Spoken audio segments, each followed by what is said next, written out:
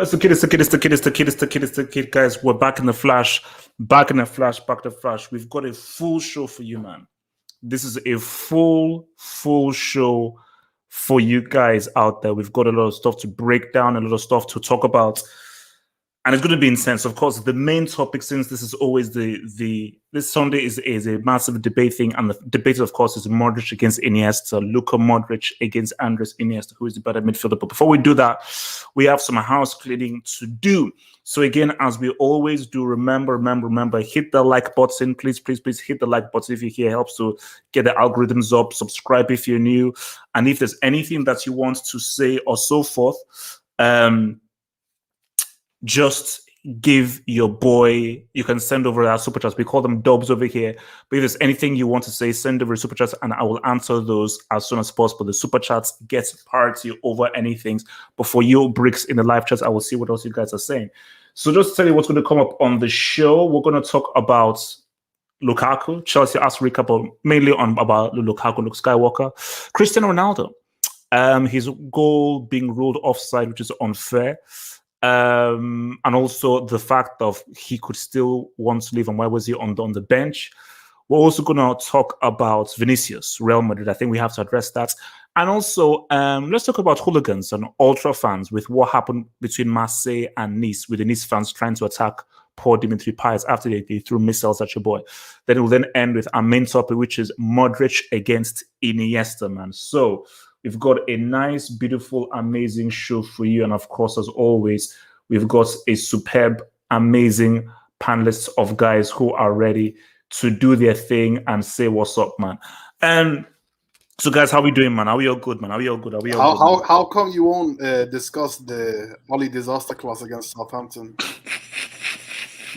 No, HH, before we start, like I was beefing with YSK yesterday. It's all fun, fun and games. Oh yeah. But I just want to play like 10 seconds, something. Oh sure.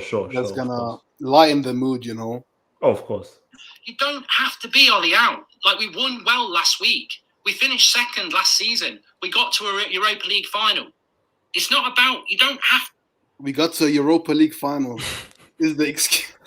No. The standards have fallen.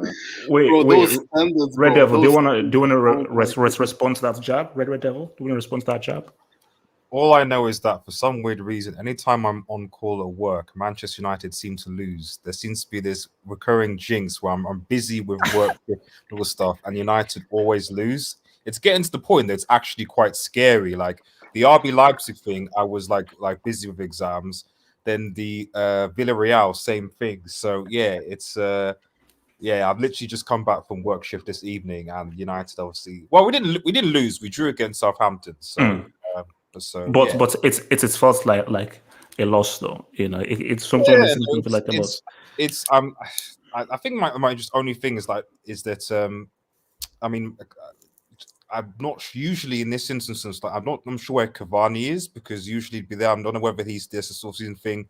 I'm not sure why he didn't start Varane or Sancho. Is he just kind of trying to get them in? So basically what I'm saying is I want to judge when we actually get a full proper starting 11 when so basically excuses central. That's what we're saying. No. I just want to see up like an actual proper start 11, because as far as I'm concerned, basically what I'm saying is that like wait. This isn't a United thing. No, it's not.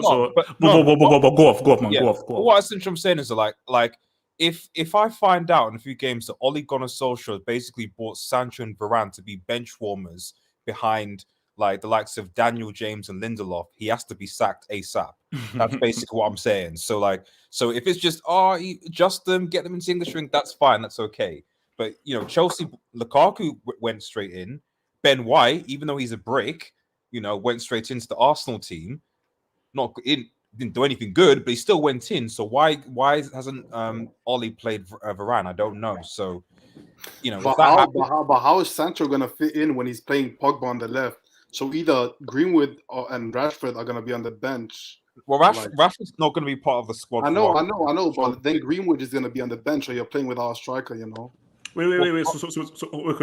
Easy. Yeah, Let's roll. So, our first thing today, because let's just deal with what has just happened recently, and we'll probably circle back with United, probably, because I want to talk about Pogba. I want to talk about Pogba. Vinicius, man. Look, crazy game. Shout out to I think Latin Rosario with the first dub. Let's see what abuse Latin Rosario has sent into us. Oh, that's beautiful. Latin Rosario, who supports Juventus, who we'll talk about. We're going to talk about Juventus. Masterclass from Fatsad today. Fire emoji. Latin, how did you even do against Udinese? Don't worry, Latin. We'll get to Udinese very soon. Don't worry. 2-2. Vinicius is a weird one.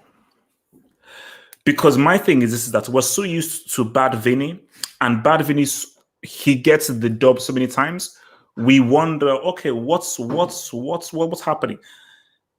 If good Vinny shows up on a regular basis, this guy can do something. And also, for all of you guys who are saying Fated and so forth, you know, Hazard, he's saving himself for the bigger games. Hazard doesn't show up against Levante. Hazard shows up against the Bayerns, the Francis, the Man Cities, and so forth. So Judge Hazard in the biggest games. Judge Eden Hazard in the biggest games. Portugal as well. Portugal. Yeah, Portugal. Thank you. So he shows up in the biggest games. He's not going to show up in this small. He didn't show up against Chelsea in the CL semi. Where was that? Because he wasn't fully fit. He was injured, man. Come on. He wasn't fully fit. Thank you. So my thing is, if Vinicius can just somehow engage his brain on a consistent basis, this guy can pop up off. But the danger here is that if he doesn't engage himself on a regular basis and engage his brain on a regular basis, then you could see bad Vinny, which could look very, very, very dodgy. So let me come to Wilson, a Madrid fan. First off, thoughts on the game, but I want to focus mainly on Vinicius. Do you think, because I think he's already equaled the amount of goals he scored last season, do you think Vinicius can actually go ahead and actually star for Real Madrid and lead them all the way through? Or like me, or like a lot of the hits out there, you're still not sold on Vinicius really deserving that title of being a Brazilian star? First, as a neutral, whoever was watching this game, what a game it was, man. Oh yeah, it was crazy back game. and forth. We could have easily lost this game. Levante could have won. We also could have won this game. But also, why didn't Real take one shot on target with a dude who was never a keeper before? You know, they just grabbed a dude from the road to be keeper. Yeah, it It's was true. the defender, right? Yeah, that keeper was horrible, man. Yeah, bro, he looks like But to be fair, from the local market. To be fair, though, the entire game the when first we're taking shots, like long shots in the entire game, we weren't really shooting at the goal. Like Hazard shot at Kiko Casillas, but it wasn't like a perfect shot. Only Vinny, for some reason, and Bale, you could see at the magic touch today. But as for Vinicius Jr., I don't know what it is about Carlo Ancelotti, but he's very good at like developing players. And a lot of Real Madrid fan, of course, when you go from Cristiano Ronaldo to Vinicius Jr., it's sick. But we always forget, though. Even me too. I always forget that he's only 21. He's young. He's only 21. We always forget that, like he's like in his prime or something. But he's only 21, and Ancelotti is very, very good at developing young players. After the game, he did say that the first thing Ancelotti told him, "I want you to score more goals." Which this game, I take this game as a positive and a negative interest, because this game, I guarantee you, if this was a Zidane in charge, I guarantee you this game probably would have been a draw. Probably would have been 0-0, like a 0-0 draw. But it's good that we're scoring goals without Benzema not really have to score. Yes, he got 2 assists today, but at least Vinny scored twice and Gareth Bale scored. But the issue is that, okay, so if it was Zidane, it's 0-0 because, okay, not scoring enough goals, but the defense is very good. But don't you worry that, because how the kind of goals that Real conceded, you can't win the league like that. And maybe that's the issue why Carlo never won the league, because defense was not popping off. Yeah, so in 2015, we lose Ramos, our best center back, and we lose Varane, our second best center back. So now we have Militao and Nacho, which is weird because we still have Fellaini coming back from injury. Most people say they want him to play as a center back. Some people say he should play as a left back, and you have Alaba and Militao as partnership, and you can have Carvalho as right back, which was a performance by Carvalho when he came on as a Camille because Lucas Vasquez. Yes, I know people like hating on him, but it's only a one bad game, guys. Like I'm not gonna hate on the guy. The guy been solid under Zidane. The guy just had one bad game. He was playing against us, but I'm proud of the team, bro. We could have won this game. Like Levante could have also won. Isco is showing. I thought Isco was finished, but I'm seeing signs. And Isco has always been good. He needs a manager he needs a manager to believe in himself, and he needs to believe in himself as well. Look, a good player is a good player. Is a good what good Isco player. was doing. That's what I needed. I needed a Hazard. Hazard. I think he's honestly finished. Slim fast. I think Hazard is finished, bro. It's like, Levante, man. Come on. No, but how can you judge a guy after one? Okay, he gives you assist of the season against Alaves, and you want to judge him for one. If you can't ball against Levante, what kind of what? He's saving himself, bro. He's saving himself for Barca and Atletico and Sevilla. Ball against a Bayern or even a Liverpool. Bro. He's saving himself. Wilson. Bro. Okay, Wilson. Wait. Hold on. I've never seen Hazard done that in Real Madrid. So Wilson, you want him to go crazy, go crazy, mad for Levante, get injured. He balled against your country. Show some respect, please. 3 years ago? Yes, it doesn't matter, bro. What did Hazard do against Neymar in the quarterfinal? Who balled out? Hazard or Neymar? Answer that question. Look, just answer my question. Look, I'm asking. Can I ask a question? It's just a question. It's just a question, Vilton. Please, let me land. Please, I beg. What did we do against Wales, Miguel? Who balled in the 2018 quarterfinal? Hazard or Neymar? On the same pitch. Wilson, can you answer that question? Hazard. Congrats. All this hate on Hazard. Wilson, can you say it louder? I don't think they can hear you. Can you say it louder? Who has? All this hate on Hazard, but yet your countrymen are finished. What are y'all doing next year at the World Cup? Miguel, what club do you support, bro? What are you? Hey, I'll go to the Wales, man. Wait, guys. Let's focus. Let's don't go crazy. So, no. Wilson, I just want to ask Miguel what club does he support. I'll give you a hint. I'll give you a hint. Just say I don't have time for game. Just say it. No, it's okay. Look, I'll give you a hint. We beat you guys in the semis last year. Oh God, I guess Chelsea. See, this is why it's biased. It's biased. Because my thing is right. The Hazard criticism is very. Hey, Chage, rep that shirt, boy. Rep that shirt. Come on now, rep that shirt. Okay, Miguel. Let me ask you. Why you guys hating on Timo Werner? Y'all just won the Champions with him. No. See, I understand what Timo Werner's strengths are. Easy. No. The Chelsea talk is because trust me, the Lukaku talk is going to be quality. Hence why I brought the Wilson, can you focus on Vinicius? Vilton, just answer the question. No. Vilton, I don't want to hear the word has or add from you right now. Just focus on Vinicius because Hazard, he's saving himself, please. This is the problem I have with number 7 because of fanboys like you guys. You guys can't criticize them. You guys let like your biases get into it. We bought this guy for $100+ million. Like we not like you should be balling against Levante. Like what are you guys talking about? All right. But back to Vinicius. Are you gonna ignore he was injured for the past 2 years? See, this is the thing. You judge Hazard, right? But he's been injured the past 2 years. You act like he's played every single game. What has like he done Griezmann. Since he's been fit? What has he done? This is the difference. You call him a flop, but he's never actually gotten to play. That's the difference. He's never actually gotten to play. See, Filton, you keep ignoring what he did in the game yesterday, which was assist of the season. It's LFS. And also Wilton, who passed? Wait. Wilton, who passed? Real Madrid played yesterday. Wait. Hold on, Wilton. Wilton, hold up. Wilton, who passed the ball to Alaba that led to the goal? It was clearly Alaba. Alaba passed the ball to. No. Who passed the ball to Alaba? What do you mean? Alaba passed the ball to Hazard, then Hazard passed the ball to Benzema. No. Hazard passed the ball to Alaba, then Alaba passed the ball to Ben, but it was Hazard who back. So he was involved in the goal. So let's keep it real. You see, AJ, can I say something real quick? There's no objectivity coming from you at all, bro. Like I know you're Hazard fan, bro. No, I'm not. See, look, Vilton, let's be real. If Hazard doesn't ball out for your club, you're not doing anything in the CL. So you should really be supporting this man. Like, let's be real. But I can be fair. Let's be real. I can criticize him when I want to. I'm not gonna let fanboys or being a no. You can criticize him all you want. I'm just saying be fair because you're acting like he played every single game. What did he do today? It's not just today though. It's not just today. All this slander that comes onto his name, but you act like he's played. No. But wait. Miguel has a point. Is that he balled out in yesterday's game, and his assist led to the goal that won the game yesterday. Okay, he has. How does he ball out yesterday and He was the game 4-1, bro. What are you talking about? No. He balled out against Alaves. He balled out against Alaves, assist of the season. Gallup, try and get some you are paying out of the money you pay. Mike. So let level 1-1. Miguel, how much did you pay? Bro, Fred has more. Fred has more. Wait, guys, easy. 1 at 10. Wilson, Fishbone. Vinicius, maybe this is the season he breaks his goal scoring record in La Liga. The guy he has started 136 games for Real Madrid already, and he's only 21. So I understand why Real Madrid fans criticize him, because on this day, you see with that second goal, like what a goal that was, bro. I'm sure he'd have got the hat trick if the Levante keeper didn't do that. Yeah. I don't know how he made it from that angle. That was crazy. Yeah, that was insane. People say he didn't mean it. I think he did. If you look at he meant it. He's Brazilian. He meant it.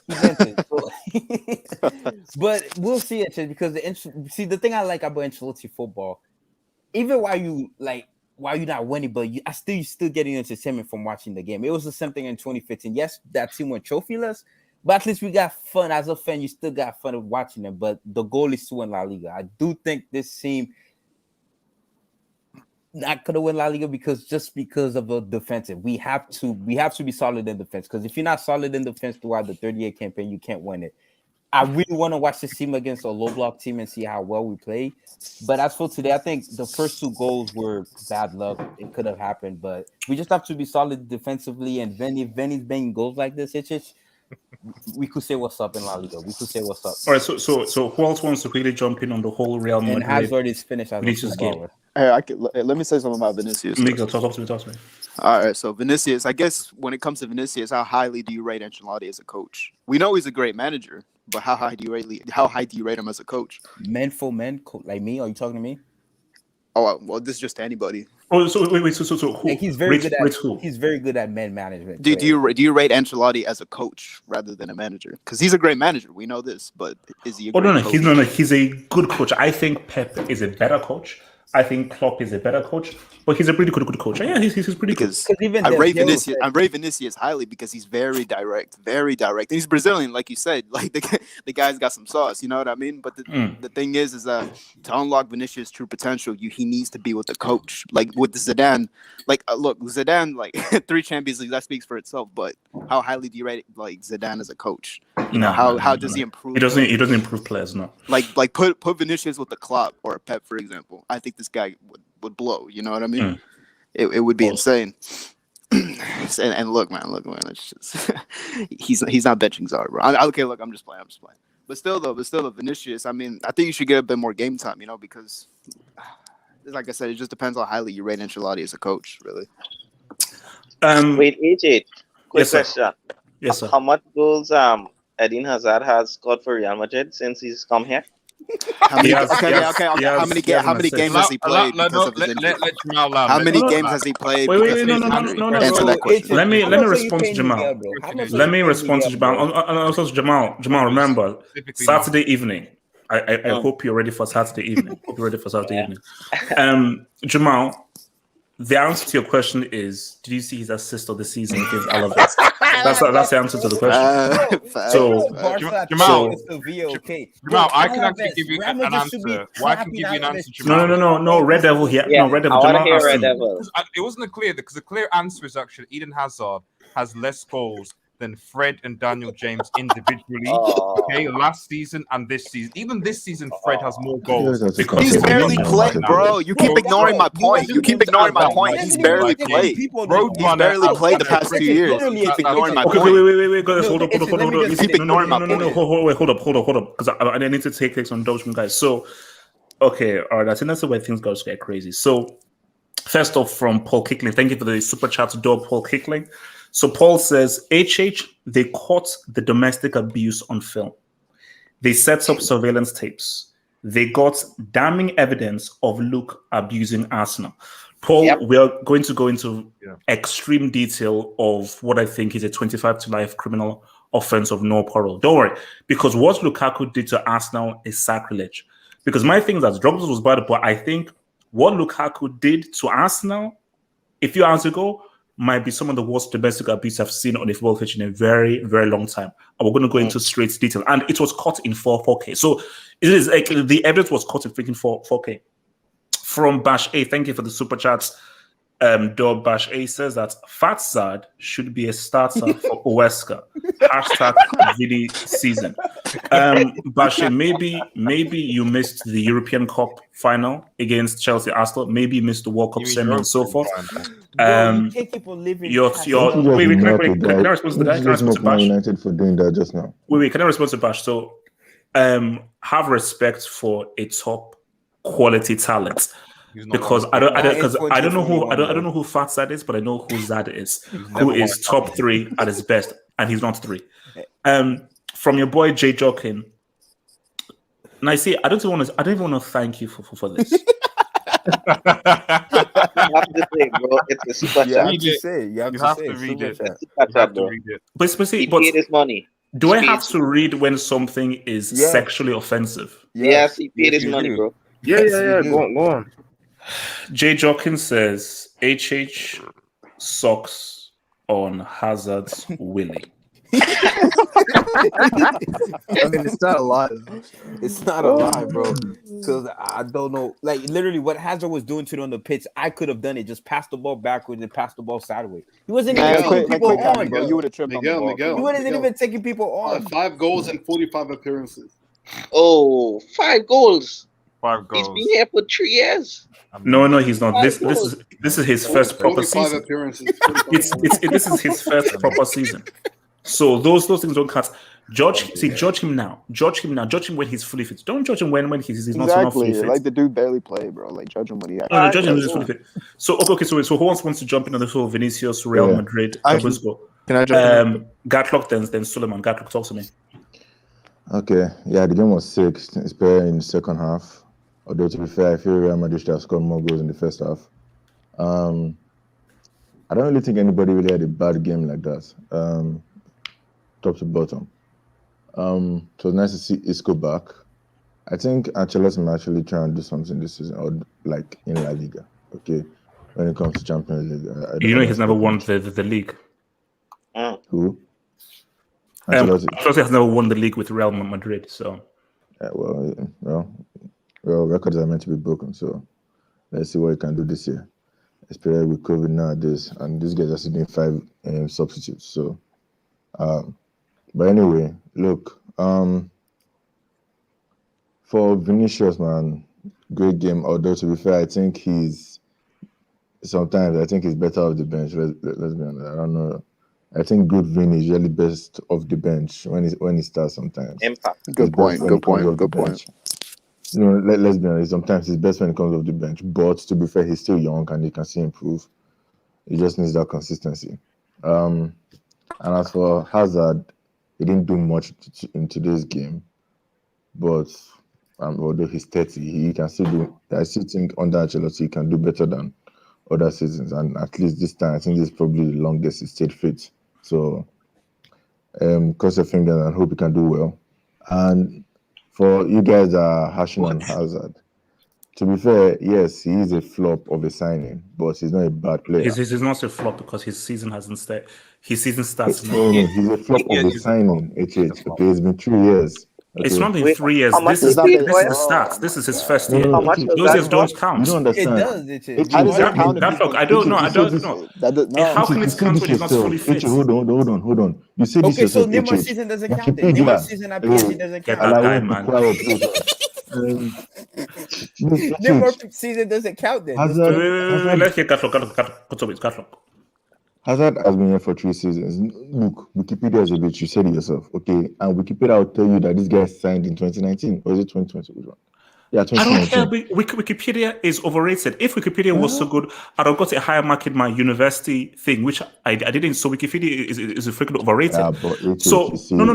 My thing is this guy's been here for 2 years. I'll change it. Because Wikipedia, you can edit it. I don't edit it. Said no. His year started now. His year didn't start for those 2 years. So those 2 years are null and void. Judge him when he's fully at his best. Why don't you judge him when he's fully fit? Why don't you do the same thing with Neymar? Because Neymar overrates himself. Based on what Neymar says about himself, I'm going to judge him more harshly. But one thing is that no. Judge Hazard now this season when he's fully fit.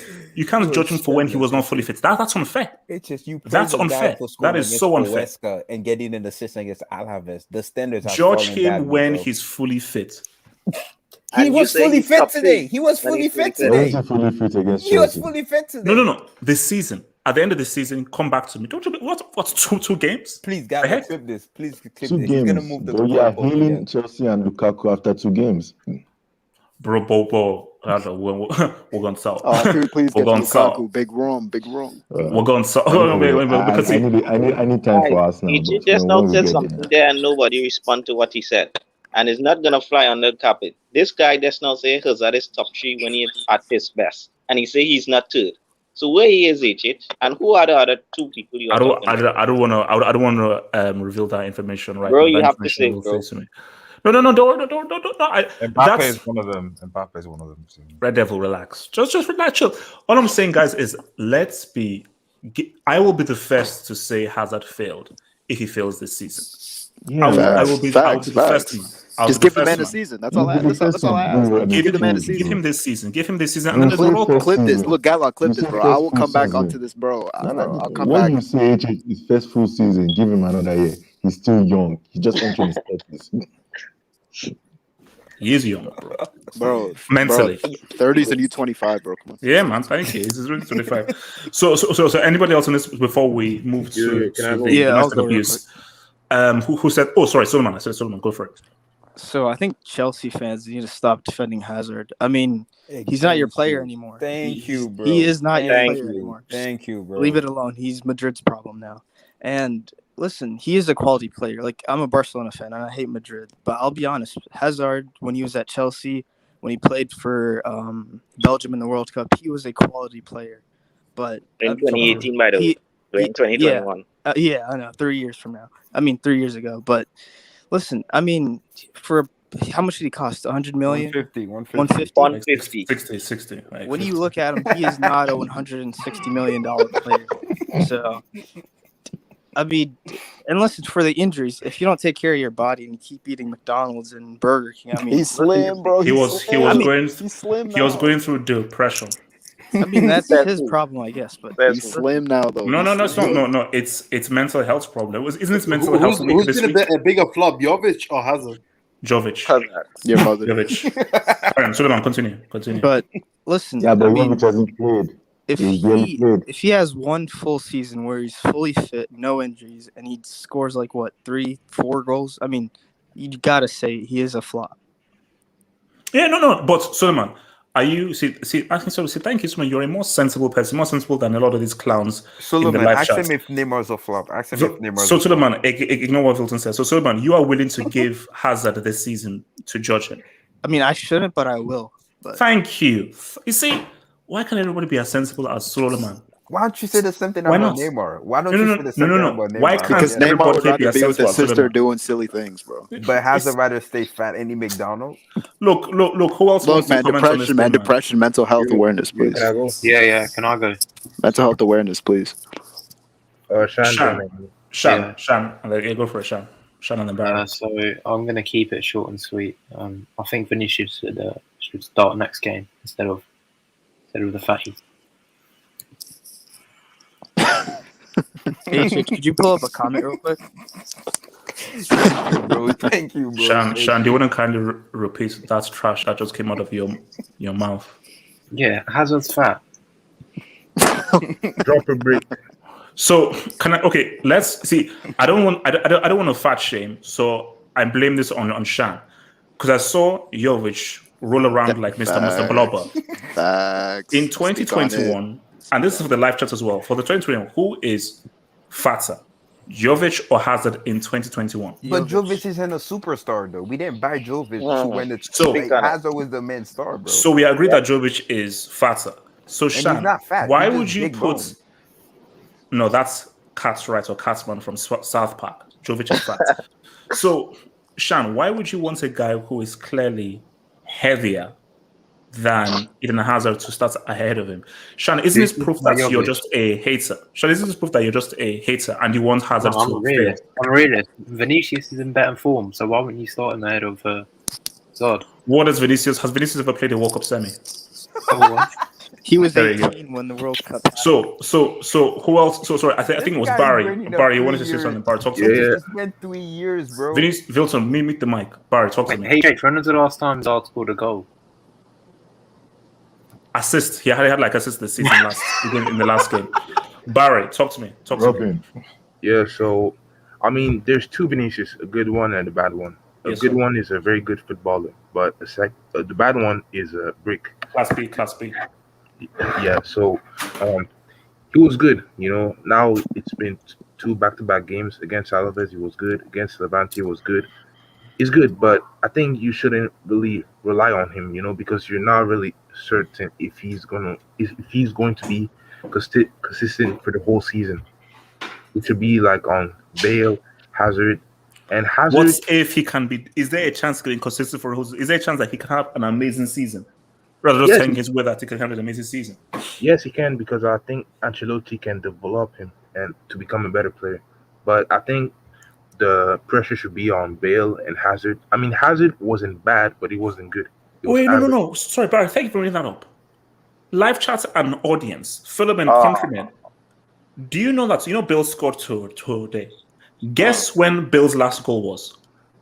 Was it in the final? 2019 against Villarreal, 2-2 draw. He was on loan. He was on loan, bro.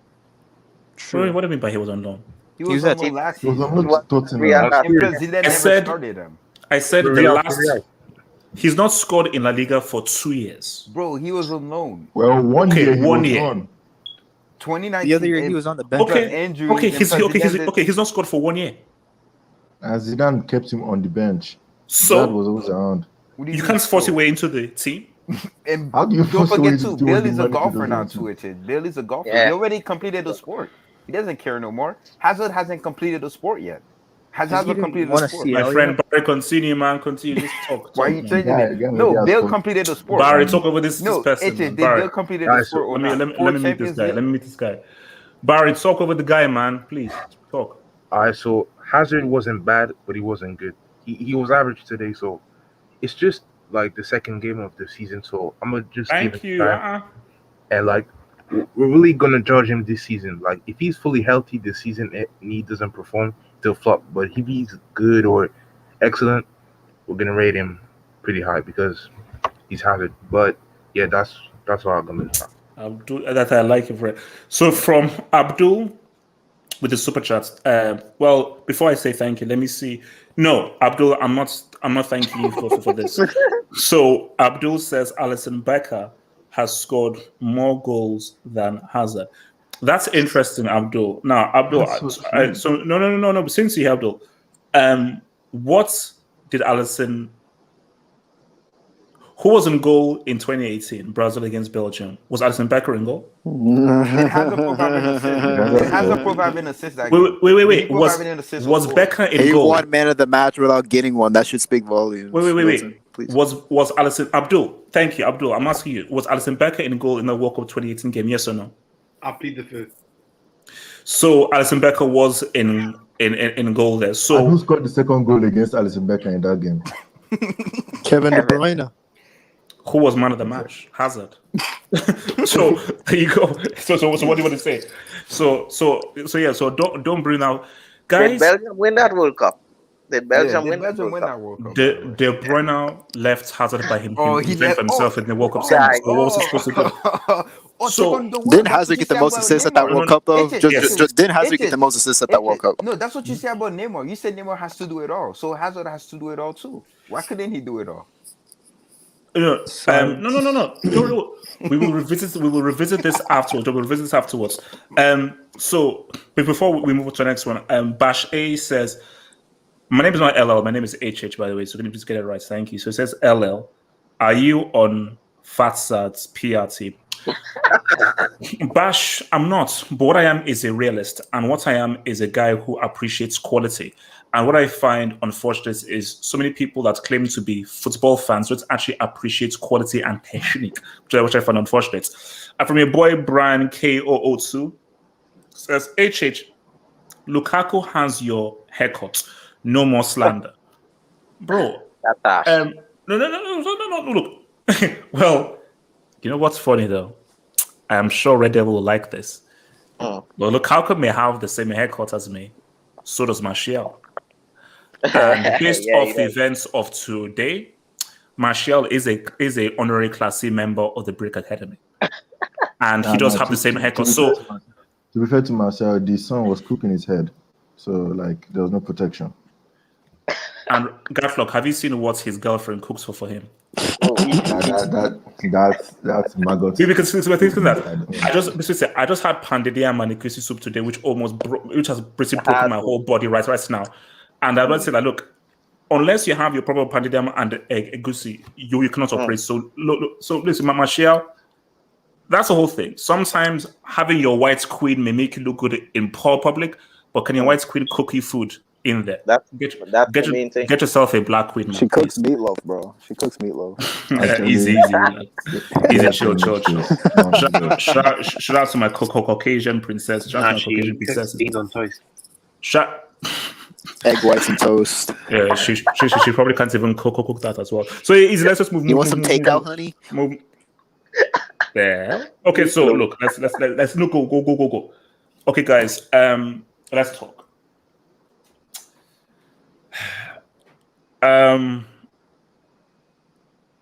Lukaku, I want to put this out there, and I put this out there so it's good because now I can get feedback from the stuff. Is that one of the best debuts of a player that we've ever seen? Because he's got 2 goals in his own United debut. So no performance. I'm talking about performance. Is that the best debut performance of a player that we've ever seen? Because I want to come first to Miguel. Miguel, talk to me about how Lukaku completely and totally embarrassed an entire athlete by himself. Things just come around, don't it, HH? What did Drogba used to do for Arsenal? Answer me that, HH. What did he used to do against Arsenal? It was bad, but Miguel, this might be worse. As it's a case where guys were falling. I was seeing Arsenal guys just falling over themselves, clutching for help, calling 911. It was bad. It was bad. It was bad, man. It was bad. And it's funny, man. And Man United fans are punching in the air right now because they wish they would have had this Lukaku when they had him in their club, right? Am I right, Red Devil? Am I right? Red Devil, answer. Don't worry. He's Wait. No. Did you say in 2018 Hazard was man of the match against Brazil? What are you, sick? De Bruyne won man of the match in that game. Who? De Bruyne won a Miguel, talk over it. Miguel, who's your source? Who's your source? Let me meet you. Source, bro. Wait, Miguel, talk. Why does this guy keep on talking about man of the match? Hey, relax. We're talking about Big Rome. Let's talk about Big Rome. Let's talk about Rome. We're talking about Big Rome. But this is game changing, though. This is game changing. We all know that all Chelsea needed was a number 9. They just needed a guy who knows how to run the channels, who knows how to hold up the freaking ball. Not a guy named Limo Lerner. Let's not mention that guy. But listen, HH, bro. I'm confident about this league, bro. I'm confident. I don't know though. Wait, hold up. I think you have a hater here. So, Ligel is almost as annoying as LL. Do you have a response to that? Liverpool, just wait till next week, bro. You're a Liverpool fan, right? That dude. No, he's no. It's funny. He's a United fan. Oh, he's a United fan. Also, 1-1. No. Ask him how many trophies they've won in the last 3 years. Make that 4 years. Make that 5 years. I have a question. Is Miguel a HH puppet or something, or what's going on here?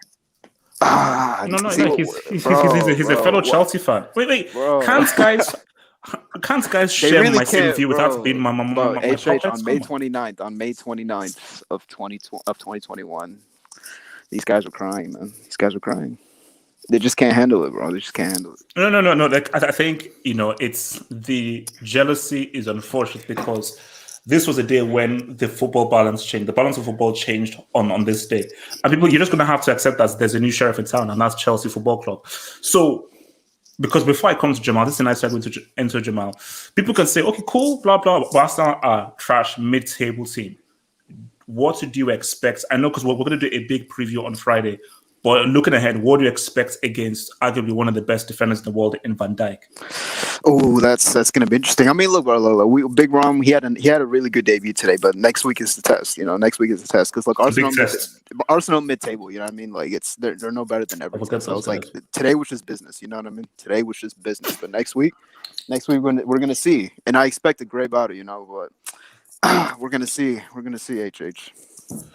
All right, Jamal, let me come to you, man. So first of all, general thoughts on how Lukaku played, and I love it, Jamal, because let them come thick and fast. Let them come thick and fast. I'm like, okay, boom, let's have it. Because my thing is, if the Liverpool game was like way, way down the line, and Lukaku just kept on stacking up, people like, oh, it's good, but then people will say, well, what can he do against a good team? I like that. It comes out now. And why I like it is that it's not off the back of a great debut. See, if he had like a really bad debut, he didn't do too well, he didn't score them like, great debut. So he's coming into that game in the best frame of mind, and he's coming up against arguably one of the best defenders out there. So that 1v1 battle with him is going to be interesting. So first of all, Lukaku's performance, and do you think he can answer critics that say, bro, when you're up against elite defenders, you get lubricated? Bro, first thing, I have to agree with you, HH. This was one of the best debuts I ever seen from a player. I mean, Arsenal, man. I mean, Pablo Mari and Rob Holding. Now, I don't know their situations, but bro, how can you go, man, watch your children in the face? How can you watch your wife, bro, after you get touched on live TV? It was bad. It was bad. It had a time this guy was on the ground, literally on the ground, Pablo Mari. Yeah, no. Because you saw how he was trying to hold him, and the guy just fell all the way on the ground, like on the face in the grass. He was eating grass, and so basically he became a grasshopper. He became a grasshopper, eating grass. But you know what still got me angry, bro? Is the commentary still saying, "Oh, what great strength and power." I mean, come on, did you watch the game? Did you not see that dummy? Did you not? Why you not talk about his IQ for the second goal? No. But Jamal, let's keep it real. Lukaku is going to make white commentators have orgasms with his power. Like this is literally like an orgasm in heaven for white commentators to be like just pace power. But it's like, yes, he is strong. He is strong. He's not that fast. Like, bro, he's not that fast. But yes, he's strong. But again, if you watch the game, my gosh, Jamal. Yeah, his link-up play today was on smooth. No. Jamal, for that. All right, remember that clown called Werner? Yeah, that's right. We now have a guy who can control the ball. Yeah. We can now have a guy who actually has a brain, who can actually knows, through ball, hold the ball, dummy. That actually applies his football brain to situations now. Jamal, Chelsea, it's like a whole different scene when you actually have a guy with a brain in the attack. Yeah, and the thing is, one of my good friends, this guy actually saying the same. He never watched you, and he is actually saying the same thing as you, because it was so obvious when I was trash. This guy actually said the same thing. You know how nice it is to have a striker who can hold the ball, who can do link-up play, who can actually use his brain. Because I won't lie, man, this Werner guy is either he have to be a super sub or hold bench, man. Because I mean, Lukaku today was unbelievable, man, and going against Van Dijk. Now, this is the thing.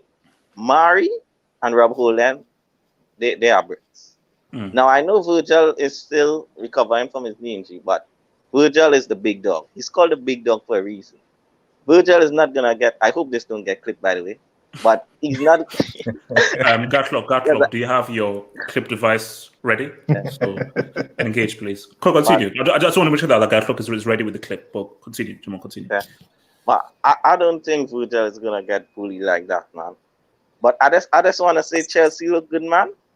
And as we know, you are in a title race, and your favorites for the title. But speak on it, Jamal. Can Jamal please talk in peace, please? Jamal, please talk. Can I just have a lovely word against my fellow friends, Arsenal? Can I just speak about that? Jamal, this is a free-for-all where you can say whatever you want. Please, the floor is yours. Now, I don't know. Was it 2003 or 2004 when they did the Invincibles? 2004. No, it was 4-4. 03-04 because that was when FC Porto won the Champions League. It was 03-04. 03-04. That was when Ty first appeared on AFTV. Yeah, so it's the 2022 season. Is this gonna be the unwinnables? Are these guys winning whole season not gonna win a game? Are these guys gonna draw lost 12? Wait, don't they have Man City now? Yeah, they're playing. Yeah. Affirmative. You see, Jamal, the thing about it is that 0 points. No, Jamal, what it should have been is a win and 2 losses. So, but even if Chelsea had not bought Lukaku, you may say that they may even have drawn. But because of the loss to Brentford, you are now facing your first 3 games and 3 losses. See, Jamal, I refuse to engage in an Arsenal relegation battle because Red Devil has put that poisonous negative thought in my mind and I wanted to move in my mind. But Jamal, I'm just throwing it out there. See, for me, I say no. They're not in a relegation battle because that's stupid. Yeah, for me, I feel they'll finish in the bottom half. I feel they might finish about 12 or 13 this year. But I mean, come on, it's not even funny anymore, man. I mean, I watch our AFTV and these guys are broken. These guys, they are broken, man. So, yeah, man. I just want to say, Arsenal, man, the stadium was packed, by the way. So these guys are encouraging this. I see 60,000 people in that stadium. So if you guys are still doing the same thing and buying the kits, Kroenke's not going anywhere, man. He's going to stay. So I just got to say is pray for Arsenal, man. And yeah, man, I can't wait for Saturday, man. Saturday is going to be huge. I can't wait. I'm expecting 3 points. What's it called? So who wants in on this whole look? Actually, let me let you come to this guy who's spoken. Zed, talk to me, Lukaku, man. Talk to me about Lukaku beating the crap out of Arsenal, man. Oh man. I just want to make one point. First of all, like, is there any club that ships more world-class players than Chelsea?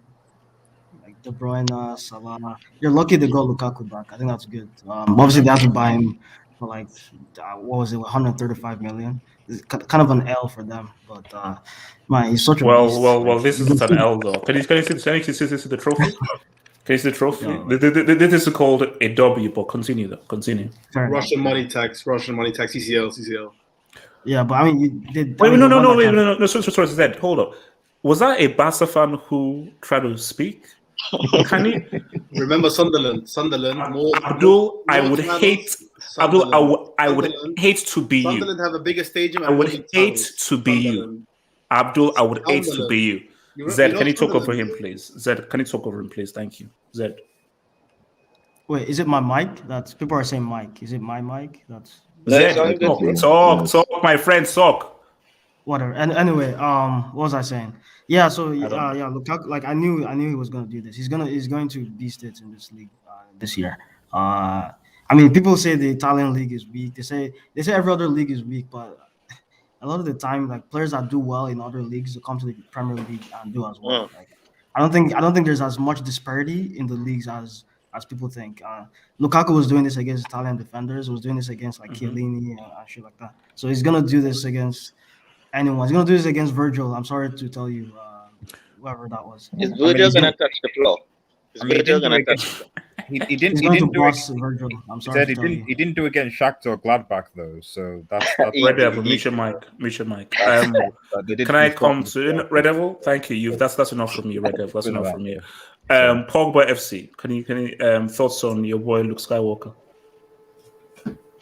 Lukaku played well, but I think he was against a mid-table club, so we're going to have to see how he does against the best centre-back in the world, Virgil, to really judge him. But to be fair, Chelsea playing well, but they've not really played anyone good yet, so we'll see. Okay, Pogba FC, very quickly. I don't want you to reveal your location of your house, but where are you transmitting from? I don't even know. It's the webcam. Yeah, baby. Because it sounds like you're in a fridge. Yes. No, like what's that noise? Is that noise from a fridge? Are you cooking something? Are you experimenting? No. It's literally just a mic. Like, I don't have a proper mic because it won't fit into the You see him work. Pause. All right, pause. Shan, talk to me about Lukaku. Talk to me. Lukaku, his debut was impressive. Not gonna lie, I thought there was a build up from you and other Chelsea fans. Like I thought he would disappoint, but he was impressive. Held the ball up well. Was very intelligent. Intelligent in his runs, not just and like you got to tap in. But I think you're going overboard. Emphasize Shan. It's like why did you have to say tapping? Like why did you have to say? If this was Ronaldo, he created the tapping. He created that. He created that tapping. No. But Shan, do you know what the difference is? If Cristiano, I don't want to get into but you pulled me in.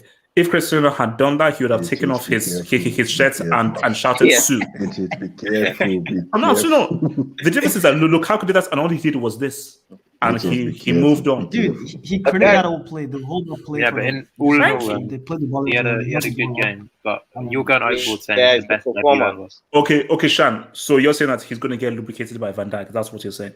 I'm not saying that. So basically, there's a guy called Clipper. He said that Lukaku's going to fail against Van Dijk. Can I talk about United quickly?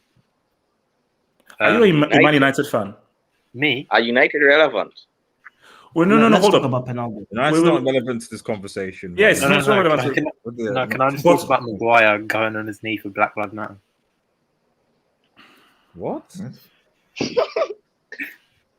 And actually, when did he do this? When did Maguire do this? He did that in the game today against Southampton. Yeah. That big chance, it was taken off Maguire. But see, my thing about it is that I don't want to speak too much about United. Or he didn't take the knee.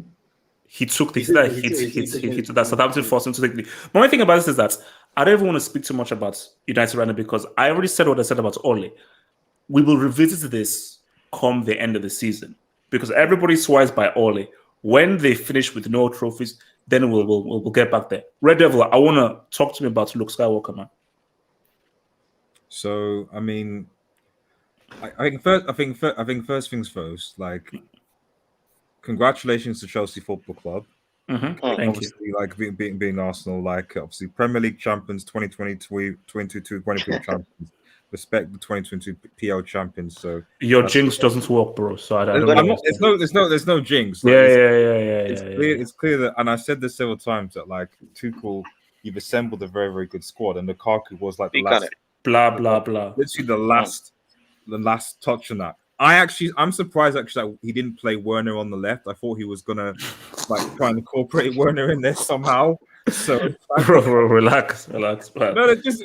I don't want to hear that name ever again. The guy was brutal. I was like, dude, like the guy. Like Lukaku comes in, he just like discards. Because he's had enough. He's had enough. He's had enough. Discards him. So fair enough. Tuchel's brutal. So fair. A slight diversion though. Respect to Uncle Mo and Tammy Abraham, by the way. So we'll probably talk about when we get to Serie A. Tammy Abraham balled actually. Big time. 2 assists. Speak on it. So fair enough to that. So but yeah, like at the end of this, it's still early days. It is still difficult to judge because let's be real, like Brentford also put two past Arsenal. Like I've never been in the PL and Brentford put two past. So it's a difficult game. It's a difficult. Wait, isn't the documentary this season All or Nothing? So that's Amazon. Yeah. Is it on Amazon now? It's always on Amazon. No. Do you know it's funny? I think it's Nostradamus. Basically, I think it's Prime something. Basically, I think he's like a Chelsea fan. He actually put out a retweet of it, but he actually put a line through all and just says the Nothing documentary.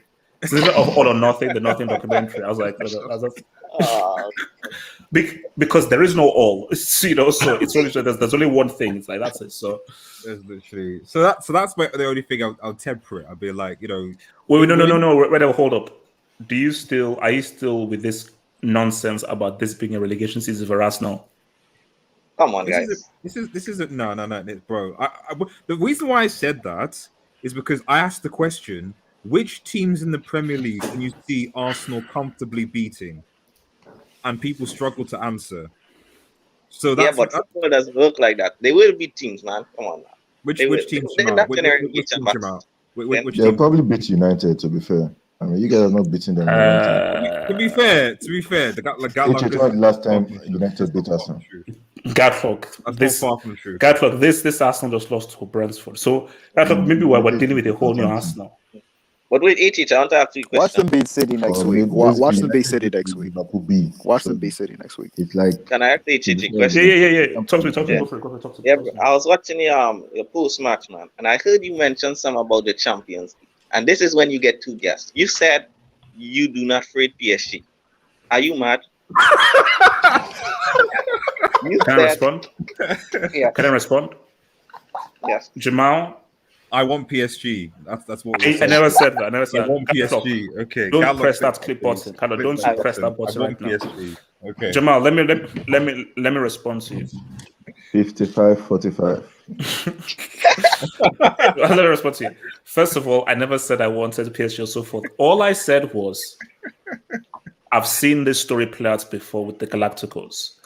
I can almost promise. Basically, when we don't have our CL draw preview on Wednesday night, where we do the whole draw, and I'm going to explain in detail that PSG, fine, bring Eminem, bring Mashimaz, bring the real Slim Shady, bring Kimanas, bring all those dudes. Clip it, man. I wanted Bayern. They still have Pochettino and Chelsea at full strength. I'm not scared.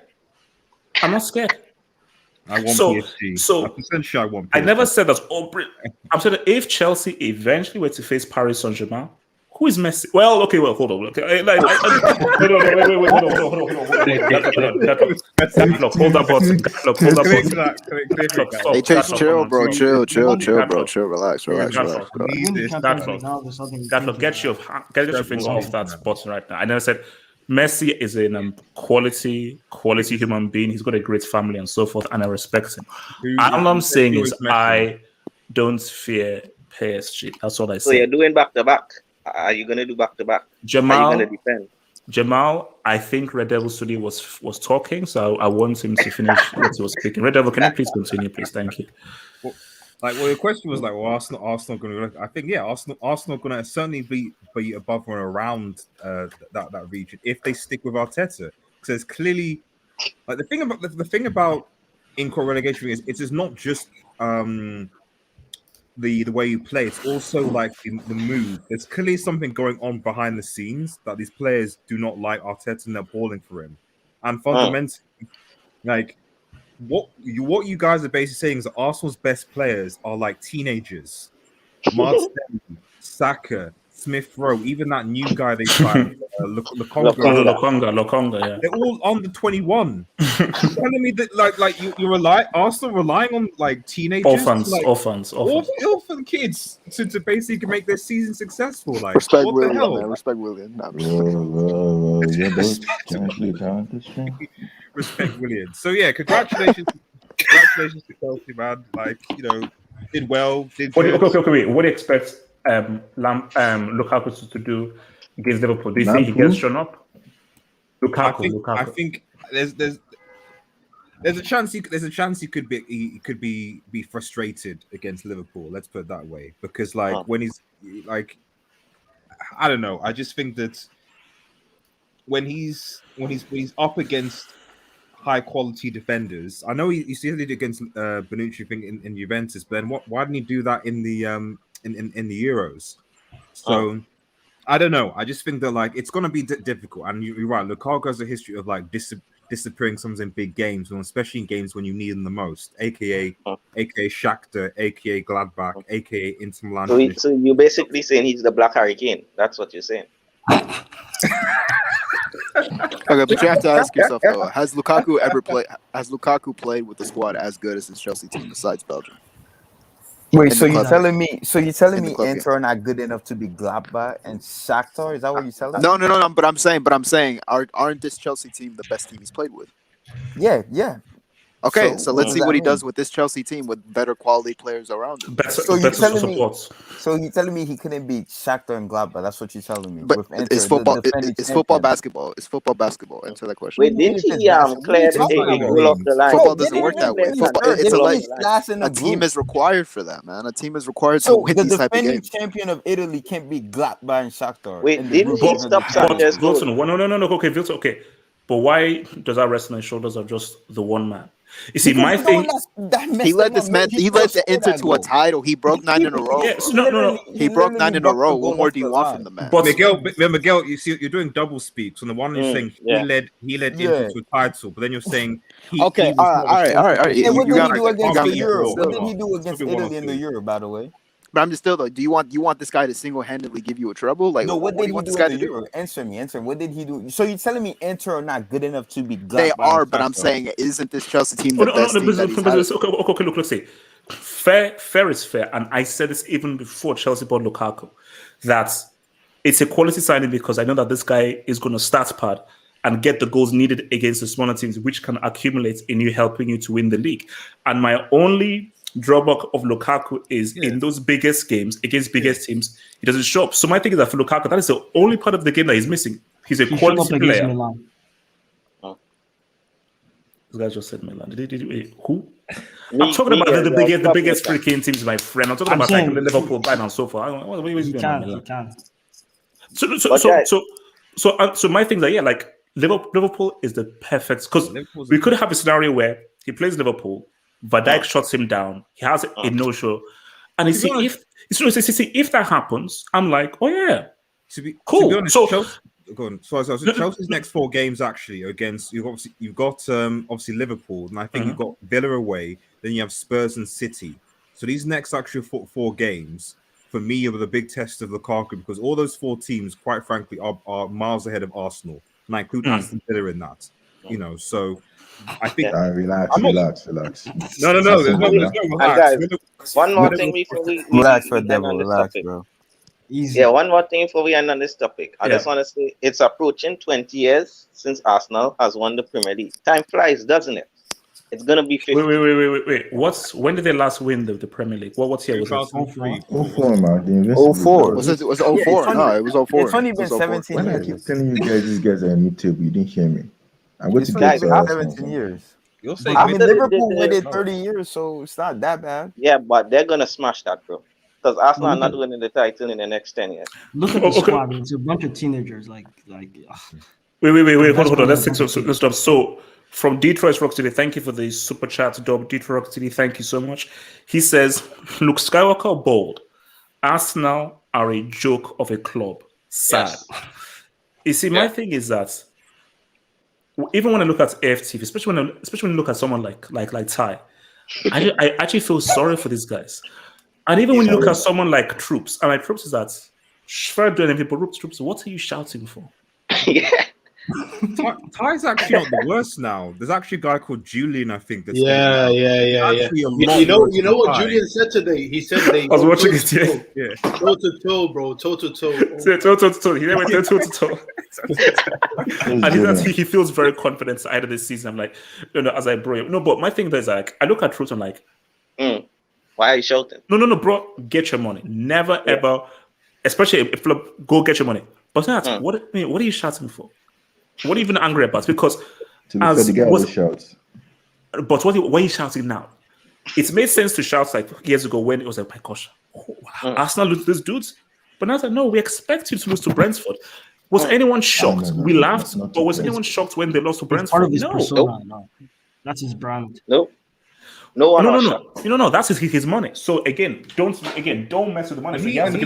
He got Wenger out as well. The guys got Wenger out as well. So I don't have any empathy at all because these are the guys that hounded Wenger out who got those Arsenal top 4. But guys, let's not forget Wenger get 10-2 on aggregate. Come on, let's not get like Wenger. But Jamal, if you see some of those teams that Arsene Wenger had back in the day, he was going a bunch of scraps and roadmen. Like absolute roadmen in CLs. Like this guy, like Wenger. No. Wenger was a master of the arts of getting top 4. Hence why, basically, Wenger was a godsend for Kroenke. Because wait a minute, You're not going to spend any money. But to be fair, but you'll still finish top four, fair, which will actually give a super more money. Yep. To be fair, City, Liverpool weren't what they are now. I thought in those times, there's more teams competing for the top four. There's teams winning Champions League, getting to Champions League final from Premier League. Yeah, now. the thing is, no. Okay, but hold on. But Zed, in this season, based on how that tyrant Lampard messed up with Chelsea, and the fact that Leicester City, because they don't have a good squad, they always end badly. If Wenger was manager of Arsenal, they probably finished fourth based on how Chelsea season went in the first half, and Leicester City always going worse. They should have probably finished fourth. See, Liverpool came out of Liverpool shouldn't have come third because people messed up so badly that Liverpool somehow just found something and came there. But if Wenger was still manager and so forth, based on how bad Liverpool's season was at the start, how Leicester City ended up, and how bad Chelsea's season was at the start, you'd argue that Wenger could realistically have made fourth this season. Like, there is no conceivable reason how Leicester City, who have about 5 kobo to spend every year, should be finishing above Arsenal. That is embarrassing. Hey, that's very strange considering you said Arsenal would be Premier League favourites by signing Gabriel. And then, did he say that? That was Red Devil. If you play that clip, anybody who plays that clip, I'll throw you out. I can get the clip again. No, you can't. Red Devil, no, you can't. It's fine. I think everyone knows. It's fine. Everyone knows that. Everyone knows that. Cool. So let me. So from your boy Casey, thank you for the dub. Casey, thank you for the super chat. So Casey super chat. Zed, let me read the thing, please. Let me just read. I beg, please. So Casey says, thing is, Arsenal actually had good moments in the game. Should have scored a goal if they knew how to finish and not just rely on Emil Smith-Rowe.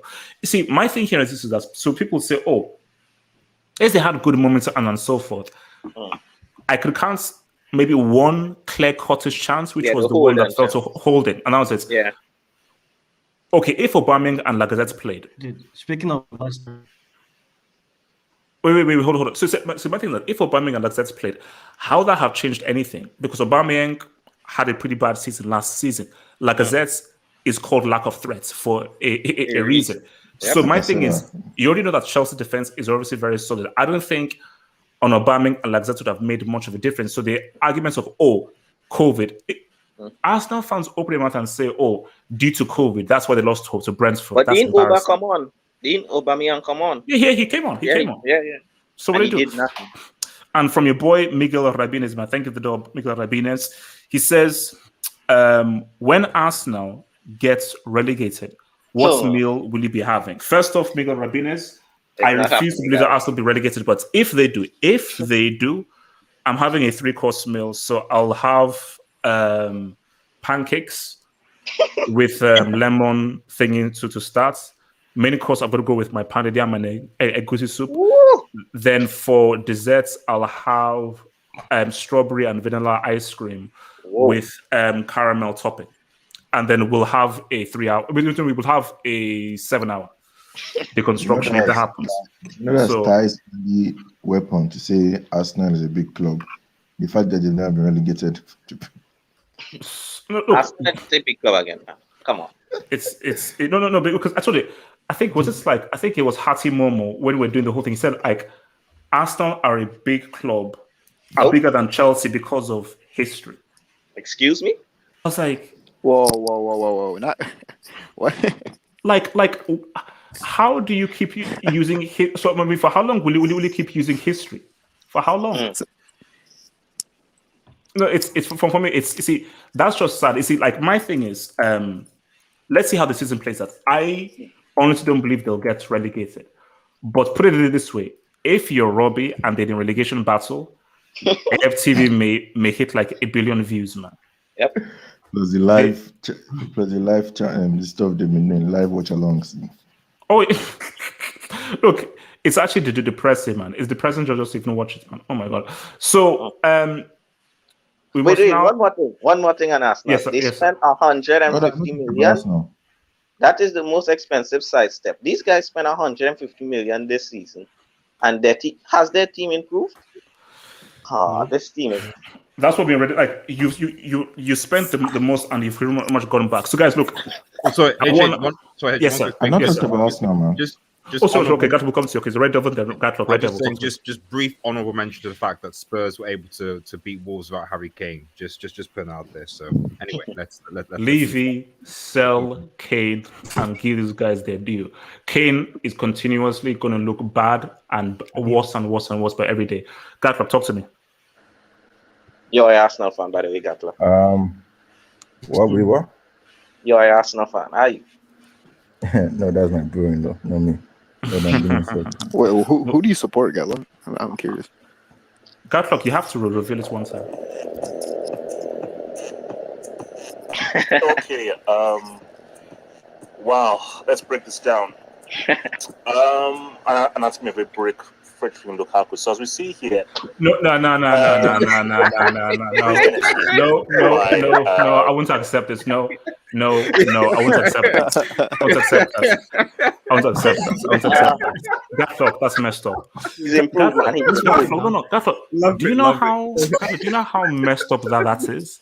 Yeah, bro. How much did you scroll to find that? You want to bring up stuff. Gatlock, have you heard the saying, what happens in the past stays in the past? Then why don't we have the same energy for Werner? Why can't he change too? No, Gatlock, that's respect. Werner can change too, Werner can change. Just give him a chance. He can improve. All right, Vilton, worry about Levante. Vilton, worry about Levante. Hold on. Buying from us, bro. Buying from us. Let me talk on these guys. Because last year I said these guys were a mid-table club. Y'all told me that I should show some respect to the Invincibles. Let's be honest. Lukaku is a great striker. He's a definite improvement from what you guys had before, and he's definitely better than when he was in United. The only issue is big game, because let's be honest, Arsenal is no longer a big game anymore. So we're looking for the top four, and next week is going to be the time where, to me, one of Lukaku's best moments was that Brazil game. He didn't score, but he was amazing. So that's one of the only reasons why. So for people who think he's only for goal scoring, now you just have to play amazing. So when you see him against Liverpool, but I won't lie, he can still win. He doesn't need to, because of the goals he scores against the low block teams. Chelsea can still do something even without, So about the points accumulation, man. Yeah, because if Lukaku can just link up with Havertz, God, I'm trying to become like this guy, with Havertz and Ziyech, then no worries, all is well. He can do well. Now for Arsenal, let's be honest, man. These guys have been starving. Okay, they've been starving. I mean, you know how some people get revirgined again. God damn. Once they've gone through a very, very, very, very, very dry spell. That is Arsenal. Okay, the last time they won a big trophy was in 2004. Okay, but people were not born then. Can I ask a question? Was Fatih born when the last one is? I'm trying to remember if. I doubt it. So it's that kind of situation where, I mean, these guys actually think they're big. They have no European history, HH. I mean, to be fair, these guys, they will get relegated if they're not careful, but I doubt they're going to get relegated. But still, they are a mid-table club, okay? That's Arsenal, man. I mean, I'm sorry, they are a mid-table club. So it's a situation where, like, as in Arsenal, I don't expect much from them. And even if they get Conte, he might improve them, but he ain't going to do much, to be fair. He ain't going to do much. So for Arsenal, and okay, I don't think there's anybody. Where are the Arsenal fans that are usually here? Where's that other guy? They're gone. They're gone. His name. Anyway, but A1 has moment you can't find them. Actually, as fans, they don't exist anymore. They don't exist. They're gone. And hold on, HH. Yes, sir. I heard there was a protest today. What was it about? What protest? Where? At Emirates. Protest. Probably, yeah. That's what I heard, sir. But anyway, 20 people showed up. 20 people. But anyway, nobody's expecting Arsenal to do anything, even without any European pressure. So, what do you think Arsenal can do? These guys have no European history, not even Europa League or Conference League, nothing, literally nothing. So, what do you think? So, just around, what do you think they can do this season? How bad do you think it will get for Arsenal this season? Nah, to be fair, 8th, 10th, around that position again. I really don't. It depends. If they get Conte, maybe 5th. No, sorry, maybe 7th. So basically mid-table. Mid-table again for these boys. Oh, they came 8th 2 years in a row. Yes, and let's not forget there was a time when we made an emergency Hangout where they were 16th, if I'm not mistaken. Until Lampard came and gave them resurrection. Yeah. So tyrant. Yeah, I'm not surprised, man. These guys are not good. Even with Aubameyang and Lacazette, they are not good, bro. I'm sorry. And for y'all in the live chat trying to guess what club I support, look, I'm sorry that I have the power to insult probably, it's either Arsenal or Man United. It's either Arsenal or Man United. It's either Arsenal or Man United. So it's one of those. Because I'm a Nigerian, but so you think I'm going to be Arsenal United? It's an educated guess. Local Nigerian team, so like that's. He supports Arsenal United, man. The guy just doesn't want to embarrass himself. It's Arsenal United, man. Bro, trust me, I don't like Arsenal. Okay. I'm just nice to them because of my brother-in-law, but except for that, nah. Okay, so before we move to one of my favorite players of all time, shout out to your boy Paul Kickley, man. Shout out, thank you for the super chats, Dub. Thank you for the super chats, Paul, man. Thank you so much. He says, HH, is there any chance Lukaku? Oh, speaking of Lukaku. Wait. Let me finish this. Watch your mouth. Is there any chance Lukaku can show up and still be able to say what's up in a semi? Also, HH, your new JJ Okocha is about to be saying what's up. Who's our new JJ Okocha? There is no one like JJ. There's nobody even close to JJ Okocha right now. Do you know who JJ Okocha is? He's talking about the PSV guy. Look. See, everybody's hyped up. Nobody is. JJ Okocha taught Ronaldo everything he knows. Ask Dino. Relax. Dino, bro, he said it himself. Dino says he learned everything from Okocha. Show me. Yes, he did. Yes, he did. Yes, he did. Dino learned everything from Okocha. See, I met Okocha at that thing event. Okocha said, "Oh yeah, Dino used to come to me and I taught him all the stuff in training." So yeah, he taught him everything. So wait. First of all, Paul, his name is not Lukaku, his name is Luke Skywalker. He is the chosen Jedi who slayed Darth Vader. And my thing is, which we shall see. Well, he showed up against Brazil, so we shall see what happens in the semi. But my thing, though, is, Paul, can we please at least have respect for what this guy has done? Please, can we at least have respect for him putting forth one of the greatest debuts that we've ever seen in football history? Can we just please have that bit of a respect? It's not even the greatest. What are you talking about? I said one of Wilton, one of top 5. Bro, it's Arsenal. You're expected to beat Arsenal. The heck? Like, because he balled against your country, please show some respect. Wait, hold on. Wait. So, Lukaku and Xhaka have been inducted. Red Devil. Hold up. No. You see, no. Any receipts and stuff said in the past remains in the past. I'm a new man. I'm reformed, bro. I was an alcoholic back then, so you can't do anything. So any receipts? Did you drink beer recently? There's no receipt. I told you, hence why I'm a recovering alcoholic. That's why it was so hard for me because I'm a recovering alcoholic. So those stuff. Talking about Lukaku, so there's a discussion. I'm just discussing. There's no discussion. This is a dictatorship. Okay, this is not a democracy. This is a dictatorship. Today. So wait, we're moving. Let's talk about my goats. Let me talk about my goats. Let me talk about my goats, man. Look, they tried to. Look, wise kids cause that crap. Okay, let's talk about my goats, man. Guys, they're trying to mess up with my goats, and I'm very pissed off.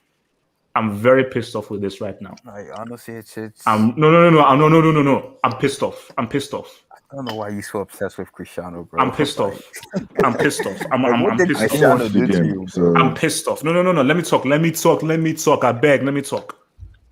First off, this guy was planning the all-put narrative.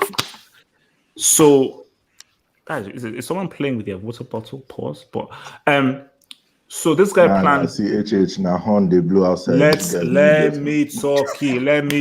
Let me talk about my goats. Let me talk.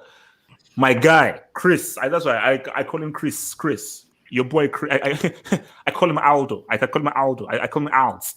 So the boy Als said, "Look, I want to create a narrative because I follow the Half of Football Hot and I follow my guy H. So I want to create a narrative. Put me on the bench, and I want to now see what you guys do without me. 2-0, damn. 2-2, oh damn. Come up and let me score the winning goal whilst coming off the bench, therefore raising my stock of a goal scorer." And it almost worked. Why would VAR stop this man from the open night? Because if not for that stupid, filthy, stinking VAR, we would be talking about how, yet again, he's one of the greatest goal scorers of all time. Yet again, he's super clutch. And we would have been saying that, bro, everyone needs him. If you need a finisher, he's right here. He's 35 years young. So, my thing is... 35 years young. What the hell? My thing here is... No. My thing here is I am sick to my stomach. I'm sick to my stomach that VAR rolled out this goal from Cristiano. And I think that VAR needs to be relooked. And if I'm Cristiano, I would sue. Because I just think that it is anti-football. And I just think that it is awful that he took off his shirt and his moments of glory was taken away by some stupid, decrepit crap piece of nonsense technology called VAR. I am beyond angry. I'm beyond angry. Let me finish. No. I'm not finished. I'm angry. I'm angry because look. Pay your fees. No. I want to know. Why aren't there any bids for Cristiano? Tell me. What? If VAR existed years ago, this guy would. No. I wanna ask live chats. You losers, you sad, pathetic losers in the live chat who don't know anything about football. You absolute losers. You basement dwellers in the live chats, losers. Tell me why there have been no bids for Cristiano. Bro, because, he's 36. Well, let me just say. No. Explain. He's turning 37 years old next season. 37 years young. Get it right. Bro, who's going to pay $63 million a year for a 37-year-old? That's the years young. That can still score. Realistically, that let me get it. Wilson, who was top scorer last season? What? In Serie? Who was top scorer in Serie last season? Cristiano. Who was top scorer at the Euros? Cristiano. But so, again, nice. I need that clip whenever he says shake again. Thank you. The only club that can realistically afford them are PSG and City. And at one point, even we were linked with Real Madrid. That was all bogus because no. Wilson, no. Let me get on you. Why wouldn't you take Cristiano back? Why? I would take him back, but at the end of the day, Perez said no. That chapter is over. Like we have to move on from Cristiano. So you would take him back? Yeah, I would. If we weren't able to get Mbappe this season, of course I would take Cristiano. The guy guarantees you 30+ goals a season. But again, thank you. No, but again, listen though. I'm not gonna. He has to take a pay cut though if we're taking him. That's the whole reason why we're running around, bro. He's 37 years old. Like it's the same thing with the thing that happened with Messi. You get what you no. You get what you pay for. Phenomenal player, but you get what you pay for. You get what you pay for. $1 million every week, bro. That's lunacy. Like if Messi was didn't take a pay cut. No, he did take a pay cut, but they still couldn't sign him. But I'm saying like Ronaldo is amazing and everything. He's guaranteed you 30+ goals a season. But my thing is, why the hell are you paying the 37-year-old that much money? Like PSG, I guarantee you, PSG didn't get Messi. They probably would have went forward. No, but Wilson, do you think that it's sick that a legend like Cristiano, there have been no official bids for him? No, not really, because is it sick? No, not really though. Because what club would he go to? City or twerking for Kane? Like PSG or have Messi?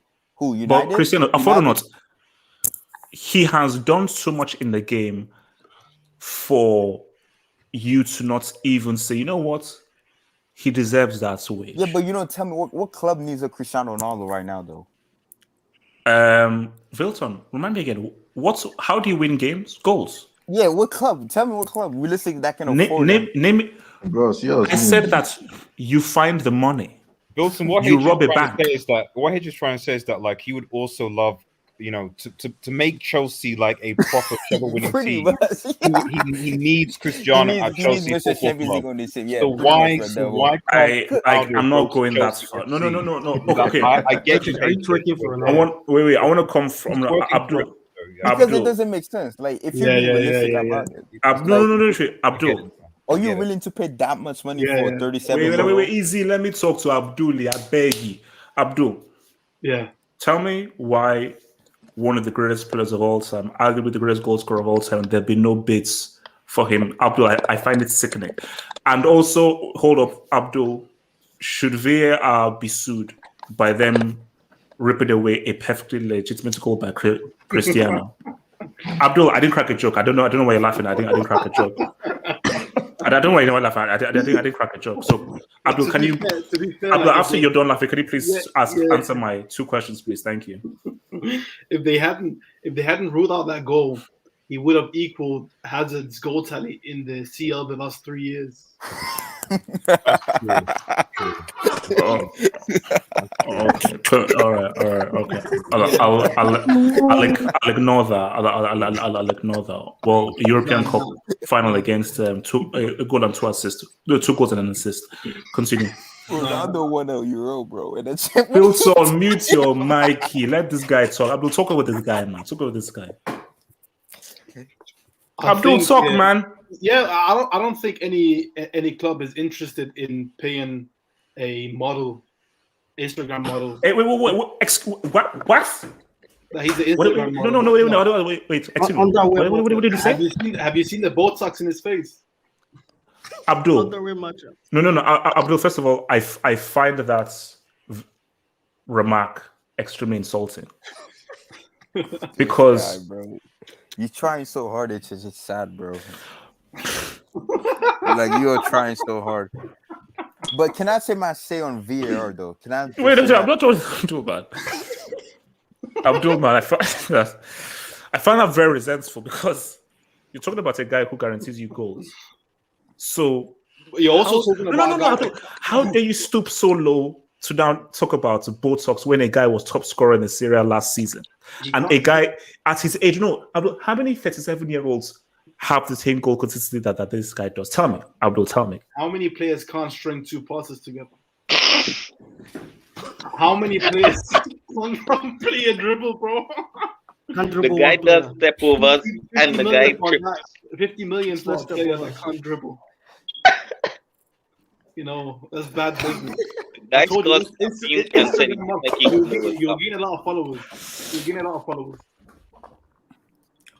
You're buying followers if you buy. Wait, no. I'm not done with Abdul. I'm not done with Abdul. He guarantees you goals. Goals win games, and he has specialized the form of winning games, which are goals. So a guy who is one of the best goal scorers, the guy who was top scorer at the Euros and top scorer at Serie, he can't find a club. What do you mean? What are you on about? Messi took a pay cut going to PSG, when it matters the most.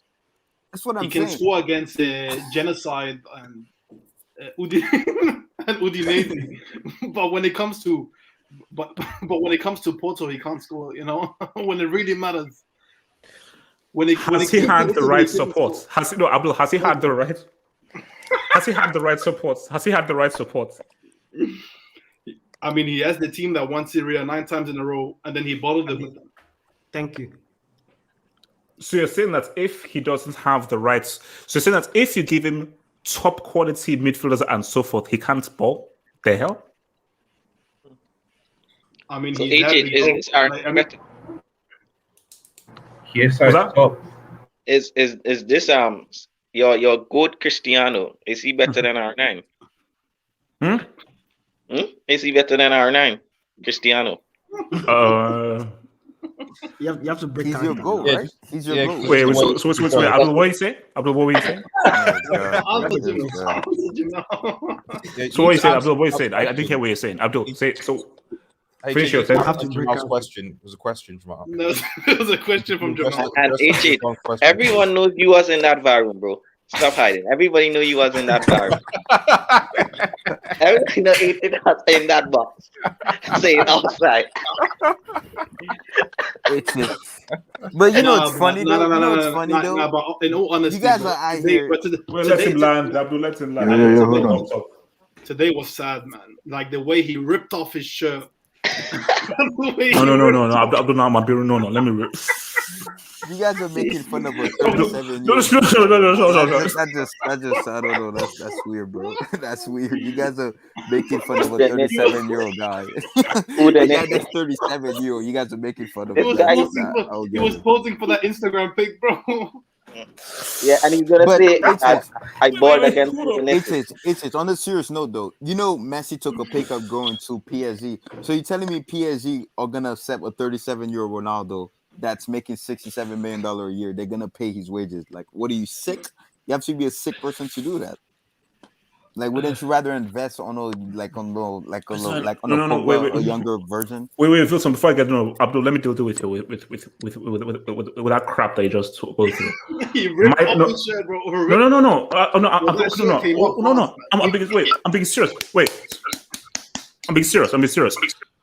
First of all, that was onside, and my thing is that shows you the absurdity of VAR. Because I disagree. Why would you disagree with that notion? Because the reason why I disagree is that I don't understand why people complain about VAR. Right? If you're gonna use the technology, use it to the last centimeter. That's what it's there for, right? That's what we need it for. You have to use it to the last centimeter. Spirits of the law. VAR. No. Wait. No, the problem with VAR, right? It's the handballs decision and how sometimes they don't review the crucial call in the game. But with the whole offside thing, I never understood why people complain about it. Because if it was your team playing, and it was then let's say Chelsea were playing against Arsenal today, then Arsenal scored that goal. And if they took it off, if you're a Chelsea fan, you'd be happy. So every fan base has had their problem with VAR, but they use it in the offside right. No. But Wilson, we have to go to why does the law exist? The law exists is to make sure that people don't goal hang. But you have to also look at the spirit of the law. That's what I told you. They've been tweaking and tweaking. See, last year it was if a PBK is offside, you're offside. But now they've actually sort of expanded it a little bit because they are trying to somehow give the advantage to the attacker. Like the goal that Mkhitaryan scored today for Roma. Yeah. Maybe last season that probably goes against it. But they were like, you have to sort of try and be like, guys, yes, you want to be real, but this is maths, bro.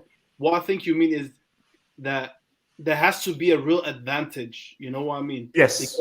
Because today, that's the whole point of the freaking law, that the attacker doesn't have the keyword an unfair advantage. Yeah. Because like when he's like sometimes they're standing back to goal, but their foot is like offside, which there's no advantage to it. But let me ask you guys this question: if this was a World Cup final or a Champions League final or a big final like a Euro final, do you guys think they'd take the goal off or they leave the goal? Probably not. I don't think they would take it off because it matters more than a game. Yeah. I mean, they wouldn't. I mean, based on the moment and so forth, they'll probably keep it.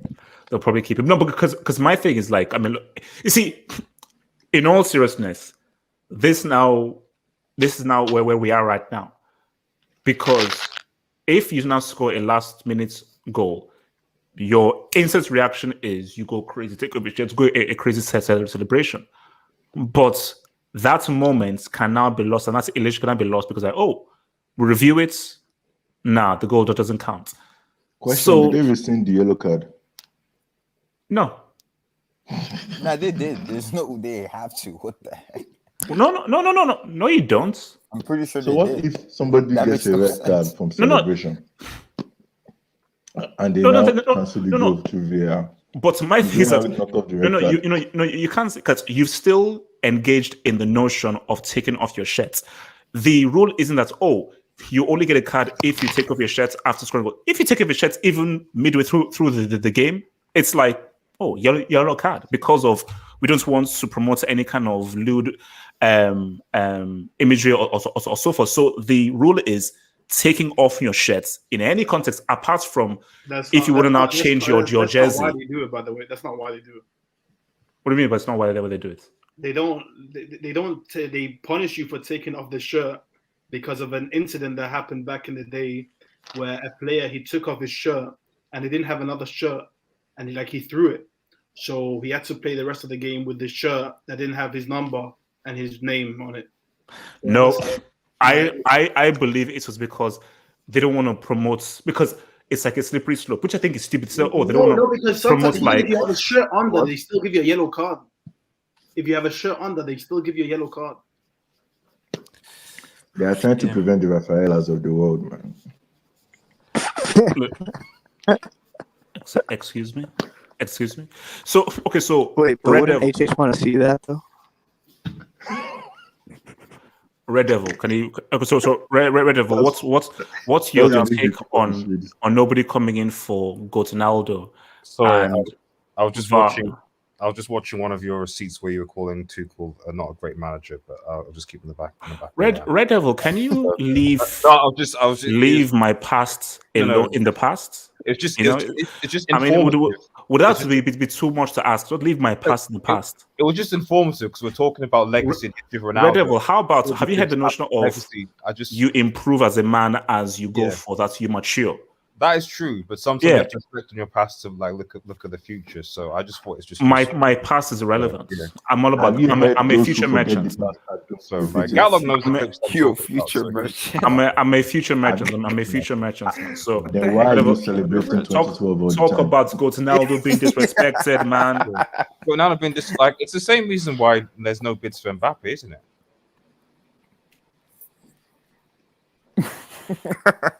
Oh yeah, why isn't nobody trying to buy Zard from us, bro? We know what type of talent he is. Why isn't no club trying to bid from Red Devil, can you focus on Ronaldo? Why there are no bids? No. I'm just saying. If we're being real, we're being practical. So it's the same. And they're both in the final year of their contracts. Why hasn't there been a bid in for Mbappe? What about Ronaldo? What about Zard? Where does Mbappe come in? Leave the World Cup winning teenager alone. Leave the World Cup winning teenager alone. Talking about your favorite player of all time. You asked for the reason. I said it's the same. If we're being real, it's the same reason as to why there's been no bid in for Mbappe. Real Madrid actually did try to bid for him. What about Zard? Why isn't no club trying to get Zard, bro? What a talent this guy is. Is that what Zard? How many years? Zard has how many years left? 2 years or something? Wilson hasn't bowled against Brazil and knocked out Brazil in the World Cup. He wasn't the man of the match. What are you saying? KDB was man of the match. Wait, Red Devil, please, can you talk about Ronaldo? Do you believe Ronaldo is going to remain with you, or do you think he will force a move? Do you think he deserves a move? Do you think he moves before August 31? Well, just realistically, which teams can buy him? I still believe that the best place for him is Chelsea FC. Personally, for me, I generally think that for the depth and squad that you have, he needs to go there. And then because you said he needs to ball with, because I think was it a Milk or something. When you have good players and players around you, then you can ball. As you said, HH, Chelsea have one of the best squads in Europe. So what ideal place for him to go than Chelsea? So PSG. I think there's too much. Too much ego, Too much ego there. So you can't even play with Neymar and Mbappe and Messi. It's just not going to work. And Red Devil. What trophies is he obsessed with? The Champions League. The Champions League, exactly. What's good? Ronaldo's love stat padding in the UCL. So why not put big Roman Lukaku? And also Ronaldo scores against, because Ronaldo's been struggling against small teams. So Lukaku can play against small teams. Ronaldo can drop fire against the bigger teams. You can switch in, switch out. So to be honest, the more you think about it, the more you're like, Big Bram. Get the money out. Red Marvel.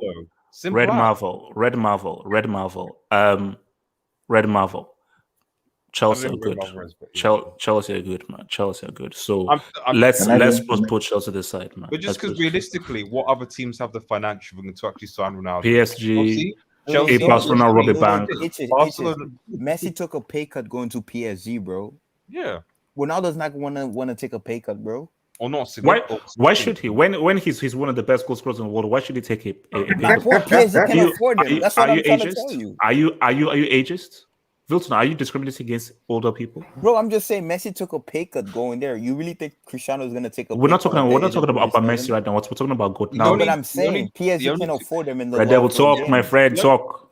The only two teams that can afford one in his wages right now are PSG and Chelsea Football Club. It's simple as that. So PSG have already made this, already signed Messi. So the only other club is Chelsea Football Club. I mean, genuine about that. I'm not bantering. Like, realistically, it's like, for me, it actually makes logical sense. What about City? Red Devil, we are fine. Red Devil, leave us alone. Red Devil, wait, worry about Southampton. Okay, leave us alone. I'm trying to help you. Red Devil, I don't want to hear. I don't want to hear you mention Chelsea. You don't want your club. Red Devil, I still close your mouth. I don't want to hear anything. You said he's your goat. Wilson, I don't want Red Devil to mention Chelsea. I don't want him to mention the name Chelsea. But he's your favorite player of all time. Why don't you want him on your team? Red Devil, don't you? I don't want to hear che. I don't want to hear che from your mouth. I don't want to hear che.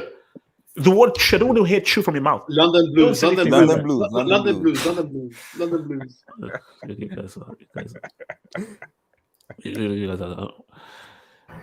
YSK Jackson, you know what? That's it.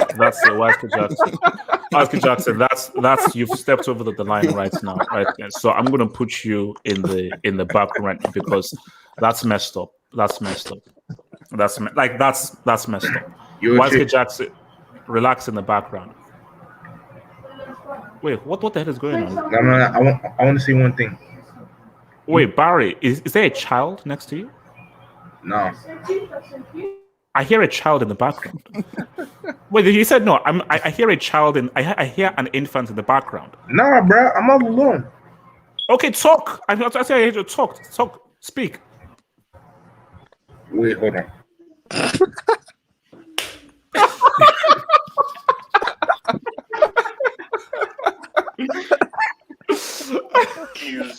I promise with what I said, and I will not apologize for what I've said. I gave Cristiano props. He scored a hat trick. No receipts. I refuse. No receipts. Come on. No receipts, man. Come on, no receipts. That's not fair. Bro, not fair. I told you. I don't know how I attract some psychopaths to this whole thing. It is what it is. I attract some of it because I am a bit crazy, but I attract some places. Well, let's take some dubs before we get this one. Let's take some dubs. Play that Gatlock receipt. We need to listen to Gatlock. Rest inside that background thing. You're not coming in here until you mention yourself. From your boy, let's see where we are. From your man Paul Kicklin. Thank you for that. HH, who gets in your worldwide team of 2021? Hazard. What? What? Whoa, can I answer the guy's question? It means Hazard, Hazard, Mbappe, Us, what? Courtois, Van Dijk, Dembélé, Reece James gets there, Marco gets there. I might put in Chiesa in there. Shout out to Victor Osimhen, will be proper in there as well. Joshua Kimmich can probably get in there as well. There's Karius. Who said Karius? Thank you, please. So yeah, those are the dudes that. Oh, Benzema. Oh, well, Benzema is one of the first names on my team sheet, and Messi only. Messi gets into my team up into the final. Final, he gets benched for the final. So Messi helps me to the final. Final, he gets benched. So there you go. From Jay Jokin. When you have okay. What? I'm back. I know, Barry. I know you're back, but let me just get these dubs off. Can you please put Alicia on your child? Barry, can you just thank you? I'll get back to you, please. Put Alicia on that child. Thank you. From Jay Jokin says HH chokes on CR7's Willie.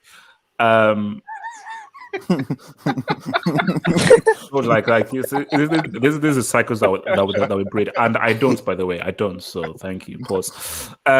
Son, thank you for the super chat. Son says Spurs win the league. Son, say no to drugs. Drugs will never help you. You may think it does. It doesn't. Watch Snowfall and see what drugs can do to you. If not, son, I think you should induct your parents for leading you astray. From Haris Rafiq, thank you for the super chat, Haris Rafiq. Abdul, Messi in the UCL since 2015. Where has he been? Abdul, can you please answer that for me, please? And Suleiman can go after us. So, wait, Abdul, let me read it again. It says that this is from Haris Rafiq. Abdul, Messi in the UEFA Champions League trademark since the year 2015. You sick, bro. Where has he has Can no, I I'm almost done. He Bean question mark. Can I answer him? Sure, go for it. Go look up top scorer UCL 18-19 season. Please. Top scorer. Wait, I got a question. Wait. What's the top scorer 18-19? Yeah, he was 12 goals. Yeah. Oh, Harris carried that Rafiq. shit Barca team to the semifinal of the Champions Don't say they were Wait, shit. They won La Liga. Wait, hold up. Harris Don't give me that Rafiq. crap. Didn't you do some research before sending that? Why would you send that? That's actually, bro. No, I think he meant to say Messi hasn't won it since 2015. he said, "Where has he been?" Well, Yeah. he was so. If you're top scorer, you're somewhere. I guess. Yeah, Harris. Ken was what the top hell? scorer at the World Cup, but you don't give him credit. Harris at least said that Messi hasn't won the thing. Thinking of that, man. From Osasuna. Thank you for the dub, Osasuna. Thank you for the dub. Osasuna says the reason is financial. If you take off your shirts, you reduce the time you are showing the sponsor, which you signed a contract to show. It's stupid. If that is the real reason, that is a pile of complete bullcrap. That is a pile of bullcrap. So removing your shirts for maximum 10 seconds is a breach of contract. So you're showing that bomber's trash sponsor that no one cares about for the best part of 90 minutes, or the best part of 2 hours. But when you don't score a winning goal all the time. So Osasuna, that's cap. That's why they fine them for taking their shirts off.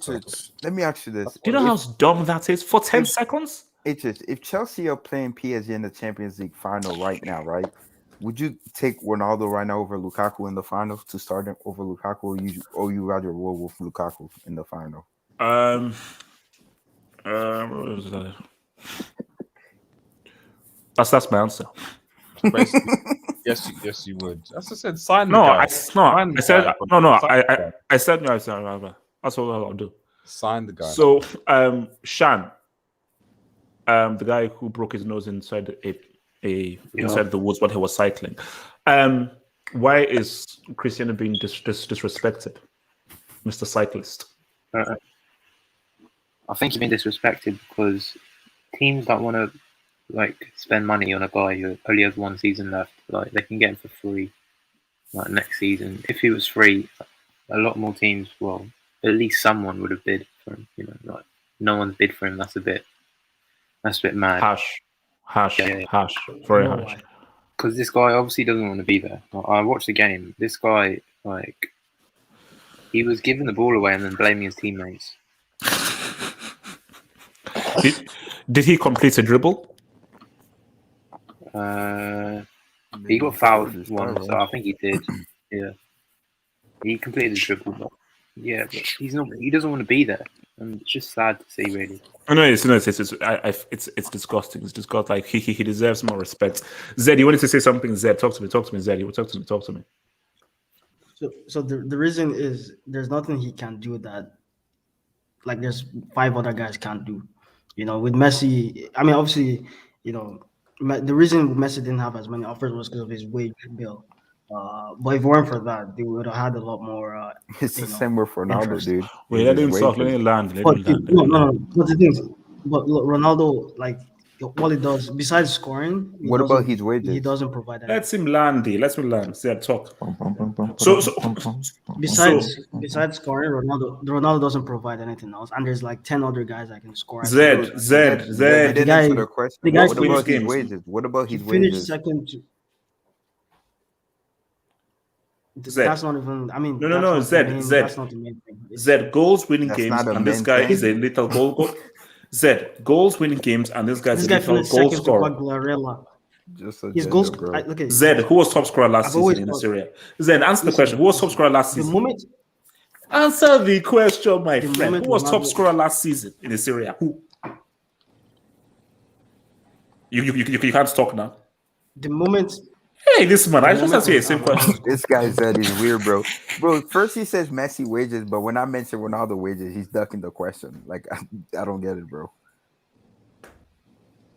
The moment Ronaldo's He answered the question. Zed, you can't. You can skip one question. You can't skip two questions. You're gonna have to answer one of our questions. Yeah, it was him. Last season, he finished first. Thank you. Over Now, Lukaku, right? Wasn't he? Oh, yeah. Now continue. I think Lukaku was pretty close to him, to be honest. Like he wasn't. Yeah, it wasn't close, far but ahead Lukaku of came in second place. Yeah. Then in his second place. So Lukaku was 5 goals. like I was saying, the moment Ronaldo's goal scoring starts becoming sort of, human levels, I mean, the demand for him is gonna go down because besides goal scoring, he doesn't really provide anything else. Lukaku can link up play. Yeah, look at how he's 37. playing against Chelsea. Yeah, he's 37 and Lukaku's 25, 26, isn't he? 28. It's 28. 28, sorry. But since the thing is, Ronaldo's been playing like this since like he was like 28. He's been the same guy for ages. But when tapping, scoring, tapping. Yeah, winning champions. Getting carried by Di Maria and Modric. Wait, Zed, who do you support? Is that who do you support, bro? Just curious. It's not important. It's not important. Yes, it is. Yes, it is. Who do you support? Who? Zenit. Arsenal. Get him out. Wow. Hey, at least brave. We found one. At least we found one. At least he's brave. At least we found one. Yeah, exactly. Yeah, mute your mic. Zed, you didn't have to answer, man. Wow.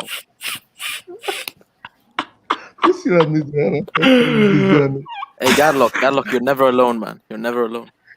Gadlock, you have someone to roll with, man. Wait. Why do you people think I support Arsenal? I don't get You it. support Arsenal. Wait, I've got the receipt. YSK, talk to me about it. Wait, YSK, talk about Gadlock, you want the receipt? We all do, bro. Let's see. Gadlock, be careful what you wish for, man. Be careful what you wish for. Well, okay, YSK, hold on. Okay, wait, so YSK, talk about the disrespect to Ronaldo and how nobody is trying to buy one of the greatest goal scorers the game has seen, if not the greatest. It's some of you guys are like you're actually like sick, like psychopaths to a whole new level. I've heard. Did people actually watch the game? Like, did people actually watch the game before coming on here? That's the thing. Because literally when he came on YSK, they were ass before he came on the field. Bro, exactly. Like people are talking like as if he played the whole game. He came on like for 30 minutes. He came on for 30 minutes. He didn't get a single touch of the ball because Udinese dominated Juventus in the second half. And then he gets the goal, gets ruled out by VAR, rightfully so because he was offside. And then all they want to talk about the whole shirt coming off thing, which is a bit weird itself. But oh well, we move. That's all I got to say. I got nothing to say about that, really. So you don't think it's weird that no bids have come in for one of the greatest goal scorers of all time? He's waging. Well, I mean, you brought you brought Tim's in for the small games and wins against the likes of Brentford and Arsenal and everything. So. Maybe if you bring in Cristiano, you can finally land a UCL title. Preach YSK. That UCL title you're still searching since, what is it? The 2012, wasn't it? The last time you won it. Southampton. That's still closer than you, bro. Southampton. Gadlock, you support Arsenal. Mute your mic. Your team got lubricated by Tim's. The guy wears Timberlands. Okay, wait. Let's keep it before our final thing. I want to. Wait, I got one more thing. Shout out to Martin Wazario in the chat. Shout out to Splash. All the United guys in the chat. Shout out to the guys in the chat. 1-1. Mute your mic. Before we roll to our thing here, thank you for Liga Leres. Where's your treble? Wait, hold on. So from Ifak, thank you for the dub. Ifak. He says dribbles completed last season. Cristiano 2.1 per game. Zad 1.1. I prefer not to. I'm going to respond to this clan. I prefer not to speak. Ronaldo. I'm responding to this clan. Ronaldo is better dribbler than Zad facts. First of all, where did he get this bomb ass stats from? First of all, these stats you have to pull them out of your ass. That's the first thing. Second thing is you're dealing with a guy who plays every single game and a guy who only started playing fully fit this season. Why is that? So my thing is that you're dealing with a guy who has about 60, 80, 100 games to his belt, and a guy this is his second game. Why is that? Second game for Real Madrid. Ronaldo is like nuts. Because he's not been fit. Wait, I swear he's a robot. 7 years. Did the guy say he was a robot? Playing more games. Why is that? The 37-year-old is playing more games than the 30-year-old. Why is that, HH? Don't you find that weird? Wait. Find what? Find what's weird. A 37-year-old is playing way more games than a 20 to 30-year-old guy. Because you can't say Wilson, bro. That paella hits different, man. That paella hits different. Damn. Good paella. Yo, look, he's laughing. No. I'm looking at the video. Basically, Natsa, I can't share the video because last time I shared the video, YouTube lubricates me. But basically, Natsa sends, because thank you for the dope, Natsa, because Natsa sends a video that has basically a black UFC wrestler chasing a white UFC wrestler inside the octagon, and the white UFC wrestler is trying to run away, and says that basically that's what Lukaku did to Arsenal. But the only thing is though is that Mari isn't white though. He's like Spanish Arabic. He's Spanish now. Brazilian, right? No, I think he's Brazilian. He's Spanish. Is he Spanish? No, he's Spanish. So my thing is that his name is not Mari. His name is Larry. Well, Larry and Loldon, you know. So basically, he gave birth to those two dudes. Mary's from Spain. Oh, Barney's from Spain. Yeah, so he gave birth to those guys, man. So really, it should have been him basically bullying a freaking Spanish dude, man. Why am I seeing Riley Reid in the live chat, Lord? Okay, so guys, before we go to our main debate topic, let's just. Riley Reid? It's okay. You don't want to know. You don't want to know. I want to talk about ultras, man. I want to talk about ultras, man. So, in case nobody knows, I'll give you guys a little bit of a background into what this thing is, man. So some of you may find this, say that, whoa, what is this? How for? And why are you showing me this? What the heck is this? So let me tell you as much as I know. So shout out to the guy who tagged me in this whole thing. So Nice against Marseille. And Nice were winning 1. No, take this guy. This is the guy I'm supposed to get my football knowledge from, bro. He said ultras. They heard him.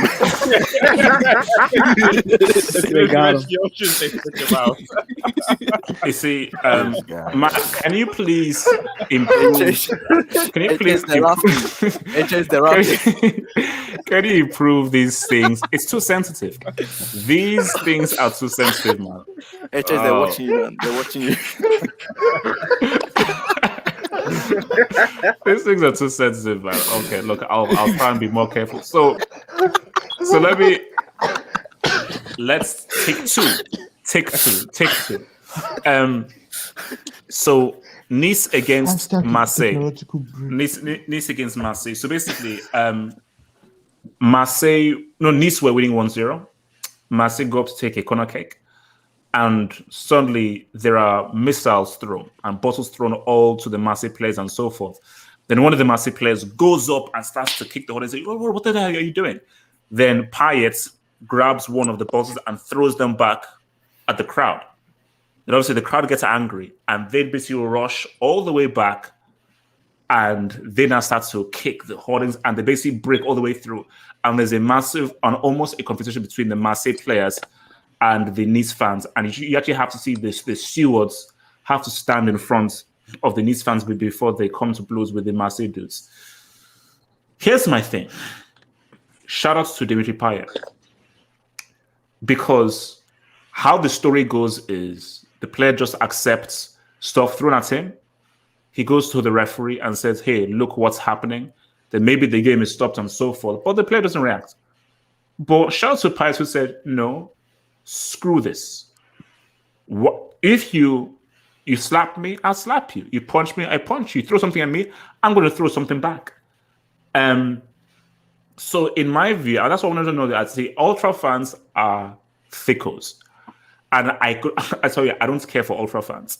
You see, I signed up for football, and I don't sign up to watch the fans. I don't care for the fans. Like you are like dressing. You're just an extra thing. You are not the main course. You are irrelevant with regards to football, because football is about the players and about us watching the very best players play and us analyzing and reacting to the players.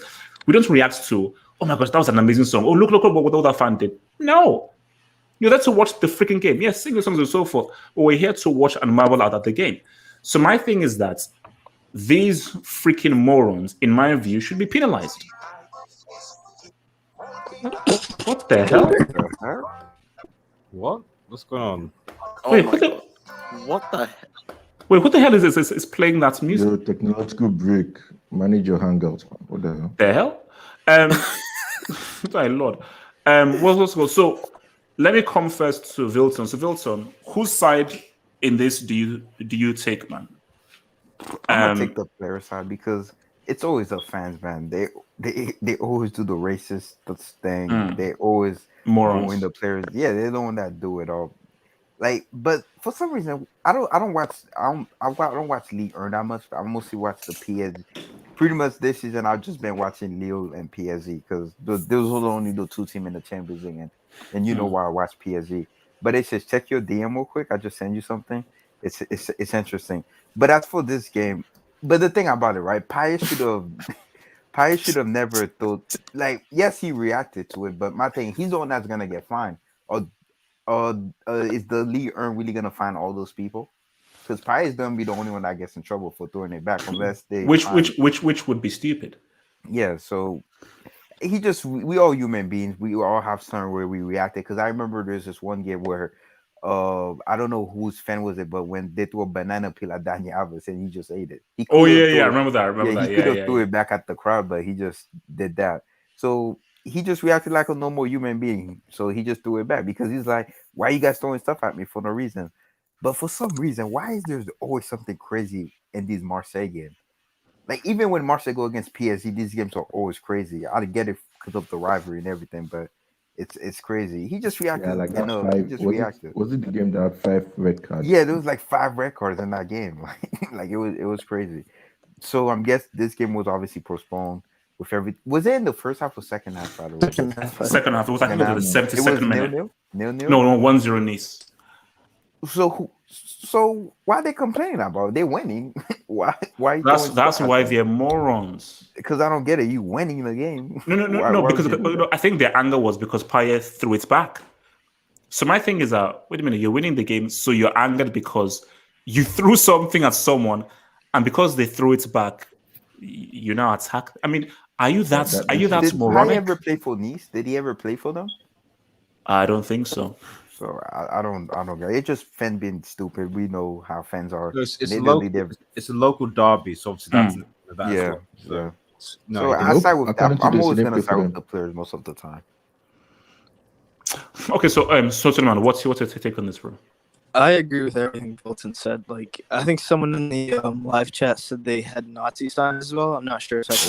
Yeah. Wow. So like, you can't back those people. Like, yeah.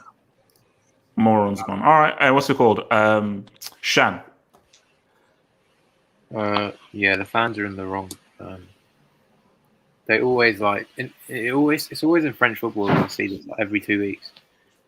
Like the fans like throwing flares on the pitch or like running onto the pitch. No, but some psycho on Twitter, this guy's a freaking moron. He said that, like what's it called? This shows the true atmosphere. like basically ultras are parts of football. They're not part of football. I was like, you dumb idiots. So you're saying that guys that pull up Nazi signs, throw racial abuse, and throw stuff at players that could have damaged them is part of football? Competitive atmosphere. It creates competitive. It prefers a competitive atmosphere. Yeah, like it's very advantage. Stupid, sick idiots, man. I tell you, man, there's some dumb idiots in this world, man. So what's it called? Abdul, your take on this, bro? Before I give my take on this, can I just quickly play something? Oh God. Let's talk about Romelu. Let's talk about Abdul, come on. Lukaku. Now, Lukaku was a brick. Abdul, he was one of our most valuable members of the brick academy. Abdul, we don't need this. Abdul, this is in the past. To see him go. Very sad to see him go. And he was loved by the teachers, the staff, and everyone. Live chat. This is a lie. This is the much to see him go, but he had to leave because. Why are you using a voice by changer? the teachers. Abdul, why are you using a voice changer? For Lukaku, this was a horrendous miss at such a crucial stage in the game, and hence why this guy simply, sorry to say, nice guy, but he's a brick. I know that's in the past. The teachers, man, the teachers are gonna miss him. Lukaku, that's in the past. So that's two strikers that in the top five.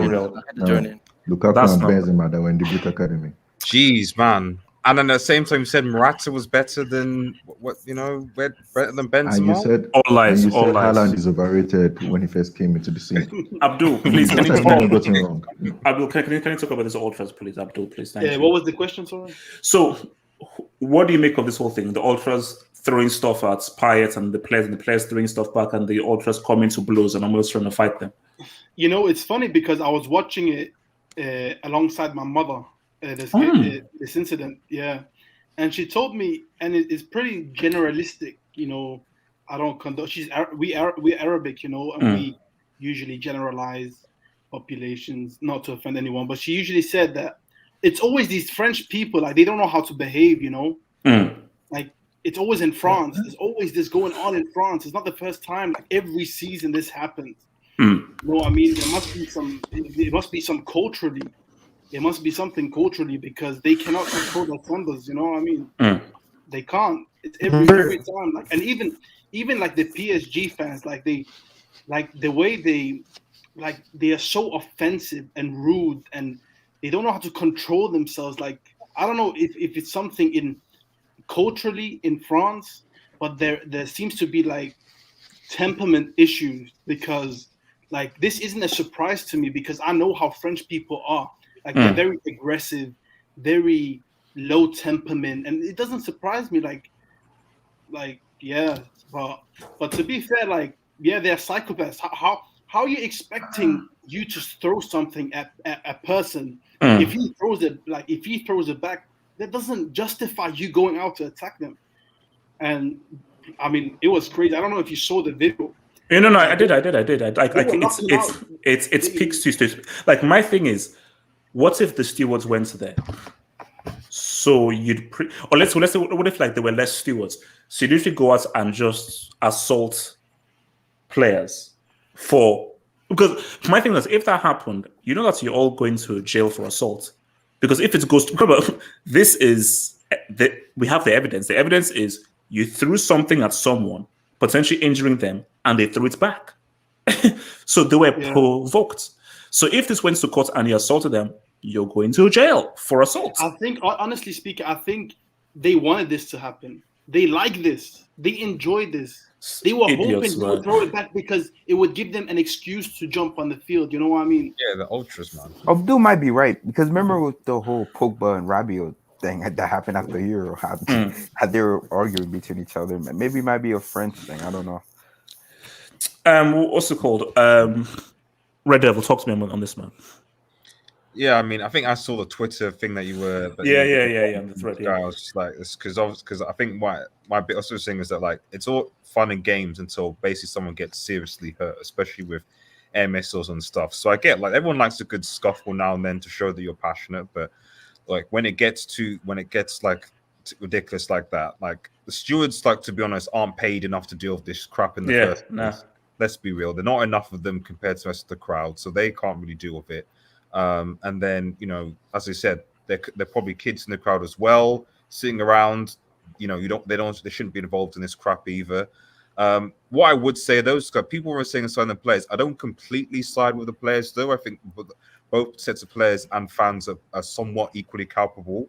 not regarding the Payet situation, but actually more so what happened afterwards. Because part of the problem that exacerbated the situation was the fact that both the Nice and Marseille players were actually fighting each other on the field as well. Oh wow!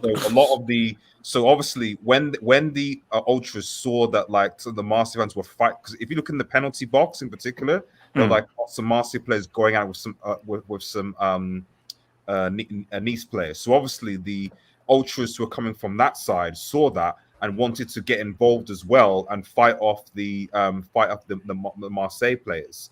Then you fast forward, and then Sampoli, who's the manager, is like they're now. This is like later towards the end, and they're trying to get everyone off. And then Sampoli is like going off it and like fighting this Argentinian manager, like fighting everyone and stuff like that. Like, wait, but Red Devil, have you seen what Sampoli looks like? I mean, yeah, he's an Argentinian thug. He's an Argentinian thug. Yeah, he's an Argentinian thug gang. Yeah, I don't know, but like this dude literally. So at least what I'm trying to say is that like the worst thing that you can do as a team is if you're on the Nice like side or whatever, like Marseille side, and you are wanting to reduce tensions. Who's the manager? Does this guy not look like an ultra himself? Yeah, that's what I'm saying. He was literally like, and like, yeah, I get it. He's pissed because the Nice fans, but like, if you wanted to diffuse tensions, you don't like. This is what I'm trying to say. Like, if you want to diffuse tensions, you don't go and fight the opposing team because that's going to further increase problems. So the ultra was wrong, and I say in the 21st century, I don't know why we still have ultra fans. To be fair, in France, there are bad ultras elsewhere. I think like the Turkish league is something else, especially when the Fenerbahce derby happens. So they can be really, really bad. Italy sometimes can be bad as well. But at the end of the day, like I don't think either managers or either players helped in this situation. They could have done things to at least alleviate the situation. Instead, they just started fighting amongst themselves and fighting with officials, which probably didn't help. So yeah. All right.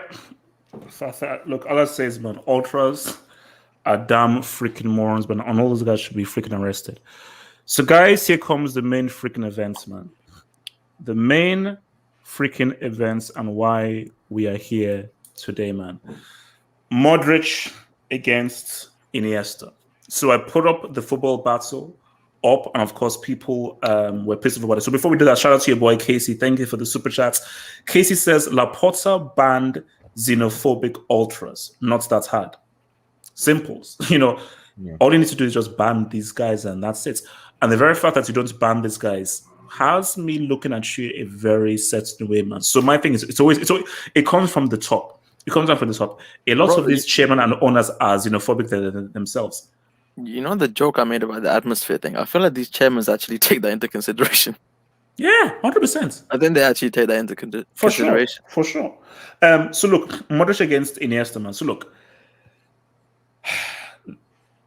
I want to maybe go around the room and see where everyone lies. Then we can have the arguments here and there. But let me just kick things off. These guys are almost on par. Whereas people may say, okay, if we look at accolades, so Iniesta has three? Well, 09 doesn't. 09 shouldn't count, but fine. Let's put 09. So 09. Actually, was he there in 06? Does he win 06? Yeah. He was there. He was there in 06. So 06, 09, 2011, 2015. Was Modric in 2014? Yes, he's the one that provided the assist to Ramos.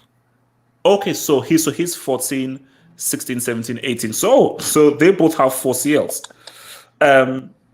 Now, Iniesta obviously has the Euros and the World Cup, but he played for Spain. And then we'll also get to the whole other arguments based on what he did as an individual. But my thing is, Iniesta at his best was quality. Amazing, absolutely outstanding player. And I don't want to have one with Verratti. What is it? Is it not good enough? No, wait. I'm just saying that. So see, my thing is with Iniesta, look, quality player. Iniesta at his height, superb, amazing. I am big on how good can you do in different systems? How well can you operate in different systems? And I've always said that if you're good, you're good. Your quality, your quality. Spain and Barcelona were the same exact system. It was the non-Barcelona players who had to now sort of adapt themselves to the way that these dudes used to play. So my thing is, how much adaptation did your boy have to do going from Barcelona to Spain? You know, like not that much adaptation. So for Modric, Croatia and Real Madrid, totally the difference. And I argue that him taking Croatia to the final was a greater individual achievement than what Iniesta did with Spain, because you were playing with a much more better skill team than the old boys. Another thing as well against your bold boy. Who? Robin. Look, that doesn't count, man. So my thing is, Modric also longevity. Where's Iniesta right now? He's with Goku, Vegeta, and Frieza in Japan. He's saying what's up with Goku and Vegeta. Modric is still arguably one of the best midfielders in the world at 35 years of age. So for longevity arguments, because Modric is almost like if he's getting better by when. So what I would say is, two amazing midfielders. I just feel that Modric is more dynamic, and what I give Modric over Iniesta is he isn't as reliant on a system as Iniesta is. Because when we look at that Spain team, was Iniesta the main and most outstanding player in that team? I don't think he was. He was definitely one of the top players, but was he the standard most outstanding player? I don't think he was. Whereas for Modric, Croatia lived and died based on what Modric did. So that's where I can. Suleiman, where you rolling, bro? Where you rolling? I mean, I'm obviously biased, and don't get me wrong, Modric is a quality player, especially, honestly, after the 2018 World Cup, he went up in my books, like, a lot. But he ain't no Iniesta, bro. Okay, when you say that he's not Iniesta, what... I think that Iniesta is somehow way better than him, and it's not even close. Because that's wild. Listen, it's close, but like there's still a gap between them. Like, for Modric, can he do what Iniesta does? Like Iniesta, he can do things that Modric can't do. Like the passes, like you can like passes he can't do. Like defense splitting passes, you can't even like imagine how did you do that? Like you can't see it beforehand, and then you're like, wow, how did you do that? Some of Modric's passing has been pretty crazy, bro. Especially the outside of the foot. I'd give it like Trivela. Yeah. That's insane. I agree. No. I mean, I know like in some of Iniesta's through balls and balls in tight spaces are pretty amazing, but let's not sleep on the range of the pass that Modric has, based on from 40 yarders, 50 yarders, 60 yarders outside of the foot, switching player and so forth. So to now say that Iniesta's passer is on a whole different level from Modric, says us, have you really seen how Modric has played in the context of a game? Listen, I think if I wasn't a Barcelona fan, these two would be extremely close. I might even put Modric ahead of him, but it's probably bias speaking right now. So basically bias. Basically, yep. All right. So we're going to Z. Natsa says, whose team lost a UCL final to Chelsea. The lost his UCL final to Chelsea. Says, please talk about Sané's decline and being booed. Give him some time. Give him a new season. It's only been a few games now. Give him some time. And I say to you, Natsa, should you have allowed Leroy Sané to go? I don't think he should have. Pep never really appreciated Sané, and maybe you may regret not having Sané now. If Sané was in that UCL final, who knows? Things could have turned out a bit differently. The dude is still quality. Zed, talk to me, man. Modric and Iniesta. So, HH, hold on. I'm sorry. You rep Sané. No, look, he's a quality player who just needs to get better this year. Look, Zed, talk to me. Talk to me. It's close, I think. I think in terms of ability, I think they're pretty close. I think Iniesta just edges it in terms of accomplishments. Obviously, he's won the World Cup, and obviously he's won like a bunch of La Ligas and whatnot, Champions Leagues with Barcelona. I think dribbling wise, Iniesta is clear. He's actually deceptively good at it, but passing. Clear. How do you mean? Have you seen Modric dribble? How is Iniesta clear? Iniesta is clearly the better dribbler. Like his according to who? What? That's pretty. I mean, Modric is a decent dribbler, but Iniesta is like in his prime at Barca. He was pretty damn good at dribbling, to be honest. Just maybe a few players behind Messi in terms of dribbling. Like remember that goal Messi scored against Real Sociedad? Iniesta started that. Okay, let me ask you this: and this is for the live chat as well, if Iniesta played for Croatia, would he lead them to a World Cup final? I believe so. Fair You're on crack. I know. Yeah, I get you. That's what I'm saying. I think it's close. Iniesta started. I think Modric, because he started at Tottenham, he had Iniesta had a head start. But Modric has really proven himself. I think it's close. I don't know. I can't separate them.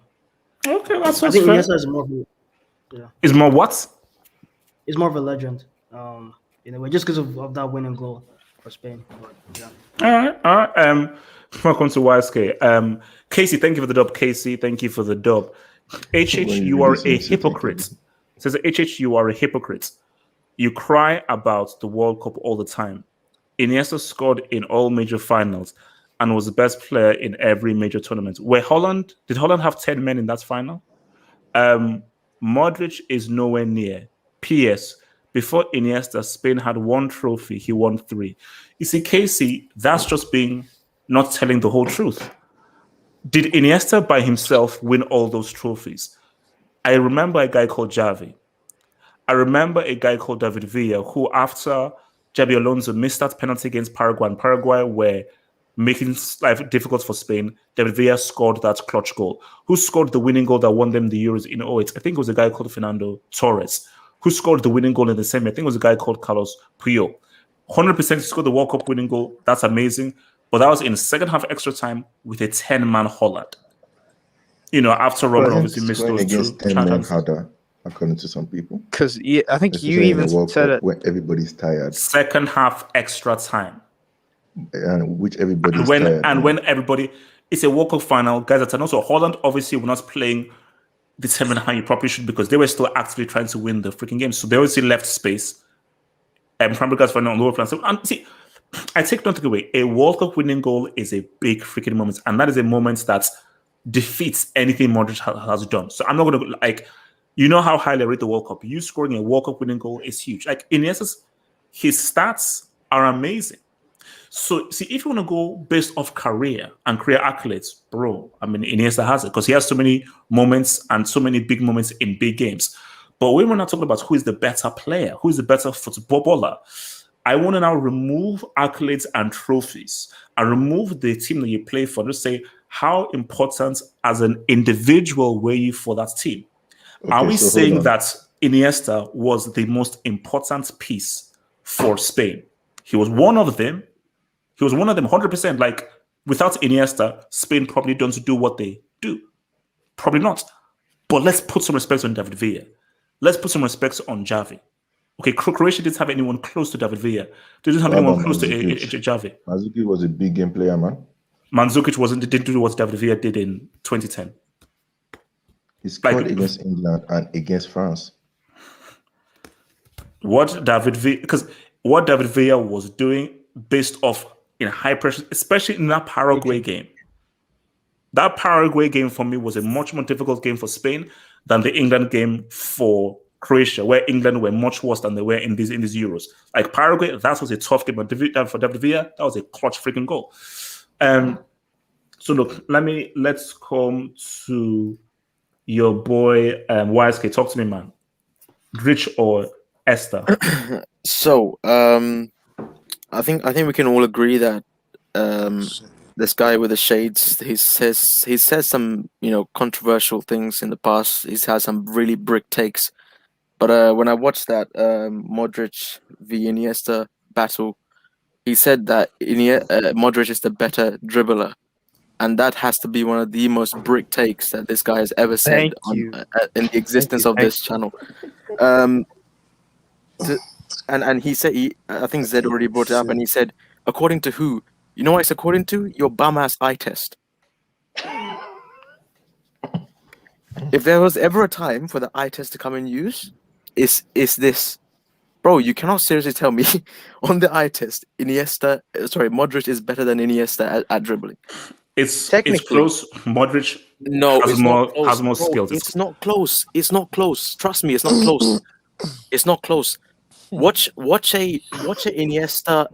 Just go and watch an Iniesta highlight package. I've seen the guy. I've seen. Watch it, and then go and watch a Modric. I feel like you owe Modric money or something. Like he's after you. He's after you because that makes no sense. You calling him the better dribbler makes zero sense. So he's clear of that. Iniesta is clear. Legacy wise, he's clear.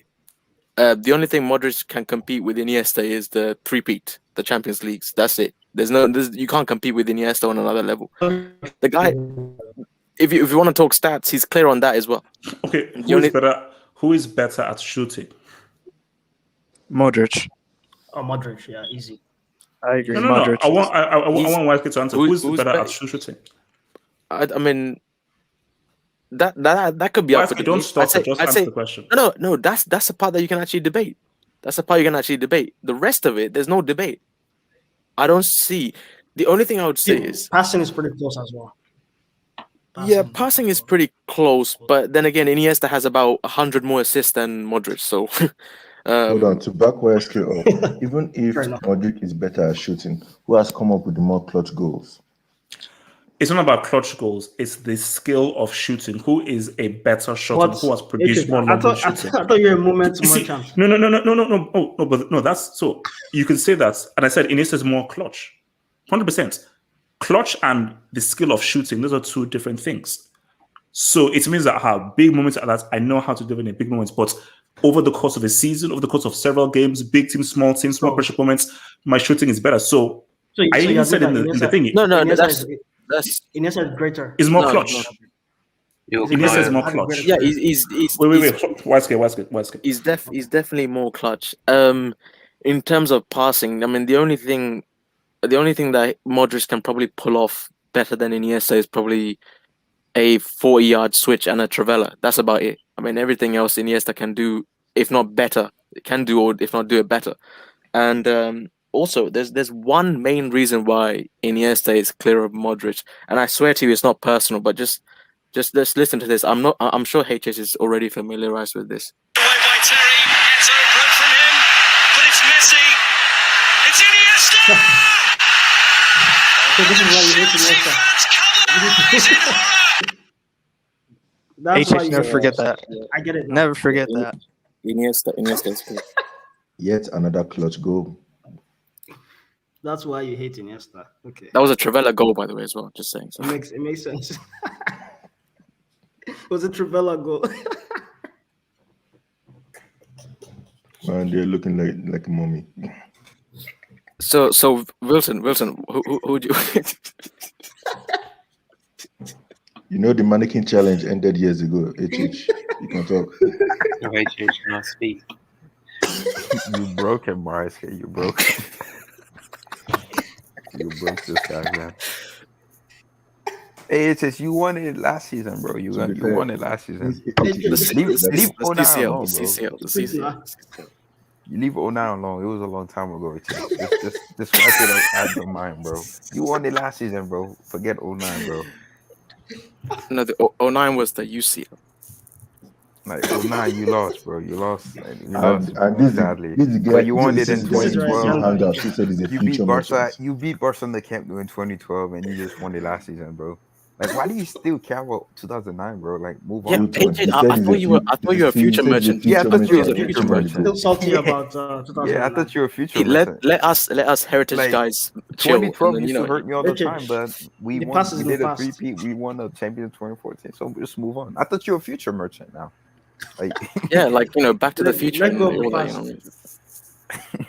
HH is like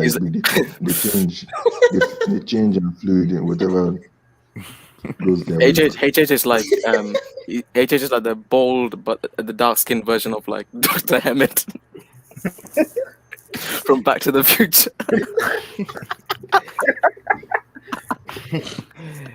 oh my god.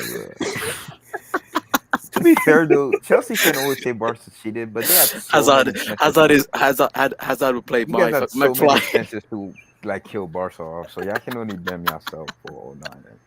HH, who would you class? Mason Mount or Hazard as my McFly? Well, ask you're well sick, man. Built on Modric or Iniesta. This debate again. See, like both players are amazing. Like both players are amazing. I can understand why if people say Iniesta is better, and I could also understand why people say Modric is better. I guess most people usually say Modric been playing for weaker side. He went from Tottenham, playing for Croatia. Then obviously he went to Real Madrid. Like then he just automatically became like legendary status at Real Madrid, starting in 2014. Then his World Cup campaign run with Croatia, which because nobody predicted them to get to the finals, and he did that. Okay. You could say that's done, but the reason, see, if somebody were like, if a Barcelona fan were to come up to me and say Iniesta is better, I'm not gonna get mad. Like you could say both ways because Iniesta is like I think the better dribbler because when you look at close, like just in close, tight spaces, Iniesta was like a wizard, bro, with the ball. Mm-hmm. Modric is also good too at dribbling, but I just think Iniesta edged him over that.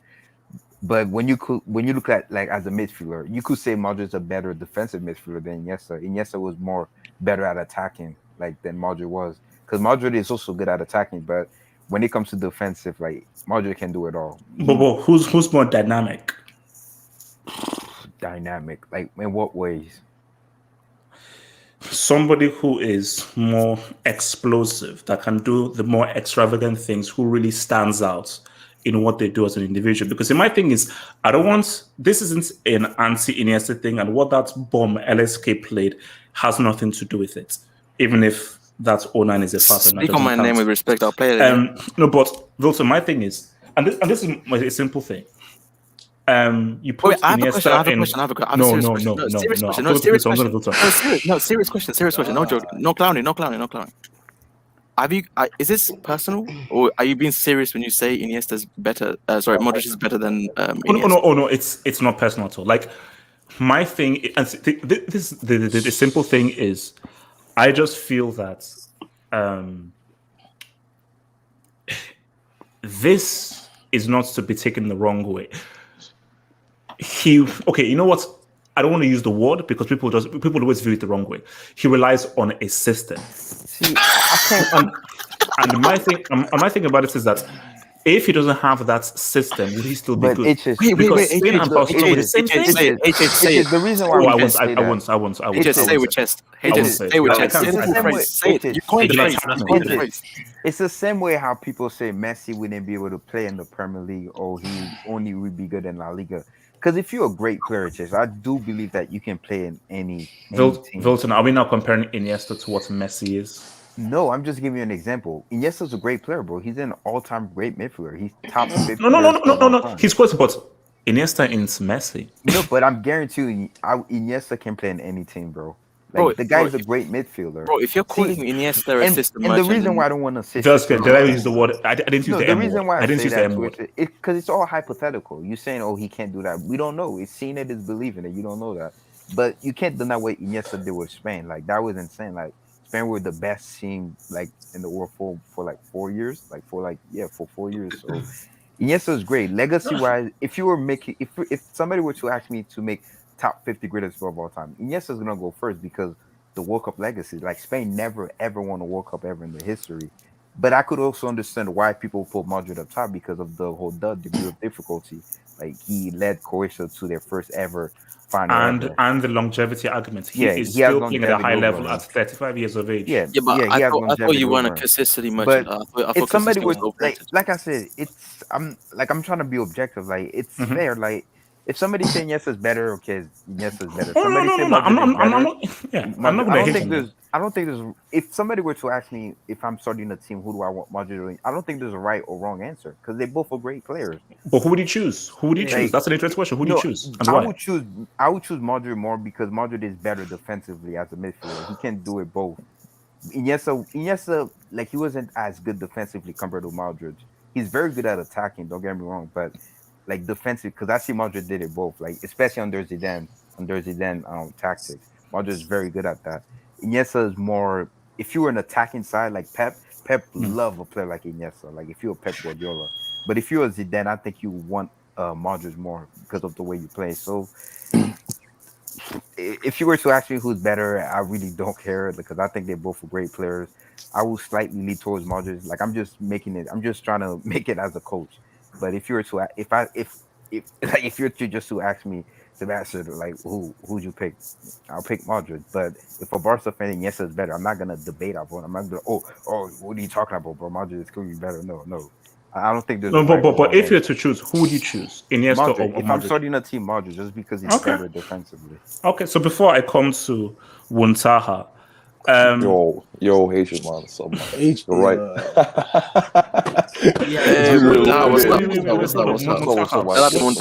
Wuntaha, where have you been? People have missed you. Right now, Haitian, I'm like in the Far East right now. On a business trip, so you know what I mean. So okay, well, hold up. Yeah. So no, hold on, wait. So basically, you're rich. Basically, I mean, not exactly though. He's rich. See, that's a rich laugh. That's a rich laugh. Exactly. No. YSK. No, YSK. If he wasn't rich, he'd be like, oh, no, I'm not rich. Yeah. When he say not exactly, not exactly. Like, I've got cash, but not cash. Yeah. No, like I appreciate you boys, like no. You just said you're on a business trip to the Far East. Can you please donate to the hotel that's provided you with so much laughs and enjoyment, please? No, definitely. I take checks and gold nuggets, please. Thank you from Fort Knox. No, hatred. I only prefer cryptocurrencies these days. So wow. High level. Okay. Let me hit this. What's it called? Is it called Brocoin? No. I won't declare right now because we're live. But definitely, you know what? Like we are all flying. Brocoin. Oh yeah, he's balling. You know what? Actually, that's a really nice idea to come up with the Brocoin. Hey man, just saying. I'll take 0.2 commission. Oh, you know what? I'll give you 0.1. How about that? All right, that's fair. Okay. So let's read this. So, from your boy Casey, thank you for the super chat, man. Casey says, "What about Rakitic, Perisic, Mandzukic, who scored against England? Be honest. Mandzukic was money all tournaments. Modric missed penalty against Denmark. Now, Casey, are you really going to tell me that those names are better than David Villa, Fabregas, David Silva, Xavi Alonso?" Let me have my say, bro. Let me have my say. Wait. Hold on. Because these guys are mad disrespectful right now. Like, for real. Okay, hold on. I'll come to. So, my thing is that, look, quality names, but let's keep it real. Based on individual talents, Spain were better than Croatia. So, the support that Iniesta had was far superior to the support that Modric had. From MN, thank you for the dub. Emin says, Iniesta's World Cup winning goal. PS, respect Perisic and Rakitic. I respect them, but I'll say it again. Perisic and Rakitic, are they better than David Villa, Pique Torres, David Silva, Fabregas, Xavi Alonso? No, they don't. They're good. They're not better than those dudes. Lastly, and from Ifak, thank you for the dub, Ifak says, thank you so much. Labille is better than both of these bombs. Oh God. Oh my God. No comment. No, YSK, you are going to comment after I finish this. You will see when he leaves Ole Gunnar's terrorism football. But before I come to Monta, Wise, do you want to comment on that? First of all, I do not condone what that guy's last few words was about terrorism. Terrorism is bad. This is why the government brought in the Terrorism Act to prevent such acts. So that is actually illegal. You can get deported from the country for committing such crimes. So, no comment. Brave. Okay, wait. Let me. Munzaha, Modric, Iniesta, we're having the debates, and I'm sorry, and we will try not to keep you too long away from your business trip and so forth. So we thank you for giving us a very, very short time from a very busy schedule of earning billions in Japan. Is it Japan or South Korea? Japan or South Korea, or is it Shanghai? I mean, you're close, man. You're close, man. Like I wouldn't just declare right now. Shanghai. Konnichiwa. Sumimasen. Konnichiwa. Subalashi. Talk to me. Okay, let's start this way, right? First, let me talk about Modric, so it makes more sense to be like, because I'm a Madrid fan, so I hope I might not sound biased to you guys. With regards to Modric, I remember that Sir Alex Ferguson came out in 2012, 2011, that if he wants to break the dominance of Xavi and Iniesta, he said, I need Luka Modric in my team. He said that. So I respect the words of one of the greatest managers. And I understand. And if you see Modric throughout the career, right? He started his club career, basically with Dynamo Zagreb or something like that. And that level, compared to La Masia, to Iniesta, is not even close, let's be honest. If you see 2008 Euros best midfielder, it was Xavi. I guess it was, I can't remember who was the third guy, but like it was Modric, Schweinsteiger, and Xavi. I think so. These are the best midfielders of the 2008 Euros tournament, not Iniesta. Thirdly, if you see, right, Modric throughout his phase, I mean, he's always been part of an inferior side. Let's be honest, right? I'm not taking anything away. That's nothing to do with Iniesta. I'm just simply saying the Modric bit right now. I mean, for me, Modric has been impressed me throughout the Spurs days. Amazing dribbler, amazing midfielder. I think he's one of the best midfielders of this generation or past decade. So in my situation, when I see Luka Modric, one of the best players, let's talk about Iniesta, right? 2006, where was Iniesta? I'm just saying, from Spanish thingy World Cup. I think he wasn't even part of team, if I'm not mistaken. Where was Modric in 2006? No. Modric wasn't there in 2006. Wait, 2008, Iniesta was not better than Modric in 2008 Euros, by the way. 2010, amazing World Cup from Iniesta, by the way. So I give him kudos. Yeah, definitely. 2012, I don't have to say about Iniesta. Come on, nothing. 2014, disaster class by Iniesta. 2018, disaster class by Iniesta.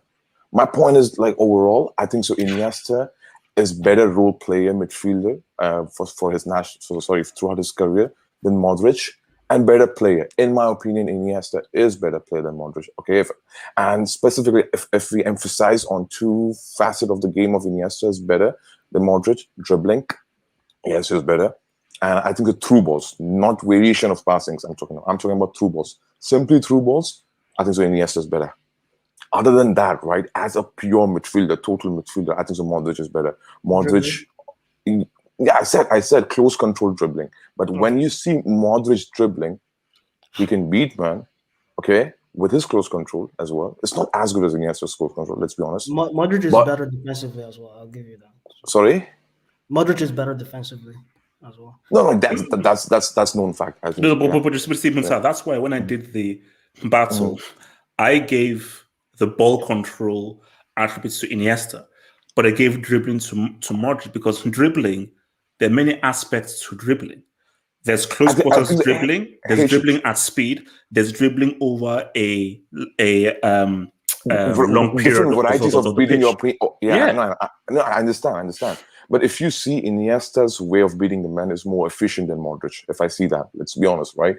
Because Iniesta's close control is so good that he can beat men easily than Modric from my eye test perspective, right?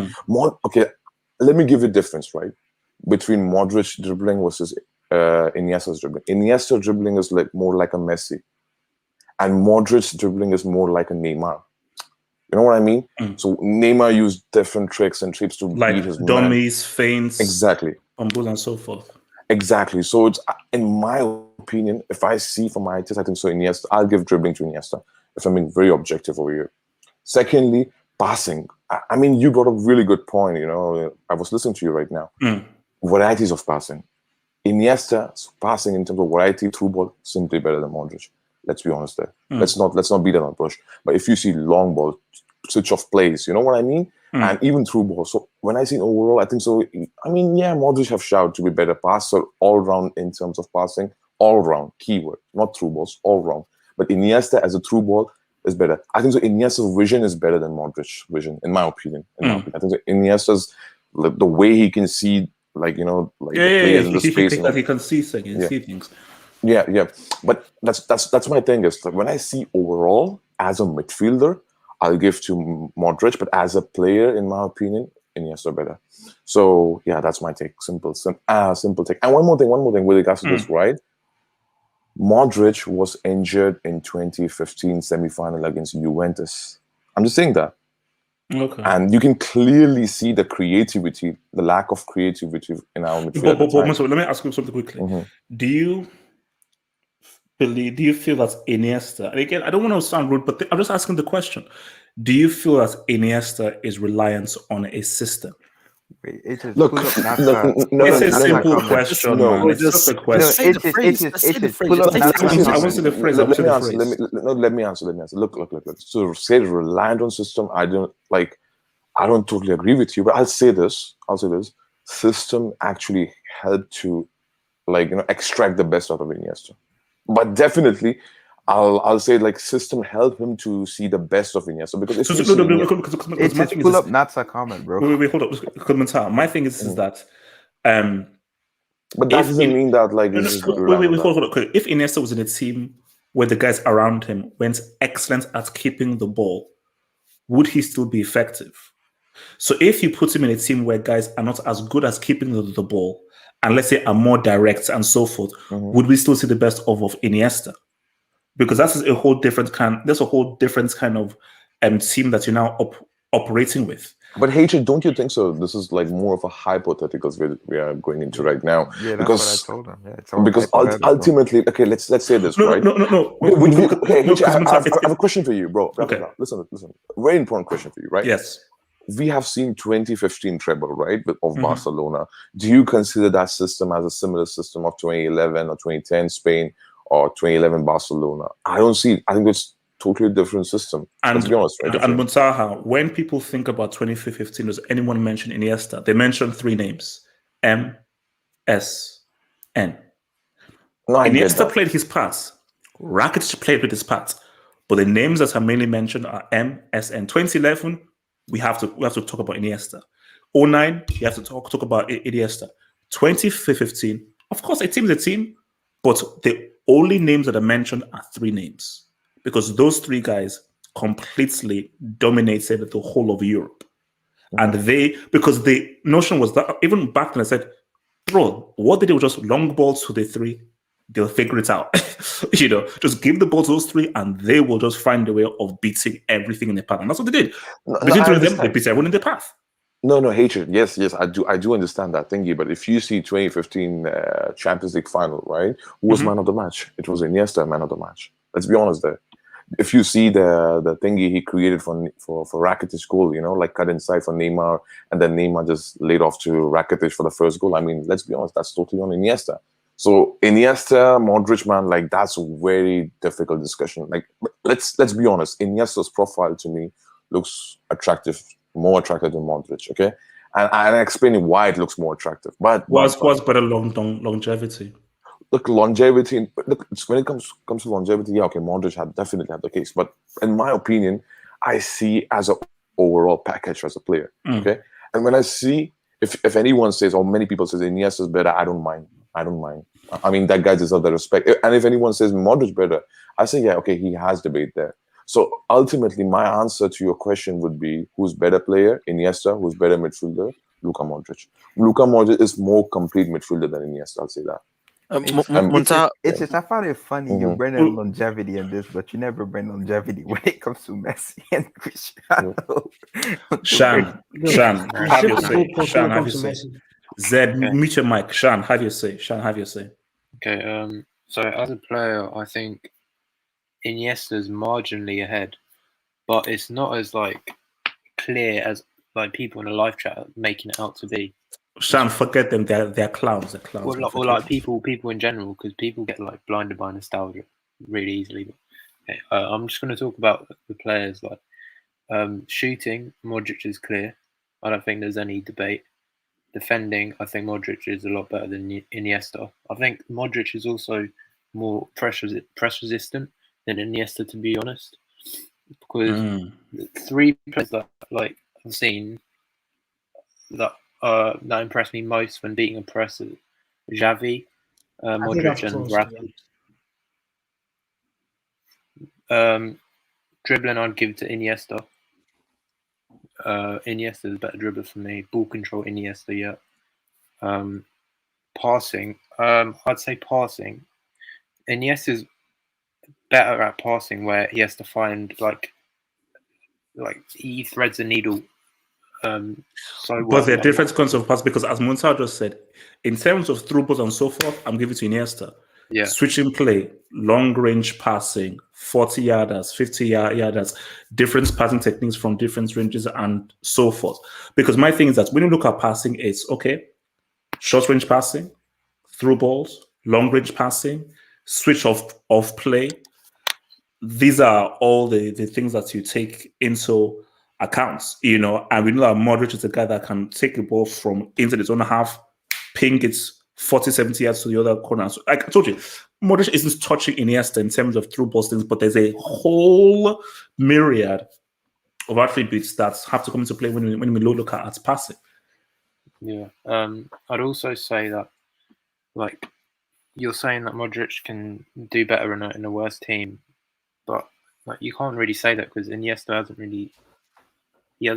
like, it's hypothetical, as other people are saying. Like, you can't say that because if Iniesta played for like a Spurs or someone like that, he may have done as well as Modric. You don't know.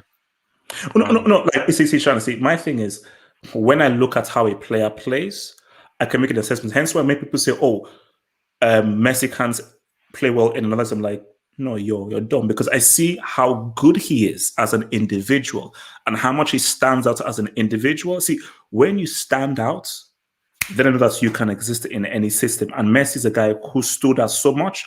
I know this guy, put him anywhere, he can say what's up. But someone like an Iniesta, even like a Xavi, I'm like, quality players, but the way that they play is very much married to how this passing system operates. So if they don't to go to a team which is much more direct and is totally opposite from that passing system, I'm not sure whether they'd still be good, because a good player is a good player. I don't know whether they would be as good in a more direct attacking team or in a defensive team than a team that have players who are great in possession. Yeah. For like I get your point, because like for a counter-attacking system, Modric is better than Iniesta. But for the system where like dominate possession, Iniesta is better than Modric. So it's like, for some people, it's just a matter of taste. But like people saying out loud things like, "Oh, Iniesta is clear." He's not clear. Like, you can say he's better. I think he's better, but it's really like, I think Modric is better than Xavi, to be honest. Like, it's a debate between Iniesta and Modric for me. All right. What's the call? I kind of agree with that. And the one more thing is, with in the favor of Iniesta is that, bro, high-profile goals.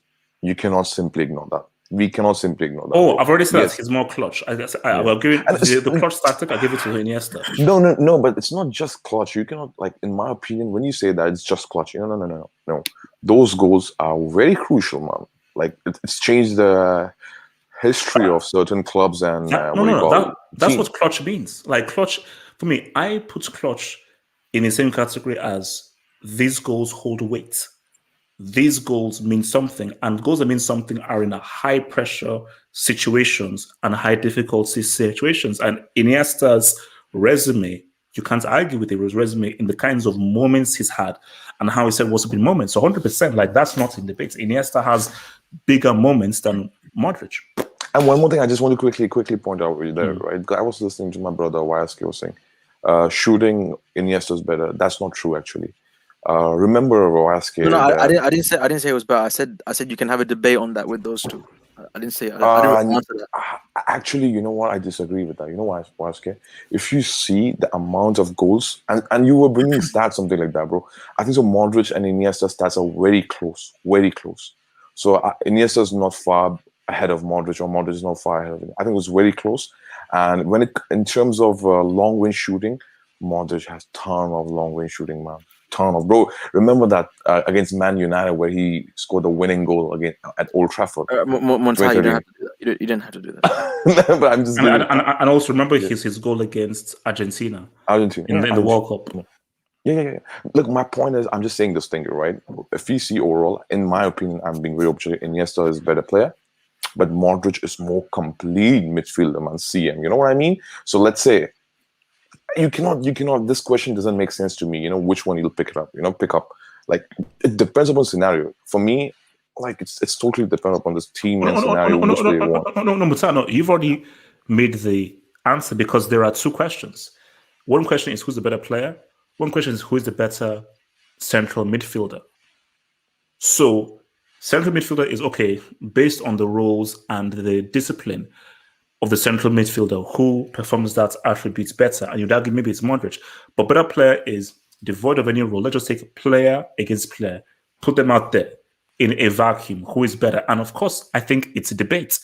And just for me, I just feel that when we break things down, I just feel that Modric is the better player, because I just feel you put them in a vacuum. I think Modric would be able to float better. But you know why you think like that? You know why you think like that? Because I know where you're coming from. Because when you see Modric playing, he's more flashy.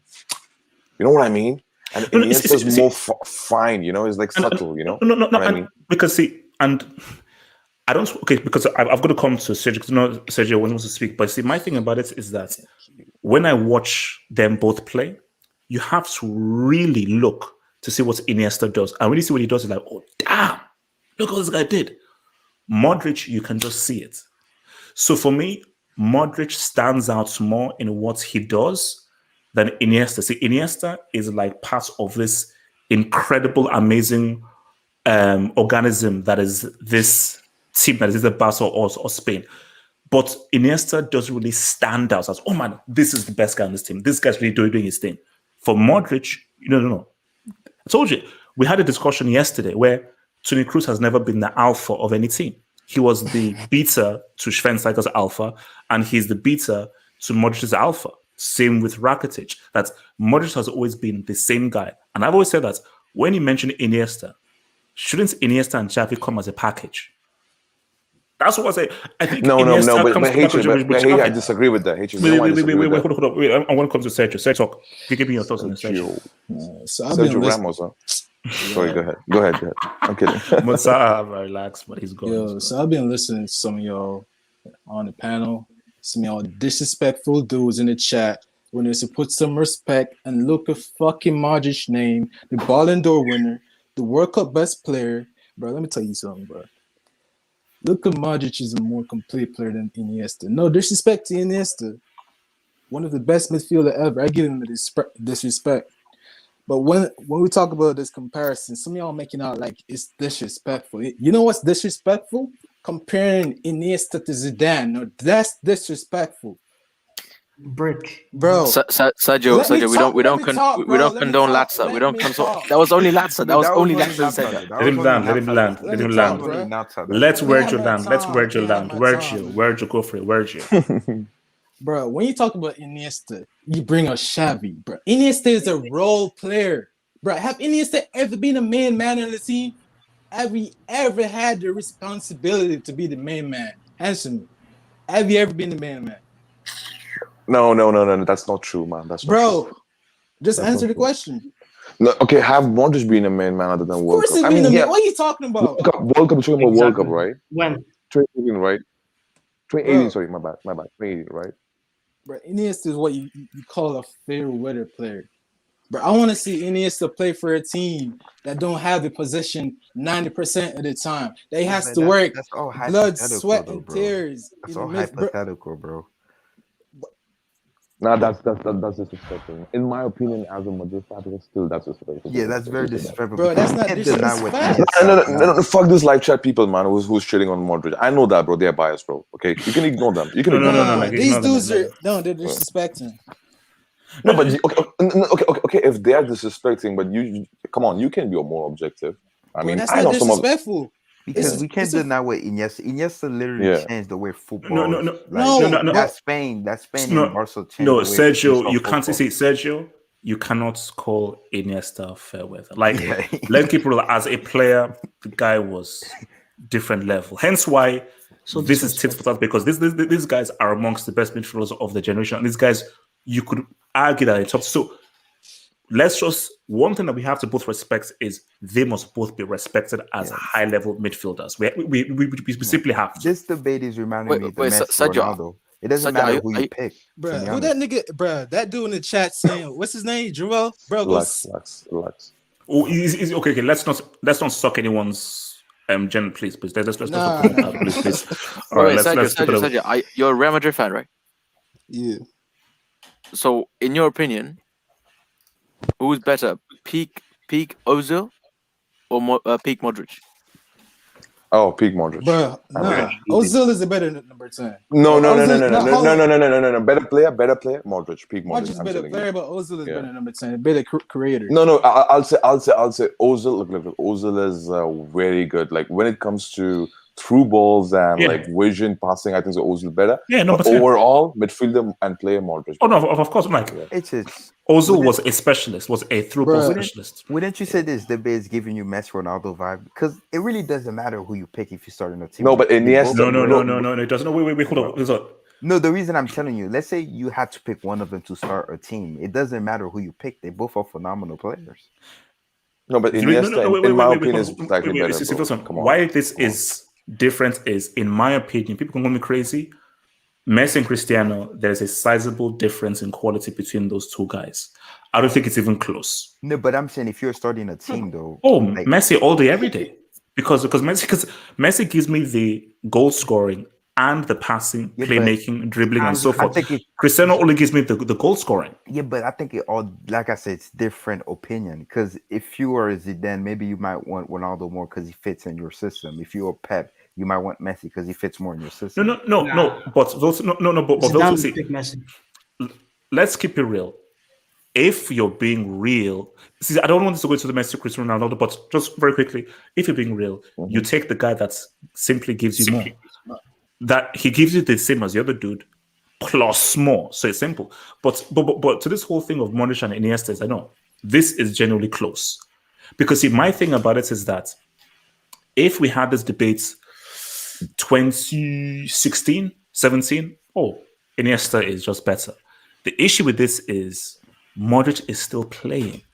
And he's still playing at a high level. It's like when we saw what Zidane did in 06.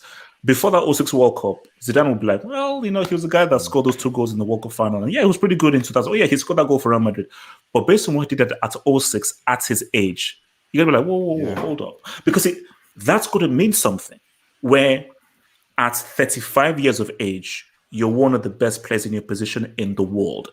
You are playing better than 20-year-olds. He did play 60 plus game last season alone. And it's like that's going to mean something. That's going to count for something, that the guy is he's aging like wine. Like he's somehow getting better with age, and he is still on par with 20-year-olds at the age of 35.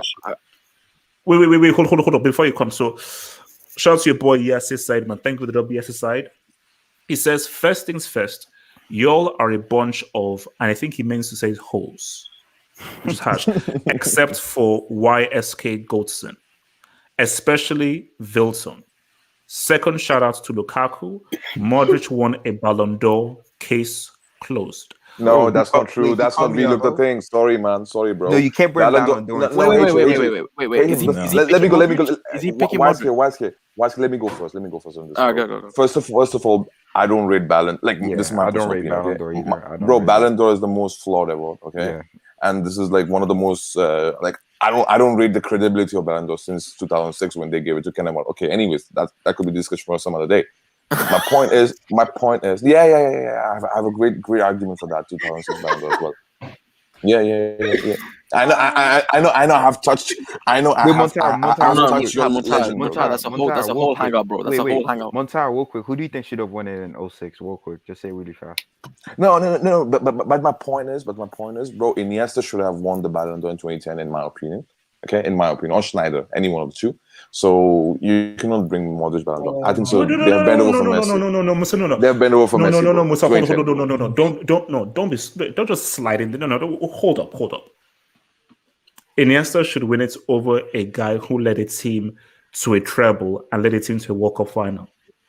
No, I mean you can give it to Schneider as well. I said Schneider. No, not you can give it to. He was robbed. Not really. Well, Schneider was robbed. But Iniesta had a phenomenal. No, let's no, but that's Schneider. No, but let's say this. Even if you have given to Iniesta or Schneider, if you believe that Schneider was more deserving, okay, fine, I respect that.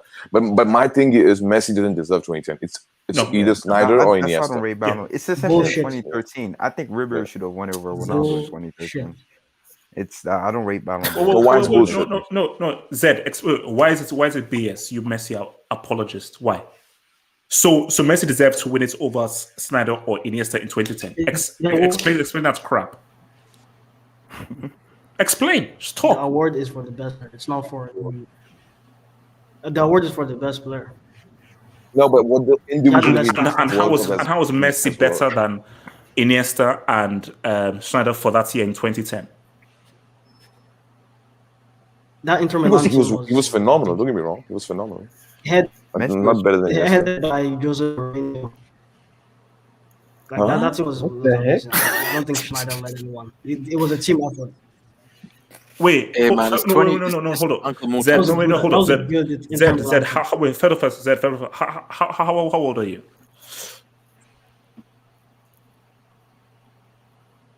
It's not Zed, how old are you? Because I want to know how old you were in 2010. I'm 23. So I was. That's not true, is it? I was pretty knowledgeable then. Bro, you shouldn't have hesitated to answer that. I'm gonna question that answer. So you don't need to think about how old you are. You just know. I'm the spirit, bro. How close are you to the mic? No. Don't do it. You actually sound like almost like you're actually in this house right now. That's scary, bro. So okay. So Zed, okay. So how old were you in 2010? I would have been. So that was what 10 years ago. So I think I was like 14 then. 11. Bro, what year are you born? I was born in 1996. How are you 23? If you're born in 1996, you should be 25. I'm just relaxed, man. Now we need a break. Okay. No, this is fun. No. Zed, all I'm saying is that you clearly didn't watch 2010 because Schneider was critical in the treble that they won. Yes, sir. Why does no one include Milito in that? Yeah, nobody ever gave Milito credit for. Yeah, no one gives Milito credit. Who gave the passes to Milito? What? Who laid the passes on a plate from Milito? Who scored a brace in the final? Who gave Milito 3? Because Milito actually missed an even easier chance. He should have actually had a hat trick. Yeah, all of those balls were laid. They were laid on a plate. Basically, he didn't even have to do it. All he had to do was those shoots. You didn't have to finish it. Yeah, but what happened in the final? On a plate what happened in the final? He scored 2 goals. What happened in the final? Brace. What? What? He scored a brace in the final. So, bro, HH, can I go next? No. So your Yasser side should be. So Yasser side says, "Thank you for the dub. I'm sorry, but Modric bowled for Croatia. I don't even know where Croatia is. It's in Europe. Don't go there if you're black. Let's be honest, HH. I love Iniesta, but Iniesta has Spain. Modric has Croatia. I mean, look." A good player is a good player. So you can't just say, oh, you played for a good team. No. Let's just see how good you are as an individual. But it does say something that Modric Modric was voted second best player at the World Cup in 2018, playing for Croatia. He was the best, which I bro. think is He was voted as the best. It wasn't Hazard. is quality. Wait, Crap, okay, bro. I want to ask you a question. Being the second best player This at guy the is thingy just, bro, is like, you love pretty having damn Let me ask you a bro. question. Let me ask you. No. Undisputed was waiting. Undisputed, talk to You me. can't have a debate Okay, with so British, bro. I think I have an argument. Not only that Iniesta should be ahead, but I think I have a pretty decent argument for Iniesta being a horseman. To be honest. Oh, so let's debunk some arguments against his greatness. We're One not is that taking any more applications, man. Why is Gerd Muller not a horseman? No, one is that David is dropping tomorrow about that. So one is that Iniesta is a system player, which is just completely false because he won a treble in 2015 without Xavi and while playing in a counter-attacking system against Bayern, where they had less possession. MSN were the key. Who was man of the to match that. in the final? Who was man of the match in the final? Who You should look cares? that up. That's a No, bad you have to care, award. man. Come on, you have to care. Wait. He Say won- what you just said objective, again. it's just Say fair, who bro. cares again. Say who cares again. I dare you to say who cares again. Before I Okay, bring this- okay. And then 2006. Say who cares. Sorry, 2006 under Frank Rijkaard, he won man of the match in the final again after Ronaldinho laid a complete brick. Rijkaard had to bring on a 21-22 No, I think year old it was Iniesta. Eto'o. I'm gonna Eto'o, check right? this is bogus information. No, I think it was now. Eto'o. Eto'o won man of the Oh, match. Eto'o, but Iniesta was one of the best players on the pitch when he No, came but on but after it Yeah, was but not don't man say of he the won the match. man of the match. No, Don't say that. that's not true. Ronaldinho, That's not true. Iniesta scored one of the Google most clutch goals of all time in 2009 against a Oh, yeah, team in true. blue. I can't remember what its name was. Which no, that's a game that doesn't count. Iniesta scored one of the most clutch goals of all time in the final. Iniesta is Barcelona? one of the Play most Barcelona attacks technically. so bad. Iniesta is one of the most technically gifted. Continue. What's wrong? Very Iniesta is one of the most technically gifted players of all time. Iniesta, honestly, if it was up to me, I'd get this. I'd get Iniesta in the horseman group. I'd get Muller in the horseman group, and I'd kick out R9 and I'd kick out Zidane. I think that would be cool. You know what? I agree with the latter. I agree with the latter. Because this R9. I don't if think this was R9 based is on a top meritocracy and not just a nostalgia merchant. You know? I agree with Zero CL merchant. If I love if, R9, if but it's just I also R9 think way that too early, bro. if Disputed. if Juve, no, I have to keep continuing. If I also think that if Juventus had Iniesta during the late 90s, they would have had 2 more Champions Leagues. That's a lie. That's a No, lie. that's a lie. That's not like come on. No, on this hypotheticals, you man. can't say that. You can't bring Hypotheticals, hypothetical. into Yeah, it, that's bro. see, that's a hypothetical that I'm never going to say. Like even for me, I say, cool. We don't know whether if Iniesta played in an attacking team, he'd say, It's the "What's same up?" way I can say if Modric played for Spain, he would have won a Iniesta could World play in Cup. any It doesn't team. make The dude sense is to say far that. too good not to play in any team. Unbelievable. You can't say that. You can't say that. Wait, how can you say Iniesta can't Wait, play in an hold attacking on, team? no. The system. Have we seen him play in an attacking team? No, but Yeah, that's I have actually. What do you mean? 2015. No, you Iniesta's haven't. game is built around attacking, bro. What are you talking about? Possession. It's built from possession. Could Iniesta play in a counter-attacking direct? Okay. No. Oh my god. 2008. Could Iniesta play for Brazil? No. No. Wait, 2008. Has a team fallen apart when Iniesta hasn't been there? Like Modric. in Anybody can play for 2016? Brazil right now. Yes, actually, because in my opinion, MSN fell apart after Iniesta began to decline physically. In my opinion, and it's actually backed up by the Champions League no. Okay, results. disputed. How is it that Iniesta has declined, but Modric goes from strength to strength? Riddle me that. Longevity. Okay. No. HS, why do you only use Whoa. longevity when it suits you? Why do you never use longevity for No. Can I ask CR7 another against question? R9? Wait. Can I ask another question? Another question. Disputed. Where is Iniesta currently playing his trade right now? Where is he You're not currently play football? consistent though. Can I ask this question? No, but HH. That's the catch. That's the catch. That's the whole point. Wait. Can I ask a question? Disputed. Where does Iniesta currently play his trade? Where? What league? Japan, I think. There we go. Japan. Hold on. Let me land. Disputed. Yokohama. Modric right now. I think he was in a CL semi, like this year. Yeah, CL semi. Wait. Hold on. Disputed as well. Age 35, Modric is still considered one of the best midfielders out there. Guys are still lauding him. At age 34, 35, Iniesta, he's declined so much. He's trying to stay relevant in Japan. This is no disrespect. This is no disrespect. All I'm saying is that disputed. Doesn't that mean something that Modric has become more relevant in the older age than Iniesta? Wilson, I'm so close. Sorry, So close to bringing up that I need consistency to receipt. respond to the attacking team argument. Did you know that in 2008 final, Spain had less possession than Germany? And the system was not the Bosque system. The system wasn't even the Barcelona system. Disputed. Okay, can I respond to that? Yeah. I remember. So it was the game against Italy that they played.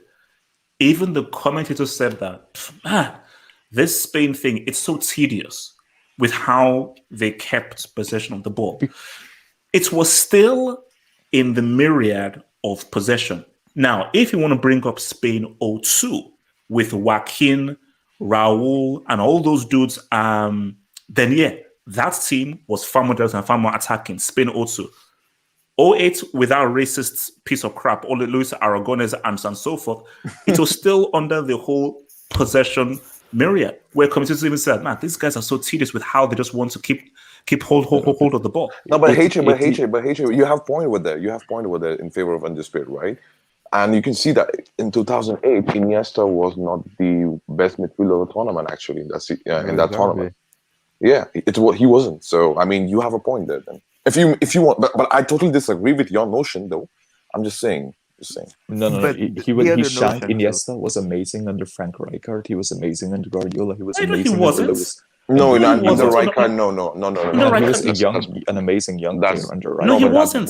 Who balled an ACL final. Come on. No, he wasn't. Rijkaard didn't use him. I'm saying Iniesta is better, but my point is, come on, just don't exaggerate with them. No. No, Iniesta and Xavi became relevant once Pep came through. But like Rijkaard, do you know how old Iniesta was when he was under Rijkaard? Xavi, you have a point, but Iniesta, you don't really have a point because Modric was a nobody at the age of 24. So no, actually, Modric at the age of 24 was carrying Spurs, I guess. So in the in the Premier League, where they lost 5-2. He's moved to Real Madrid. And by the way, at the age of 24, Modric destroyed Gerrard in 2007 Euros. Final qualification, which England didn't make into 2008 Euros. Okay, first of all, he was 22 at the time. 22, secondly, I don't really have an argument against that, so I'm going to use a pity excuse that he was 22. Anyway, moving forward. Regarding Iniesta, he did prove himself under many different managers. He proved himself without Xavi. He proved himself without Busquets. He's one of the most technically gifted European players of all time. In fact, you could argue he might be the most. No, probably on demos, but top three. If you say what I think you're saying, I'll throw you out to the window. Forget this angle. I'll throw you out the window. He never won the CL without. Don't mention Zed's name. Don't mention. No, but don't you think so? No. But don't you think don't. So? I'm warning you. I have a question. Look. Of course, I said Iniesta is better player than Modric. Don't get me wrong. But I have a few pointers towards Iniesta. Where was Iniesta in 2014? Where was Iniesta in 2018? Let's be honest. 2016, where was he? No, answer. Answer his question. Answer. Okay. Spain as a whole declined. I blame De Gea for 2018. So now you're using team now. So now you're using team here. Okay. No. But De Gea was entirely to blame. Individually, where was he? Individually. Let's forget about team. Okay, fair enough. He was poor in 2014. He was poor in 2016. But everyone's had poor tournaments. But before. I agree. Everyone's had poor tournaments Nacho before. had a better performance at the 2018 World Cup. I don't remember, man. 2018 Spain was a disaster. But I think Iniesta's top 5 European player of all time, to be honest. So you got to be looking at Iniesta. Wait. Hold on. I'll finish my list. Iniesta, Cruyff, Baggio, Platini. Top 5 European players of all time. I think, objectively speaking, I have done a project. Wow. Iniesta's there. You're doing so well. But I don't know if You're doing so well. Wait, who did you say last? That's why he's disputed. That's why it's called a disputed. I do not have Zidane on there, bro. That's madness. Because he's a psycho. He's a psycho hater. That's what he is. No. By the way, Undisputed is close with Barca fan as well. This is my allegation towards him, my brother. Okay, let me bring in this boy. Barry, talk to me. When you stand in this whole Rich Iniesta thing. I mean, it's kind of a toss-up, It's mostly like a preference thing. Exactly. Nice, it's the center of the mess Ronaldo. That's what I was trying to tell this guy. But wait, let him down. Barry, let me tell him down. But I mean, like, Iniesta is the most gifted offensively, and Modric is probably the most complete. But there's other factors like legacy, trophies, impact, influence. In my opinion, I'll pick Iniesta mostly because I'm a Barca fan, like preference, but it's very close.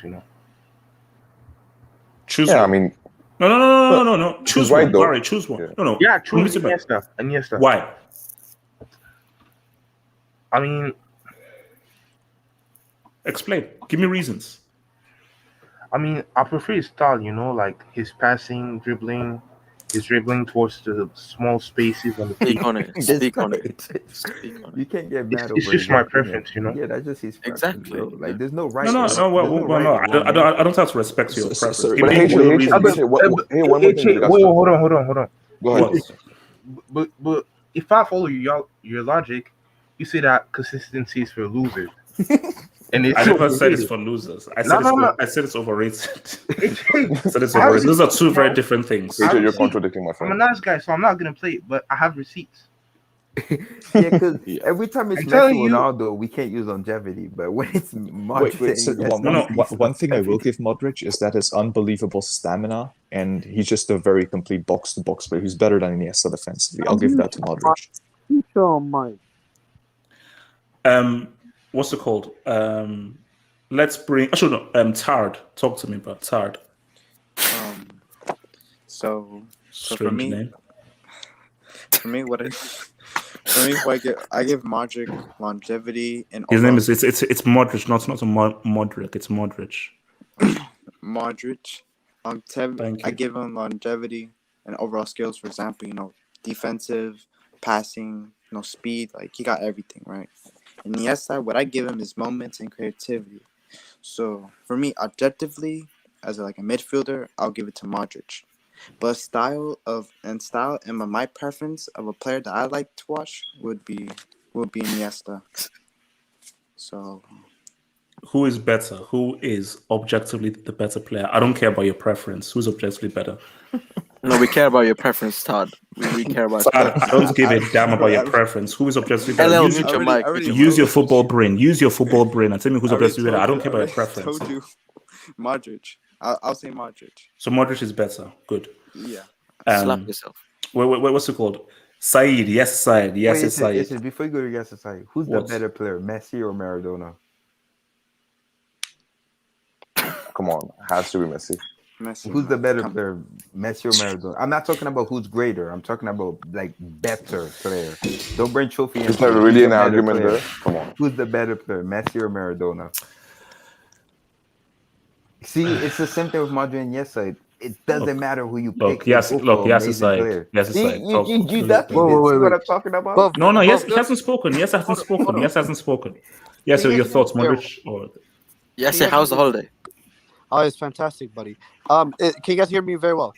Yes, we can. Yes, we can. You're a sick person. So you have Madridistas, so-called Madridistas, in Muntaha and Vilton on this hangout, and they say, and Vilton says it's close. If it's close, then stand by your man. Well, have some pride. I am so ashamed of you. You and Muntaha, I'm so ashamed. So ashamed.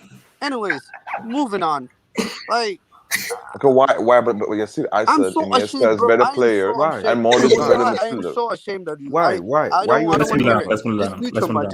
Just mute your mic. What's wrong with being objective? No. When it's close, you stand by your man. It makes no sense. Stand by me when you're no wrong. I'll be your friend. If you're gonna ask me Scholes or Gerrard, I'm gonna say Scholes. If you ask Undisputed, he's gonna say Gerrard. But then that means No. Yes, Scholes and Gerrard isn't close. So you can't have a debate then if you're not gonna be objective. But then that's what I'm saying. It's just as an opinion. My opinion is if I'm gonna choose a player, it's gonna be Luka Modric. The reason being is because it's the same argument we have against Kevin De Bruyne and Paul Pogba. When you have a player that is surrounded like Iniesta was with Spain, Iniesta always had Xavi. Forever. He was attached to the hip for Xavi. The moment when Emerson won the treble, that was Xavi's last season. The moment Xavi retired, Barcelona stopped competing in the Champions League. It's an absolute fact. Yasir, you Luka bum. Modric. Xavi didn't even start in Can 2015. Yasir You land? bum. Can I land? Can Yasir land, For God's please? Thank you. sake, in the name of God, can I please land? Yasir, please land your Alright. points. Luka Modric balled with Toni Kroos, went to Croatia, balled with Rakitic. Let's be honest here. Wait, He just Toni Kroos. Let's him land. let me Let's him land. land. Let's him land. Let's him We land. just watched the Euros. If anyone So what? watched the Euros and watched Croatia and the way Modric balled with absolute bums, absolute farmers. That's true. That's true. I don't understand this guy. Yeah, it's just like we Luka can't use. Modric. That's Luka Modric. hypothetical. Oh, You're no. using, bro. Let him land. Let him land. Let him Let land. me land. Luka Modric. And I mean, you guys, and one thing you guys disregard is the Ballon d'Or. The fact that Luka Modric won the Ballon d'Or. I don't But need Ballon it's d'Or, very bro. no, you guys say it's very subjective because they always give it to Messi and Ronaldo. Then why did they give it to Modric? If Messi and Ronaldo have a birthright to win the Ballon d'Or, Perez tax, then why bro. did they give it to Perez Modric? tax. No, Modric deserved that. Because Modric he deserved balled. that. Wait, He can HH, take you the rate the career Ballon tag. d'Or now? In HH, you rate the 2018, Ballon he d'Or now? balled. Yasir, I want Can to respond Yasir that. land his Wait, points? Because I want 2018. quickly respond, Yasir, brother. Okay, no. Okay, Mutaha, can I land? Quickly. Please. Let him just Okay. let My him just brother, land. I love you, bro. Can I land, please? Pause. Please, I love you. No humble. I love you. All humble. All of man. All of. Yes, land. Oh, Bro, yes. You know Monta is rich, by the way. the But fact continue. that Sugar daddy, sugar the daddy. fact that Cristiano Ronaldo and Messi Whoa. have consistently won the Ballon d'Or for years, and FIFA and UEFA they decided to give it to But he what you call deserve it, it. Modric, Okay. because that Yes. guy balled beyond belief. Let One him of the land, most amazing midfielding performance in a calendar year. Luka Modric. I mean, HS does not rate Cristiano Ronaldo. Who was giving Cristiano Ronaldo assists? Who was low-key carrying Real Madrid in 2018? Who was carrying them? No, carrying is wrong Let me know word. when Carrying you're is wrong speaking. word. Whoa, Let me Yasir, know. you can't say Hold on. carrying, bro. You can't say Carrying is carrying. wrong word. Wait, Very wrong. let him Carrying is talk. wrong. Let him talk. Luka Let him Modric. talk. Luka Modric did something that Iniesta has never done. Was in a team that won not one, not two, 3 consecutive Champions Leagues. Oh God, you can't. So what? Is that his fault? It Let him was, talk. bro. He played. Okay, look. Xavi and Iniesta always play together. You must have Iniesta with Xavi. You must have Iniesta with Xavi. So the fact that you have Modric and Rakitic, you have Modric and Kroos, you have Modric and Xavi Alonso, bro. You have Modric and everybody. It doesn't matter who Luka Modric plays for. He still balls. Luka Modric played under Mourinho, played under Ancelotti. Like, come on, bro. Are you kidding me? Completely. I played under Zidane, played under Rafa Benitez. Completely different philosophies, and still balled. This guy is the complete midfielder. It's astonishing that he's playing at this high level at this moment. I To be love fair, Iniesta. I love Iniesta played under. I love Naza. He plays for. Nasa knows all about it. Nasa knows all about I it. love Iniesta. I love Iniesta beyond belief. I love Iniesta beyond belief. I love Iniesta. My favorite player. I'm gonna tell you guys right now, is Xavi. Xavi's my favorite player. I love Iniesta. I have no ill feelings. One of the best players. He's a joy to watch. But if we're speaking factually and objectively, Luka Modric is one of a kind player. Iniesta is a one of a kind player as well. But Luka Modric is a different level because Luka Modric is a complete midfielder. Period. Yes, I can ask you a question, though. Can I ask you a question? Hold up, before, because I want to come to Shankos and then to Vilton. So let me just hit this dub. Casey, thank you very much for the super chats. Casey, who says La Liga has been blessed with GOAT midfielders. Zizou to Modric. No league comes close. Premier League clowns used to big up crap like Gerrard. Wait, hold on. I got it. We got crap like Gerrard, Lamps, and so forth. Next generation. Wait, let me land. He said that next generation cannot be Mounts, please. Shan, the floor is yours, dear sir. Shan. Yeah, no, I was just saying to. Yes, Saeed said he listed all them. Wait, can you hear me? Yes. Yeah, he listed all their managers, but Iniesta, Ball, Ernesto Valverde, like That proves he's not a system merchant, as you'd say, HH. No, actually, he didn't. He didn't. You're wrong there. You're wrong there. Shan, was Iniesta as good under Valverde than he was No, under? no, of course not, because he's old, but he still was very good. But was there any discrepancy between Modric with Zidane, Modric with Ancelotti, Modric with the Croatian manager, and so forth? There's no discrepancy. It's literally very much the same. Up until now, when he's 35 years old, where he's still one of the best midfielders in the world. So, you see, my thing is that, you see, when we talk about this whole thing, we have to talk about it in full. See, when I did the football battle, I said, okay, let's take them both at their best. But if we're not having this conversation right now as a debate, let's take it in full. And when we take it in full, okay, the World Cup, the matches, and so forth. But we cannot ignore that Modric, right? That's why I wanted to bring this up. Say, wait a minute. This guy's what, 35 years old? He's going on to 36, and he ain't slowing down.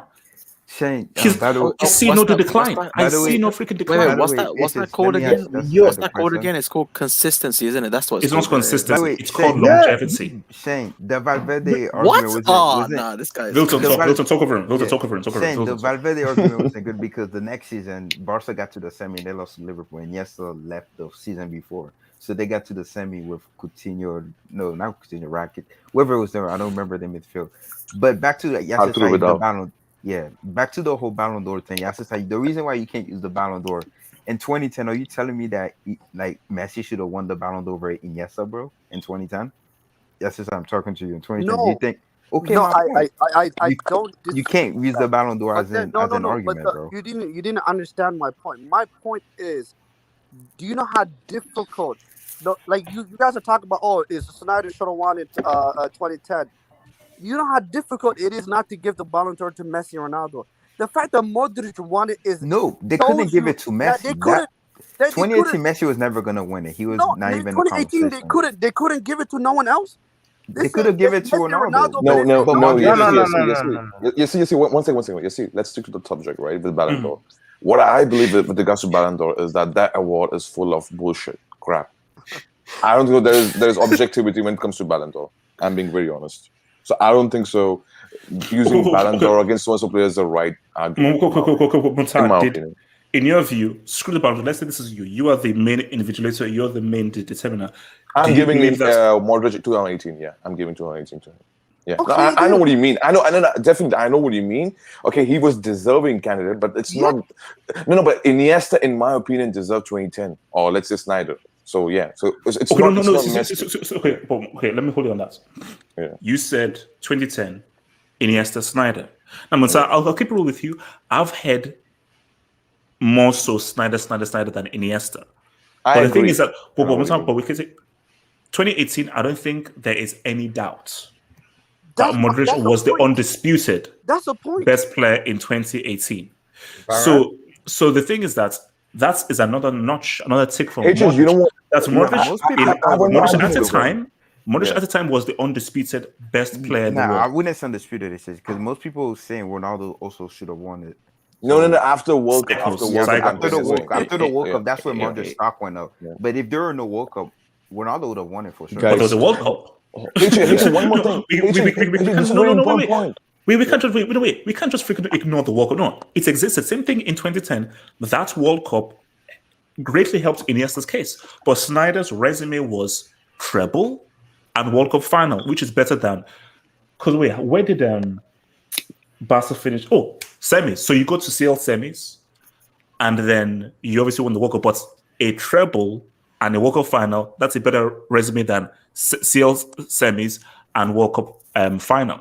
But for Modric, who was the best player on that pitch in our final against Liverpool? It was Modric, specifically in the second half, where he gave birth to Liverpool by himself.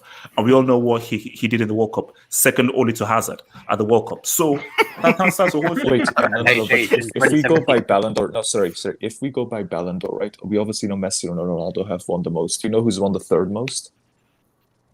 I think so. It's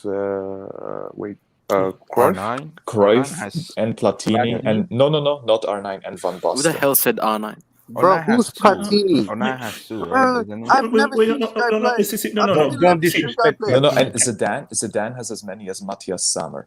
Just saying. No. And just one second. Because this is meta as well, right? Ballon d'Or was not equivalent to FIFA Best Player Award. So Zidane has 3 FIFA, I guess, Best Player Award compared to many players, I think so. So Zidane is the highest, tied with Cristiano Ronaldo, and is the best FIFA player awards, right? So at that time, Ballon d'Or doesn't have the same amount of prestige when it happened, the fact basically in later years. The thing with Ballon d'Ors is that South American players weren't even allowed until 1995. I agree. So that kind of devalues it for Platini, unfortunately, because he wasn't competing against Maradona. But okay, wait, hold on. So disputed, you hold Ballon d'Ors to higher regard then, with regards to judging a player. An award that is voted on, you hold it to high regard, yes? No, because the problem is that post 1995 Ballon d'Or means a lot more than pre 1995, because Maradona was not allowed to win Ballon d'Ors because he was Argentinian. Pele was not allowed to win Ballon d'Ors. I agree. Because he was Brazilian. Okay, then post 1985, how much stock do you put in Ballon d'Ors with assessing how good a player is? Still not that much, but it's more useful than pre 1995. So I think, with regards to Zidane, right? Great player, but come on. I think people didn't really rate him when he was actually playing. People didn't rate him that much higher than Luis Figo. That's a fact. Look at individual heart. Where are you talking about? In 98? In 90s and early 2000s. Figo with Marseille. After 02. That's not true. After the final in 02, I see that people still rated Figo higher than Zidane. Not higher, but it was close. Even Rivaldo. It wasn't close. No. Undisputed. Was there a film made about either Figo or Rivaldo where they followed that player around for 90 minutes? No, there wasn't. But there was one of Zidane. Because guys were like, no, let's follow this guy for 90 minutes because what this guy is doing is on a whole other level. The way you talk about Zidane has me looking at your ball knowledge very, very iffy, bro. No, he's great. It sounds very, very iffy, bro. I mean, I'm sorry, your discipline for Zidane. By the way, very iffy. Stay away from armchair critic, bro. Stay away from armchair critic. Undisputed. By the way, he's mad. Figo Ballon d'Or is very fraudulent. So even Figo himself said he didn't deserve it. He said, he's being humble. He's a humble man. I think 2001. Bro, when Michael Owen can win the Ballon d'Or, I gave up, man. 2001 is the most fraudulent Ballon d'Or of all. When 2001, actually, forget all the Cristiano and Messi Ballon d'Ors. 2001 is by far the worst. I wouldn't have minded if they gave that to Zidane, to be honest. No. 2013 might be the most fraudulent. They literally gave that award to Cristiano because he scored a hat-trick against Sweden in a World Cup qualifier. He scored 63 goals after Ribery was the standout player in a treble-winning season for Bayern Munich, one of the best treble-winning seasons that we've ever seen. That is what you call theft. It was then that I gave us, okay, this is now biased. This is not, and the whole point about hatred. Do you know that what Ribery said that for not winning the Ballon d'Or? What would he say? He said every country, like Ballon d'Or finalists, right? Messi has like Barcelona fans and Argentina behind him, right? Mm-hmm. Ronaldo have Portugal and Real Madrid fans behind him. With me, there is not France. What does that indicates to you? I mean, are we going racial? I don't want to go there, but you can. Are we going religious? Are we going ethnic? I mean, I'm not going there, bro. I'm just saying. So he said that clearly. Oh no! You see, my thing, hence why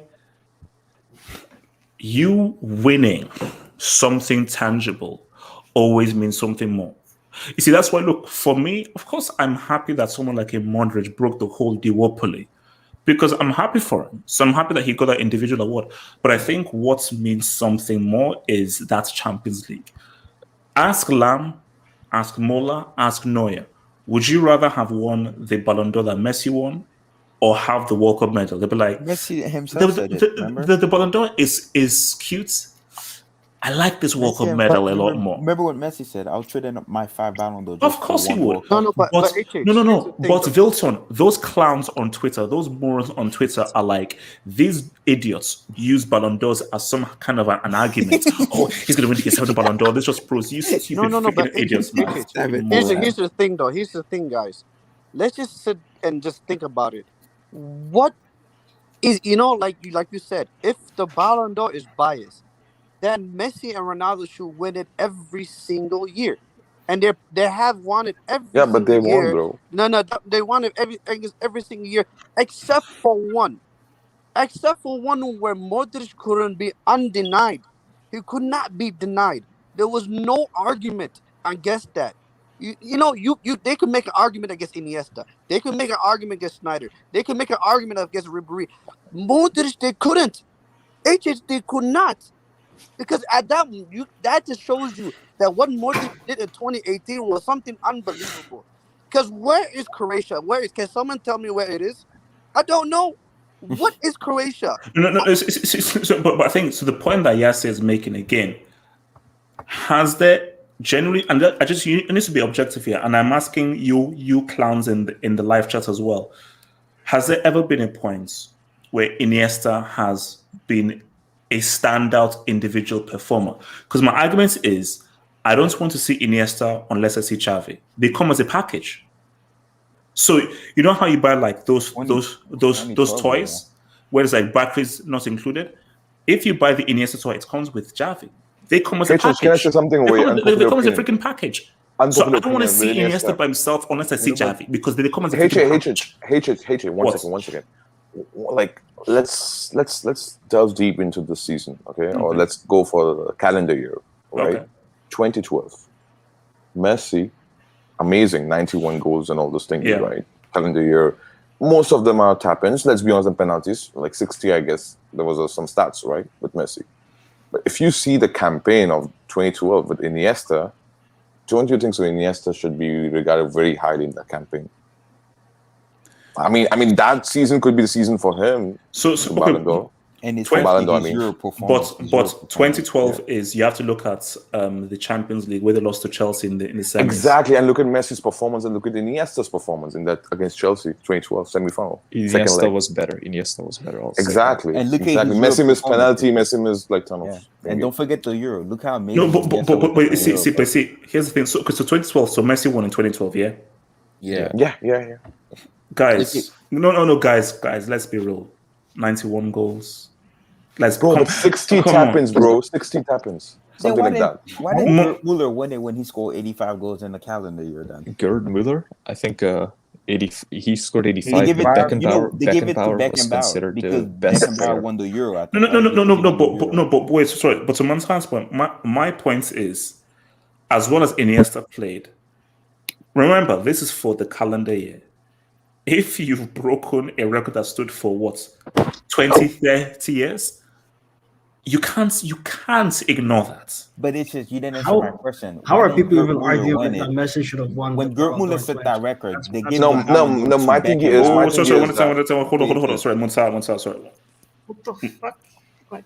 Oh, shouldn't me? Oh, yeah. My thing is with Iniesta thingy, right? If you see 2012 calendar year, Messi was amazing. Don't get me wrong, right? Especially 11-12 second half season, right? But Iniesta was the main guy for me in Champions League for Barcelona. Was very, like, clearly, I think so. He carried Barcelona in the second leg, bro. Let's be honest. Messi was nowhere, no show in that game, okay? He missed penalty. He missed like ton of open opportunities. Iniesta assisted and converted one goal as well in that game. But what did Iniesta do to help his team win at home? Okay, bro, he did way more than 91 calendar goals, whatever you call it. But they didn't even win. But they still lost. Yeah, he did. No, bro, have you seen? No, wait. Monsa, how are you ignoring 91 goals in the calendar year? Okay, and you're making an argument for Iniesta over 91 goals in the calendar year. Is that what we're doing? No, wait, but if that's the case, then how come Modric won 50 goals over Ronaldo? And like even he won the Champions League and like highest Champions League goal scorer and everything, right? So you can ignore that numbers as well. No, wait, hold up. The significance isn't really the numbers. The significance is you broke a 30-year record. I don't think so. That's a significance. I don't think so. Of course it is, because it's a big deal. No, wait, hold on, because it was a big deal. Because it's a record that stood for a long time, and this guy broke that record. So you've got to recognize this, especially about the numbers. I have a question for that. Because of breaking the record. I have a question. You know what? I have theory for this. And this is actually, I'm stealing some of the points from Red's theory. So I'm being very consistent over here. I think so. If you play next to Messi in the team, you don't win Ballon d'Or. You don't win Ballon d'Or. And you can see clearly why Neymar left. You will see why Mbappe wants to move out. You can see that, bro. Messi is such a dominant player. Let me play a game. Let me play a game. Yeah. Take Messi out. Do Barca still successful? Look, Spain won 2012. Spain won Euros without Messi. Is Messi good for Spain? Please, live chat, everybody jump in. Take Messi out of that Barca team, and they still are successful without Messi.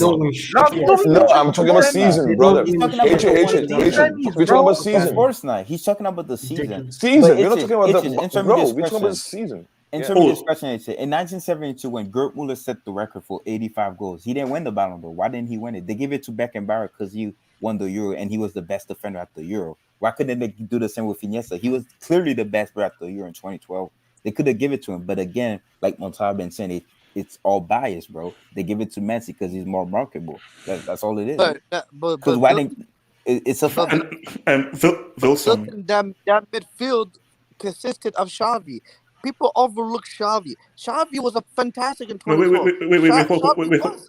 Wait. Yes, but Iniesta was the better player in the Euro. Wait, Wilson. So I sat down and I watched all 91 goals, and the quality of those goals, I'm sorry, were of a much higher quality. You're lying, bro. Come on. No, he did. I've seen the video. Thank you. Yeah. You saw the video. Yeah, I did. Yeah, he did actually. I saw the video. This HH reacting to 91 goal Messi. No, nobody's denying that. And a lot of them were chips. Most of the time, he was chipping the freaking keeper. Yeah. So no, but it's Messi, so it's normal for him, though. It's Messi. You know what I mean? Don't do come that. on. But come on, man. He's Messi, bro. That's nothing for him, bro. Like Messi is like arguably the best player of all time, so it's nothing for him, though. Let's be honest, so bro. how can you use that again? Wait. I'm saying chips are nothing for Messi. No.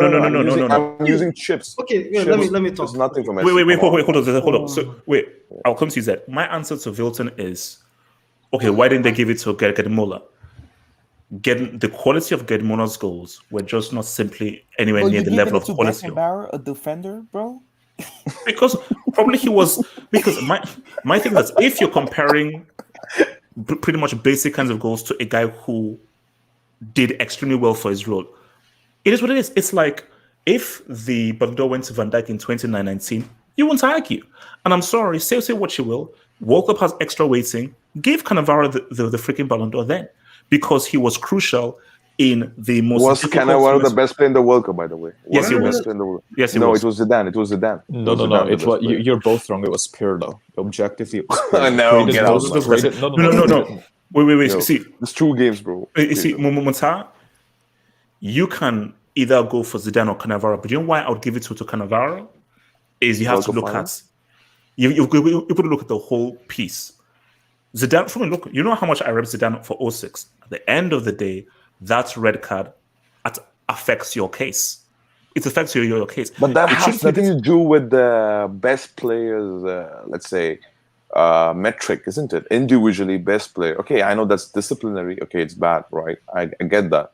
And he should be rightly criticized for that. He was rightly criticized for that. My point is, individually, how come Cannavaro, okay, where he has shit season in La Liga, let's be honest, right? No, he did. And it has nothing to do with Real Madrid. Just because of one performance against Italy, you put him there.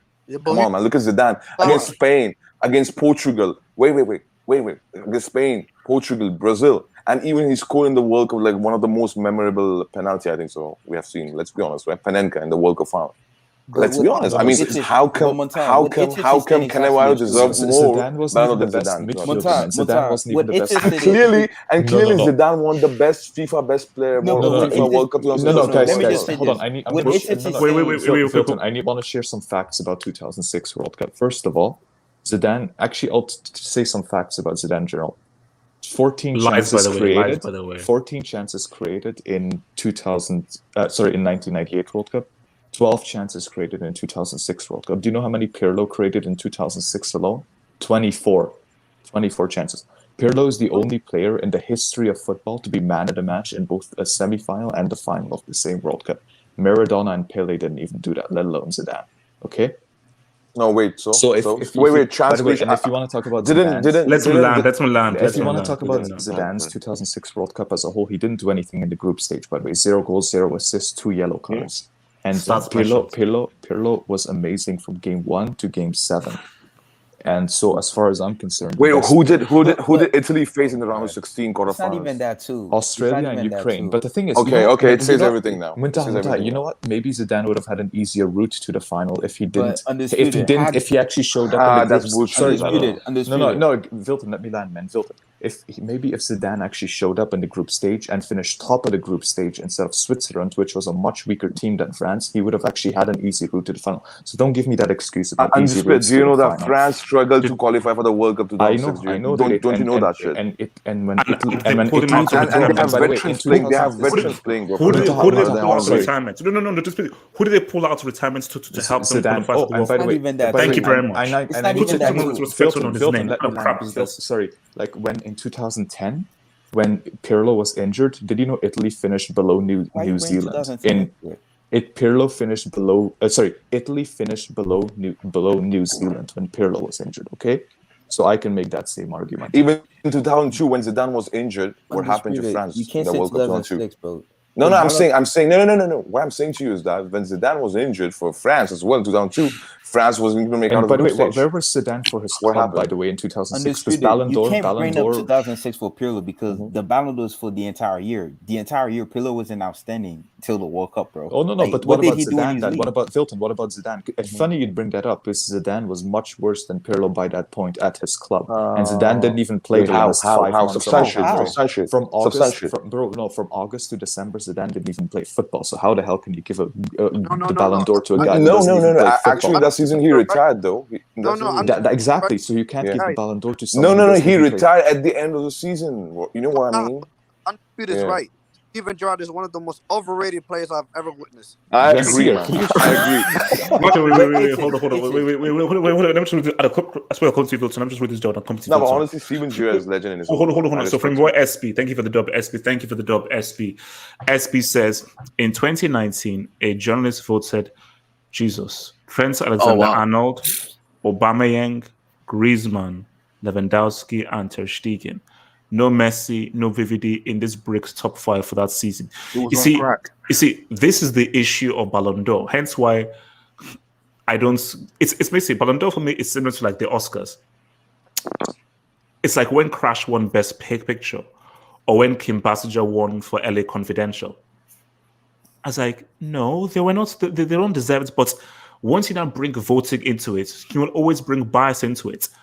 What you can't bring human bias into is a competition. For that World Cup, they said, what's up? So fine, give Messi the best player award and so give Messi the Ballon d'Or. Messi will trade those bombers awards for that World Cup that Germany won in 2014.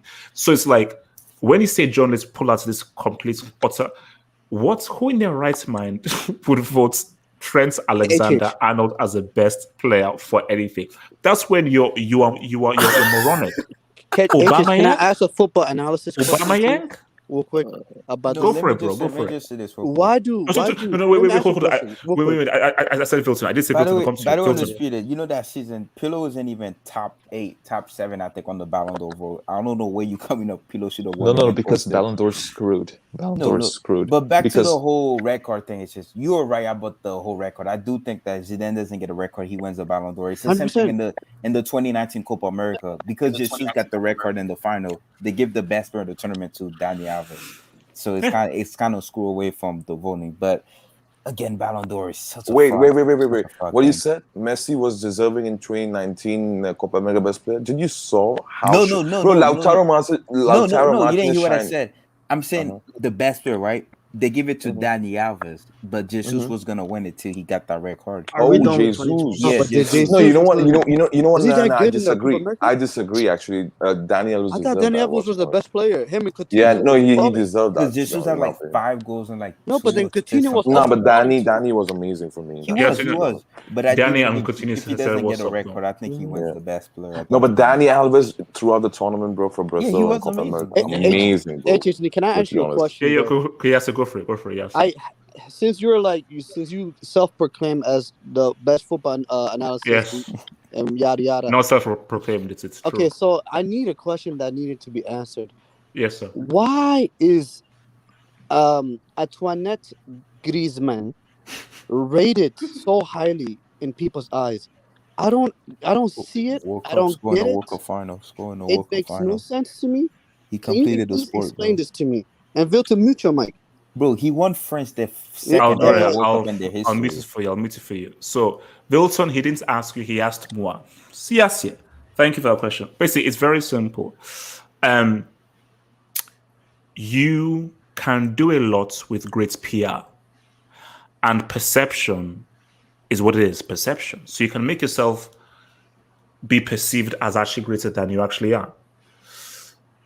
But when you get lost in the perception and get lost in the smoke and mirrors, people can believe the lie. Like if you tell a lie more again and again and again and again and again, people can somehow tend to believe it. You can check the records. I've said from day one that Griezmann, the guy is not as good as you think he is.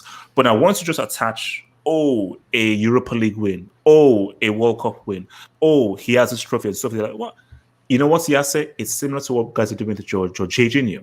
Like, Champions League, Euros, thingy, he must be amazing. But like, okay, did he actually watch the games? No. Did he actually watch the games and actually see his performance in the game? See, for me, I watch the games and I see his performance. And Griezmann is a guy who is the quintessential system merchant. So, but Yase, do you know what the beauty is? I think this is, it's a famous saying, but it's the name of a House of Pain album.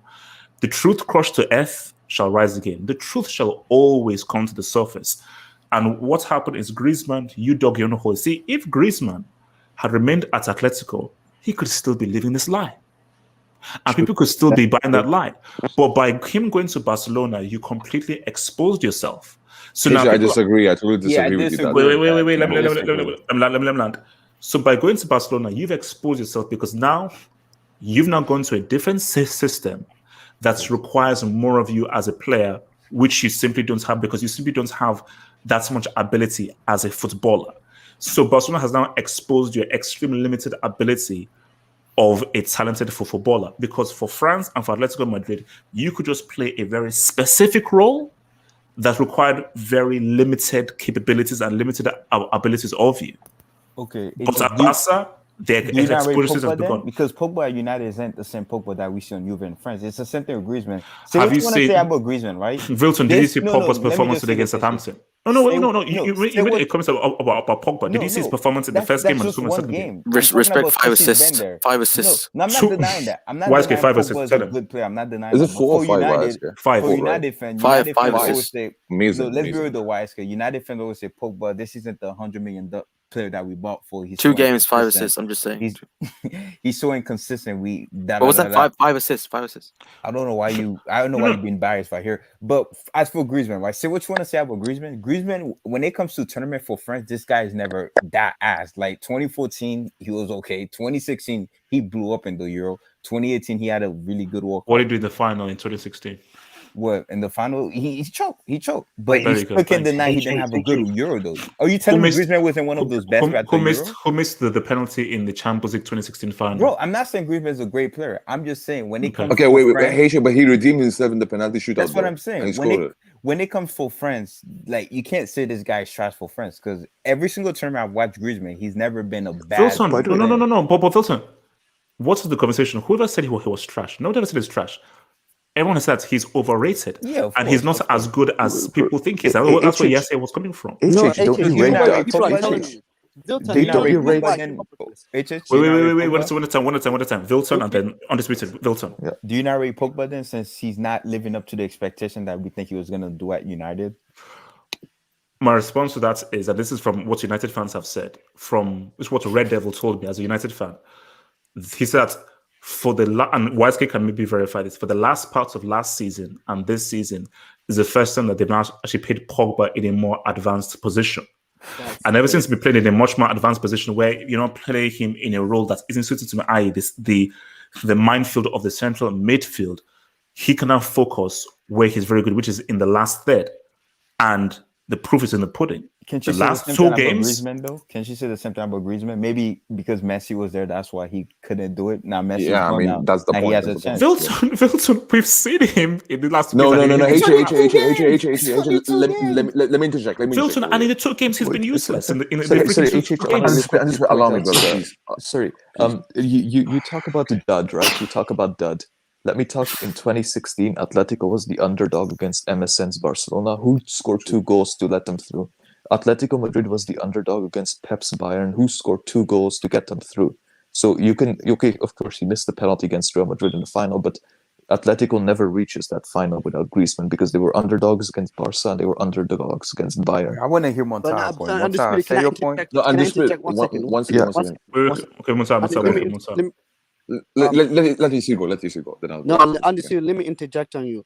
The reason why I came up with it, and let me ask you a specific question. In his prime, is Griezmann better than Mohamed Salah? I think it's close, but Salah probably is. I think Salah that's the more. argument. I'm having the argument on Twitter. That people are telling me Griezmann is better than prime Gareth Bale. Peak Salah? No, peak Salah Hazard, as in like prime Salah. And I'm looking at them like, are you? That's what I'm talking. That's what we're talking about here. No. Guys are wild. Guys are wild. Salah can probably do more than Griezmann, especially solo goals wise. Running with the ball. Probably. I'm humble. It's not close. Salah and Hazard. It's not close. It's not close. And I'm a guy that was told, 15 goals back. Salah, and it's not close. It's not even a debate. And I know this is called the Sunday debate. It's not a debate between Salah and Griezmann. Are you crazy? HH, do you rate Thomas Müller? Because that's very similar to Griezmann, actually. It's more similar. Come on, you can't do undisputed. And hold up. Disputed.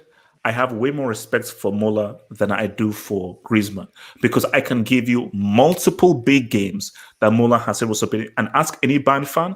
Müller is crucial to that Bayern, guys. Griezmann ain't crucial. Okay, Müller have more impact. But that's not the argument. Wait, one second. Brother, please let me go, brother. Wait, prior to season before he joined Barcelona, right, Griezmann, 21 goals in La Liga, 10 assists, like 27 goals and 12 assists, I guess, in the overall in the season, right? Let's be honest, even last season in Barcelona, 10 goals, something like that, out of position, left wing. Let's be honest, man. Barcelona is not like fucked up club right now. And I'm not saying as a Madrid fan, please, Barca fans, don't hate me right now. But you know that your club is fucked up, okay? This guy, manager Koeman, has been here for 1.5, 2 seasons. Like, okay, it's the second season, yeah? And he hasn't fixed anything. Let's be honest, bro.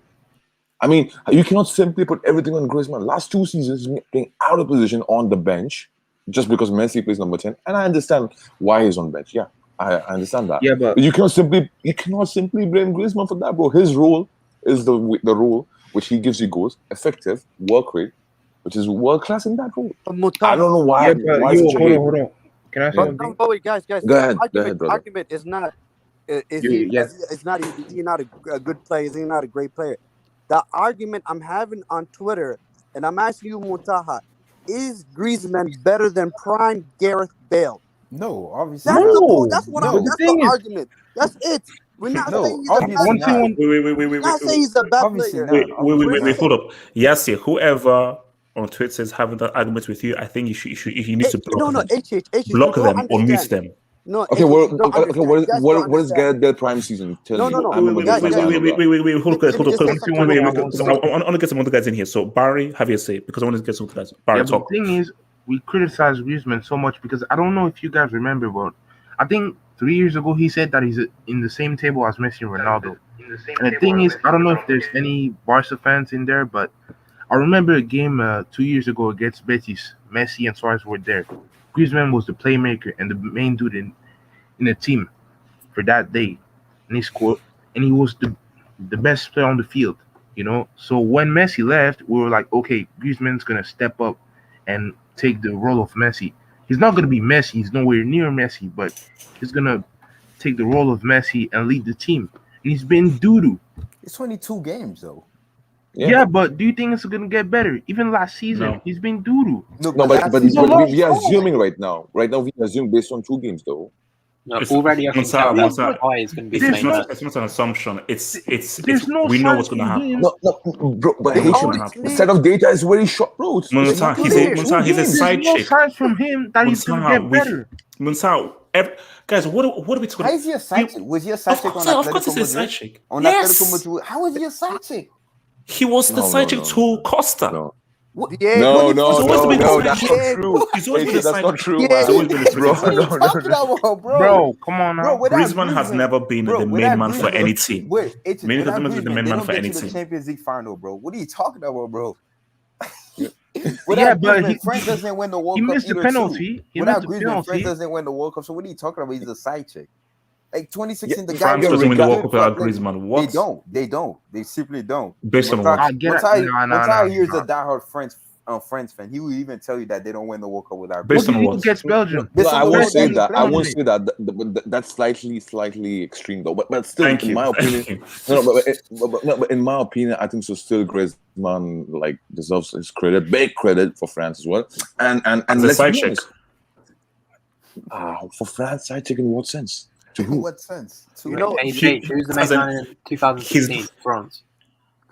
To who he's a side chick on France. Oh, Shan. Oh, I'll give it to Griezmann. But Shan, what did you do in the final when you were heavy favorites against Portugal? Let's keep it real. At home, on home soil, heavy favorites. What did you do in the biggest game? But how good the France team was? Let's okay. Wait. What he No, did? don't do that to me. France were the heavy favorites in that fucking final. Kante was there. There was no Mbappe. Wait, there's no Benzema. There's no Varane. There's no Umtiti. Come on, bro. They play Don't do that. Gignac. I don't know how to pronounce that guy's name, bro. 2016. It's very easy to be revisionist because Portugal won. 2016, before a ball was kicked, France they beat Germany in the freaking semis. And who did that? And who scored the goals? Who scored the goals? Griezmann. But what did he do? It's but it plays Monta. You said, France were not so good in the final. You can't have your cake and eat it. Bro, let's be honest, man. He was the best player in Euro 2016. His goals. Monta, wait. Let me respond. Right? So the fact that they beat Germany, Griezmann, congrats. You said what's up. But the fact that you beat Germany shows that you were heavy favorites against whoever was in that final. And who did you face? Portugal. Wait, let me land. You faced a Portugal team who had never won a major trophy before. And not only that, their talisman went off injured halfway through the first half. And you did nothing. Win, bro. And you did nothing. Win ever, man. That's what I'm saying. What did Griezmann win ever, man? Okay, what did Griezmann do in that final for his team? Who was the best player at the Copa America that just happened? Who was the best player at the Copa America? Messi, right? What did Messi do in the final? It can happen to anybody. Messi didn't do anything in the final. No, let's bring it up. Messi didn't do anything in the final. He was the best player in the tournament, but what did he do? Wait.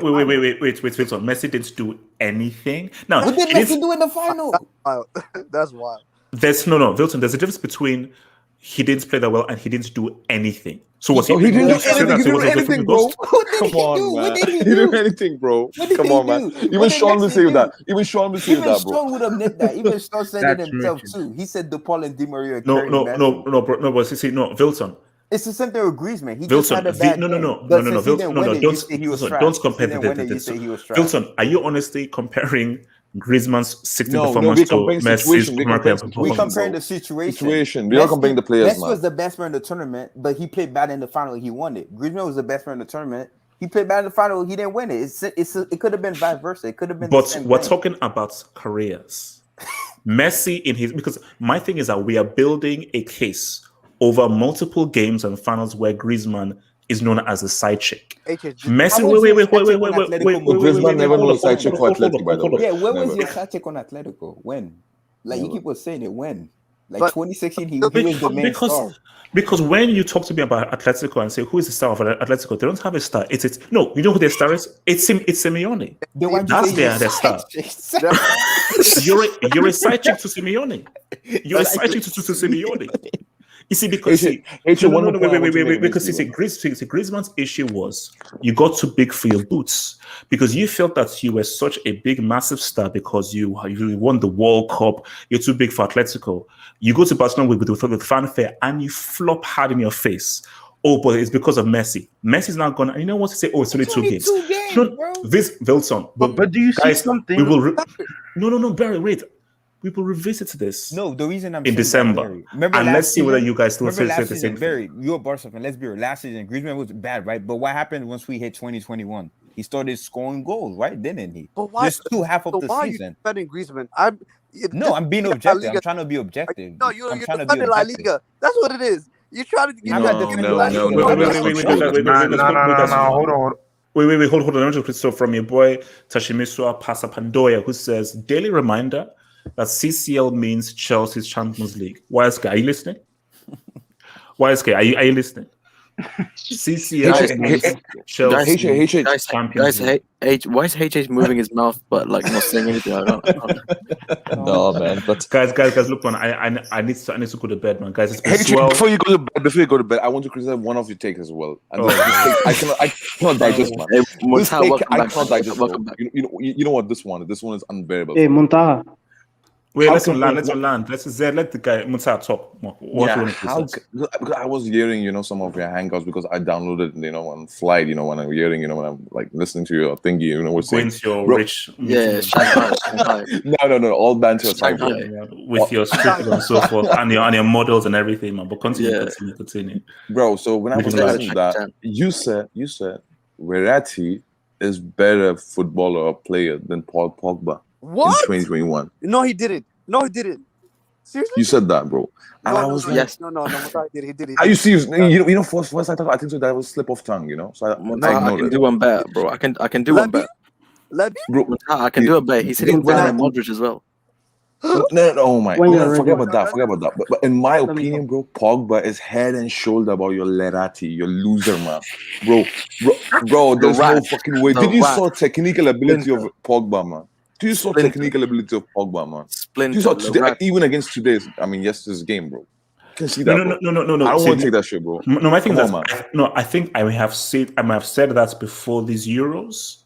I'm thinking that might be before these Euros. See, since these Euros and this season, Pogba is on one. Since these Euros, Verratti or Modric? Nice question. No, wait, hold on. Wait. Don't give me this Euros. What the hell? Verratti was injured half the time and he still created more chances than anyone else. Undisputed is his knees are purple for Verratti, man. He's the biggest Verratti defender. Wait. YSK, you know what? We will revisit that next Sunday, guys. Peace out. Stay true, guys. Like, subscribe, and so forth. You're great. Peace out. Peace out, guys. Peace.